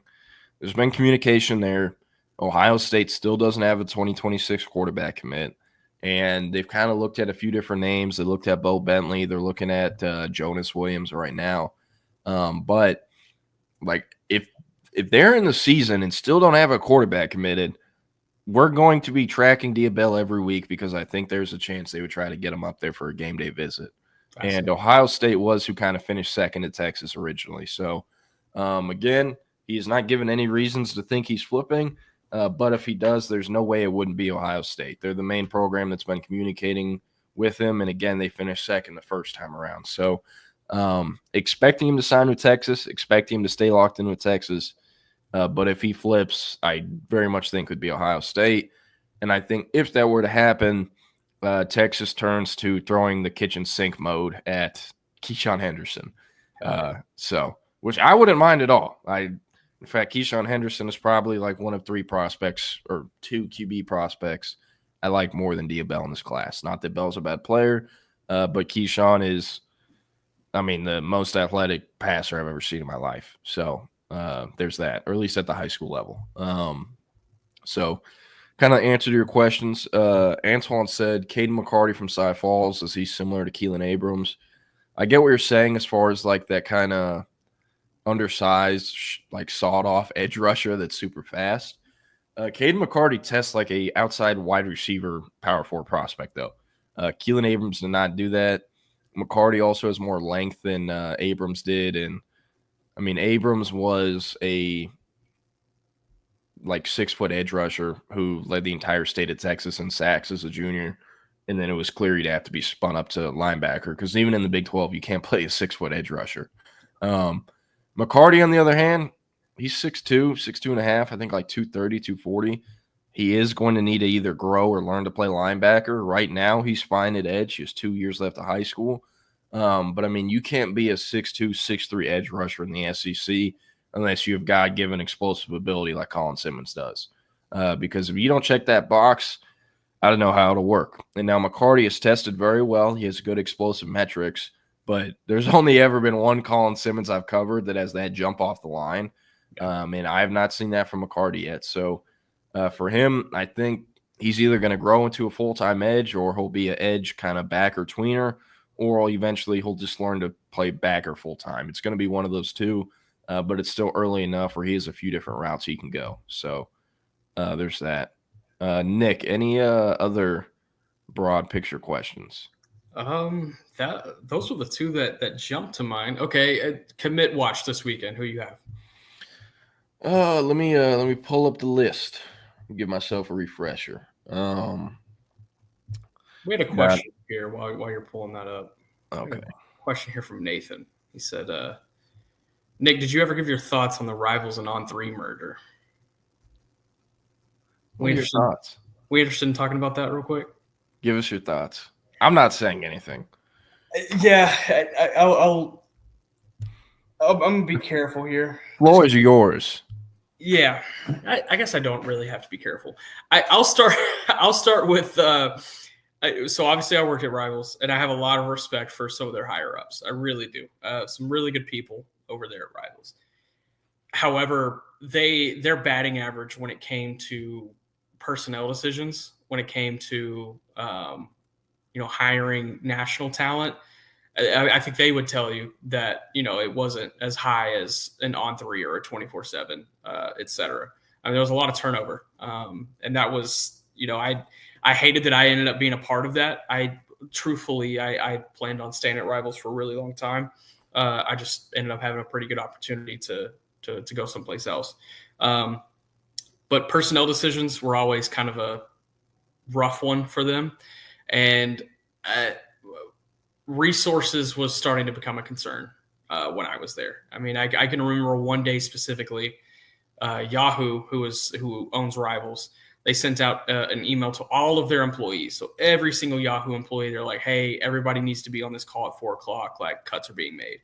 And we were all kind of looking around like, are we one of the ones on the chopping block? And the fact that we even asked that question to ourselves, I think was a pretty good indicator of like where we were financially at that point. Not to say we were struggling, but and I don't think that was ever the case at Rivals. And I think that stuff gets blown out of proportion a little bit.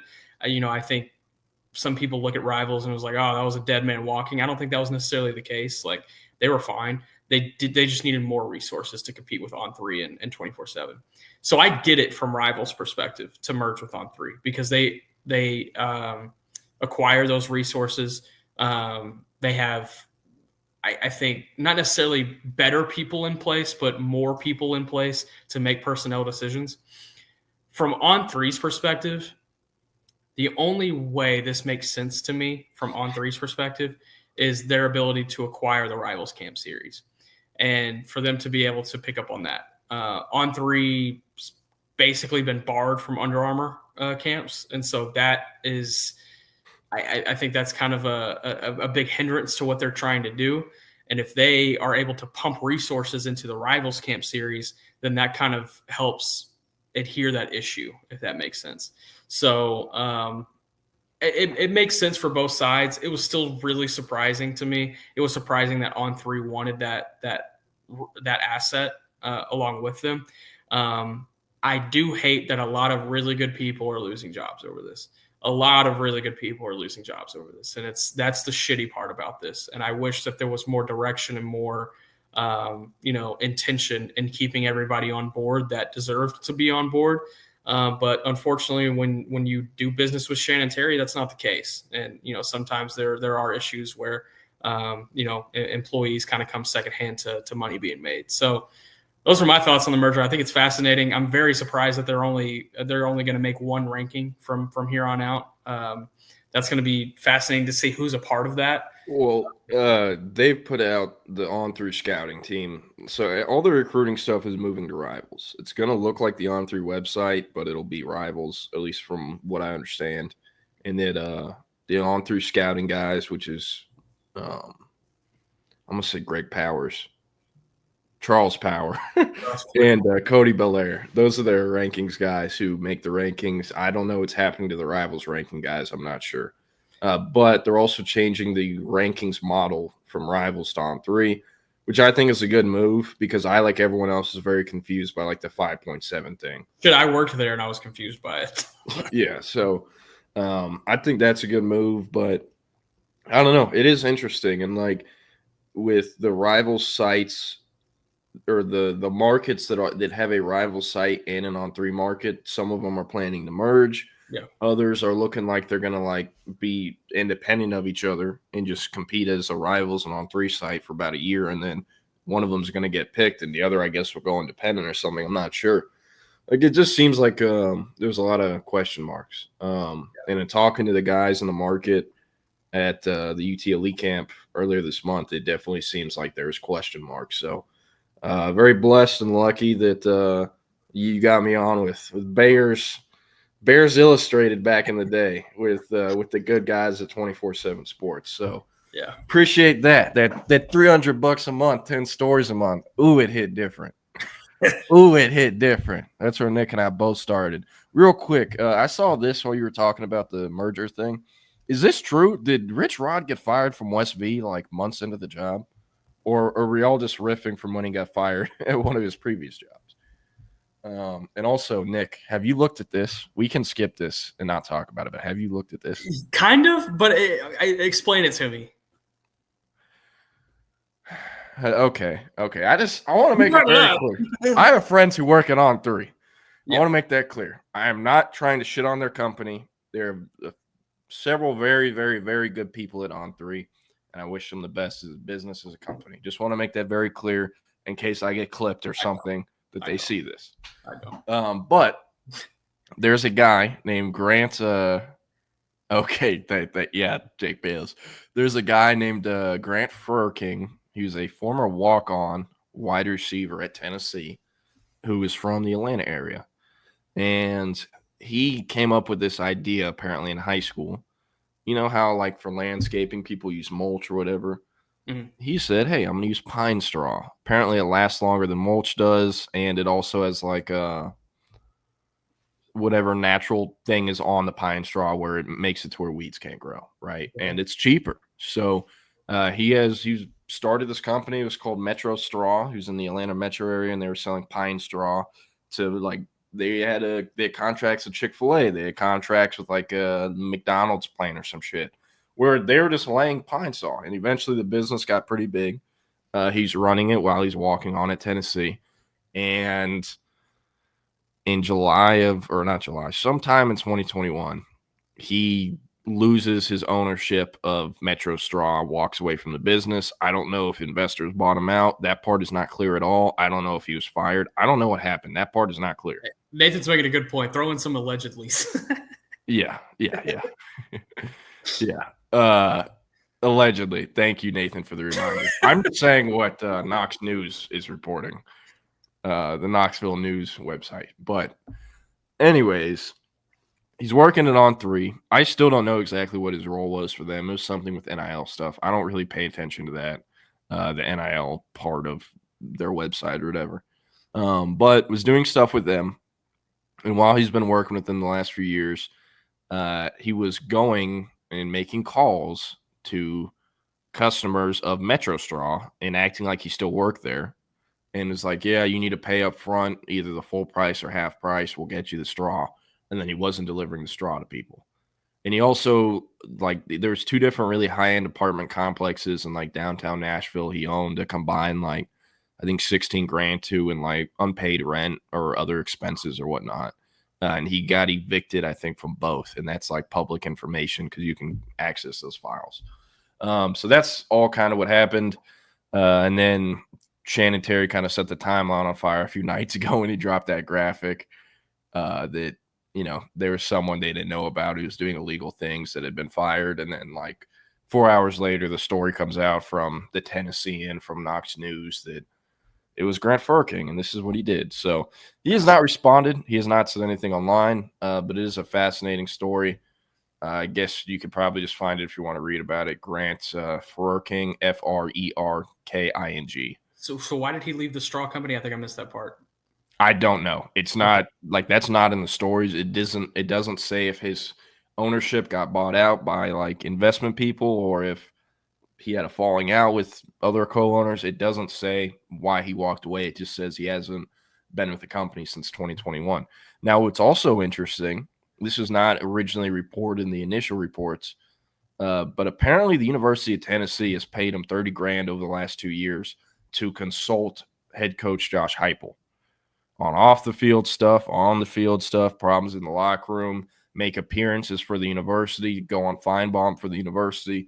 All this stuff is in his contract details, and the contract paid him $7,500 every 6 months. Interesting. So they sent him 4 payments over the last 2 years, is what it said. And On3 also came out when Shannon Terry said, like, hey, we knew this was maybe potentially going on, and every time we asked him, he said he wasn't doing it. He denied it.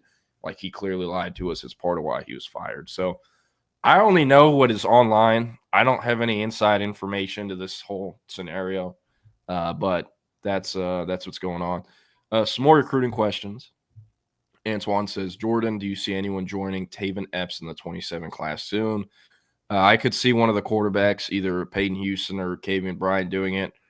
I don't know. When timing will be, not sure. Think it could be by the end of the summer, maybe this week, maybe in the fall. Again, I'm not sure, but I think the next 2027 commit is probably at the quarterback position. What else we got? Antoine says, Jaden Warren from Iowa Colony has the things you look for, and UT never looked at him. Yeah, that one is very head-scratching. They hosted him for like at least 3 different visits. I think 2 of them were game visits, and they never offered him. I don't know why. He checks every box for Texas when it comes to production, track times, body type, measurements, frame, like all of it. And they never looked at him. And early on, it looked like he was an OU lock, and then SMU and Houston got involved. Now Notre Dame's involved. So I'm not sure where he's going to end up, just because since Texas offered, I haven't really tracked that one a ton. But Jaden Warren from Iowa Colony, he's a baller. Really love his game. Think he's an NFL player one day. And I do think Texas should have recruited him because it's probably too late now. What else we got? Yeah, it was, Nathan. I saw that too. Senator Tommy Tuberville. Hell yeah. Tuberville. Didn't think we'd get a mention of him. Okay, real quick. So you asked me a question. Who's on commit watch this weekend? Yes. This is who's coming in this weekend. I think Felix Ojo, the nation's number 5 overall prospect, number 1 offensive tackle prospect. Hell yeah. Is on commit watch. I would say that. That's kind of it. Most of these guys have dates. I could see Rodney Cleveland maybe doing it, but I would not expect that. Samuel Roseboro, this is his last official visit of the process. I think if he doesn't commit potentially this weekend, it'll be, hey, we said no Art Briles. Come on, guys. If Samuel Roseboro doesn't commit this weekend, potentially to Texas, it sounds like he's going to wrap things up soon. He originally had this weekend open, and he was seeing Texas the 20th through 22nd, and then he moved that date up, so now it's his last OV. Hezzy Kent, I would not expect him to be on commit watch, and yeah, that's kind of it. So probably won't be too many fireworks like this exact weekend, but so no Jalen Lott. No, he is an Oregon OV the 20th through 22nd after. So, I mean, I guess he could, but I'm not expecting it by any means. I think Ojo has higher chances. Last question. Jabari Mack, any chance there? I just love that kid. Yeah, so I was actually about to talk to you about him. He no-showed the Texas visit or the Texas A&M visit last weekend. You know, he committed to LSU. At the time, he had two unofficials and an OV book for Texas. He ended up making both those unofficials. I think he made it to A&M once on an unofficial, and then he also had an A&M visit scheduled OV for last weekend, and he no-showed that. He didn't show up. So I'm I kind of expect him to no-show this weekend. If he shows up, they still have a battle on their hands, especially because I don't think there's any way in hell Tristan Keys signs with LSU. And when he decommits, Jabari Mack becomes much more important to their class. So he's going to be a really tough pull. And would not be surprised if he no-shows. It'll probably be reported like Texas canceled it, but, I mean, I don't know. We will see. Real quick, one thing I want to talk about last night that, like, I haven't really seen anyone on Twitter talk about this, and it's crazy that the NCAA is doing this. Have you seen this, Nick? No. So this broke last night. The NCAA is hitting Wisconsin football with penalties for recruiting violations. Just find the story. It's free. It's on Badger Extra. That is the headline. NCAA hits Wisconsin football with penalties for recruiting violations. Long story short, the Wisconsin football staff about 2-3 years ago was calling underclassmen prospects before the date they were allowed to call them. For those who don't know, so right now the 2027 class just finished their sophomore year. College coaches cannot directly contact those players until June 15th, so Sunday. That is the legal contact date. A college coach legally or anyone on a college staff legally cannot directly make a phone call or a text or a DM to a player in his phone. Back then it was August 1st. Yeah, they moved it up to June 15th. Now, the workaround, what's always been the workaround, is the college coach or staffer just calls the kid's mom, his dad, his handler, 7-on-7 coach, high school coach, and they put it on speaker. If the NCAA looks into it, I called this dude. I didn't call the kid. Look, it's on record, right? Yeah. But these geniuses in Wisconsin were calling kids, right? Jeez. Which, like, honestly isn't a big deal. I know I can name at least a dozen staffs that I know have done this in the last 2 years. You know, like almost everyone does this. Yeah. And Wisconsin self-reported this. Why? It was a new staff. And within their first year, the compliance department wanted to kind of big dog them and be like, hey, we're Wisconsin compliance. This is how we work. They self-reported every single call with all the information to the NCAA and basically said, here. That's so, oh my God. And 2 dudes got 1-year show causes. 2 of them. God. Yeah. For fucking calling kids early, a thing that every staff does. And they that sucks. Like, I was reading this last night and I'm like, holy shit, this is real. And like for all the things going on with NIL, with rev share, with all the dirty shit that's going on, tampering, like the fact that they went and chose Wisconsin to do it, and I know they turned themselves in. That's like getting a ticket for jaywalking. Yeah, exactly. Everyone does it. Everyone does it. But yeah, it's just nuts. The parties agreed to the following penalty: 1 year of probation, a $25,000 fine, a 1-year show cause order. Hey, this coach's name is Greg Scruggs. For Scruggs, during that time, any employing member school will restrict him from engaging in recruiting communication for 2 months and will suspend him for 1 regular season contest. A 1-year show cause order for Steinecker. During that time, any employing member school will restrict him from recruiting communications with high school prospects from June 15th to June 21st, 2025. That Steinecker dude is currently on USC staff, so I don't know. Is he just getting a show cause now after he's been working this entire time? Like, how's that going to work? So I'm not sure, but I think it's crazy. Yeah, and Luke Fickell not looking great for Wisconsin now. But yeah, I don't know. That was our segment for craziest thing I've seen this week.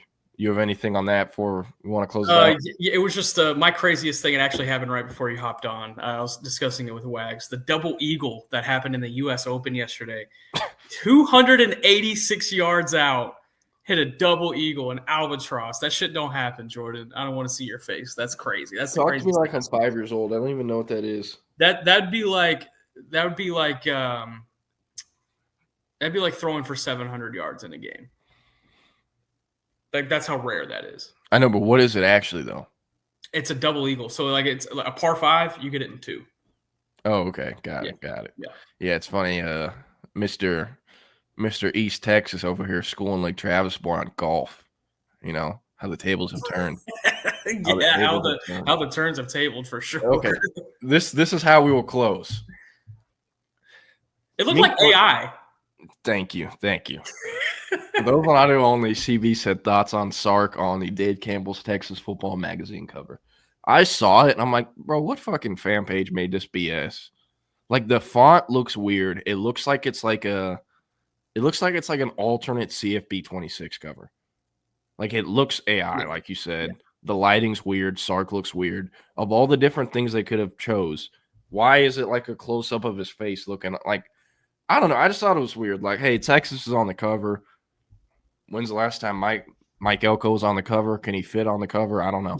But like with Sark and that, like, why did they choose that photo? That's what I want to know. And I don't like the font change. DCTF said like, hey, we're trying to kind of modernize it or whatever, but keep it how it is, man. We don't like change. I don't know. Do you have any thoughts besides what I said? No, not really. I think it is fascinating that Dave Campbell's revealed all these covers today and then laid off 2 other workers today. So, yeah, we could talk about that.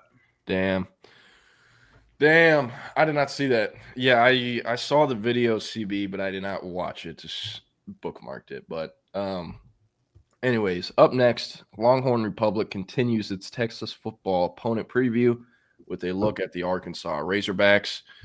Geez, that is not fun. Arkansas is like a team of misfit toys right now. But anyways, we're getting out of here. Y'all have a great Friday. They fucked up, Jake. They let us get to Friday. But CB, Steven Delgado, Jake Bayless, everyone who tuned in today, we appreciate y'all so much. Antoine, those on audio only, thanks for tuning in. And, hey, we're going to get out of here. Back at 2 p.m., Chip and Zay will be on the live stream. YouTube, Twitter, Facebook, Twitch, wherever you're live streaming. Hey, we'll see y'all. We'll see y'all on Monday. Peace.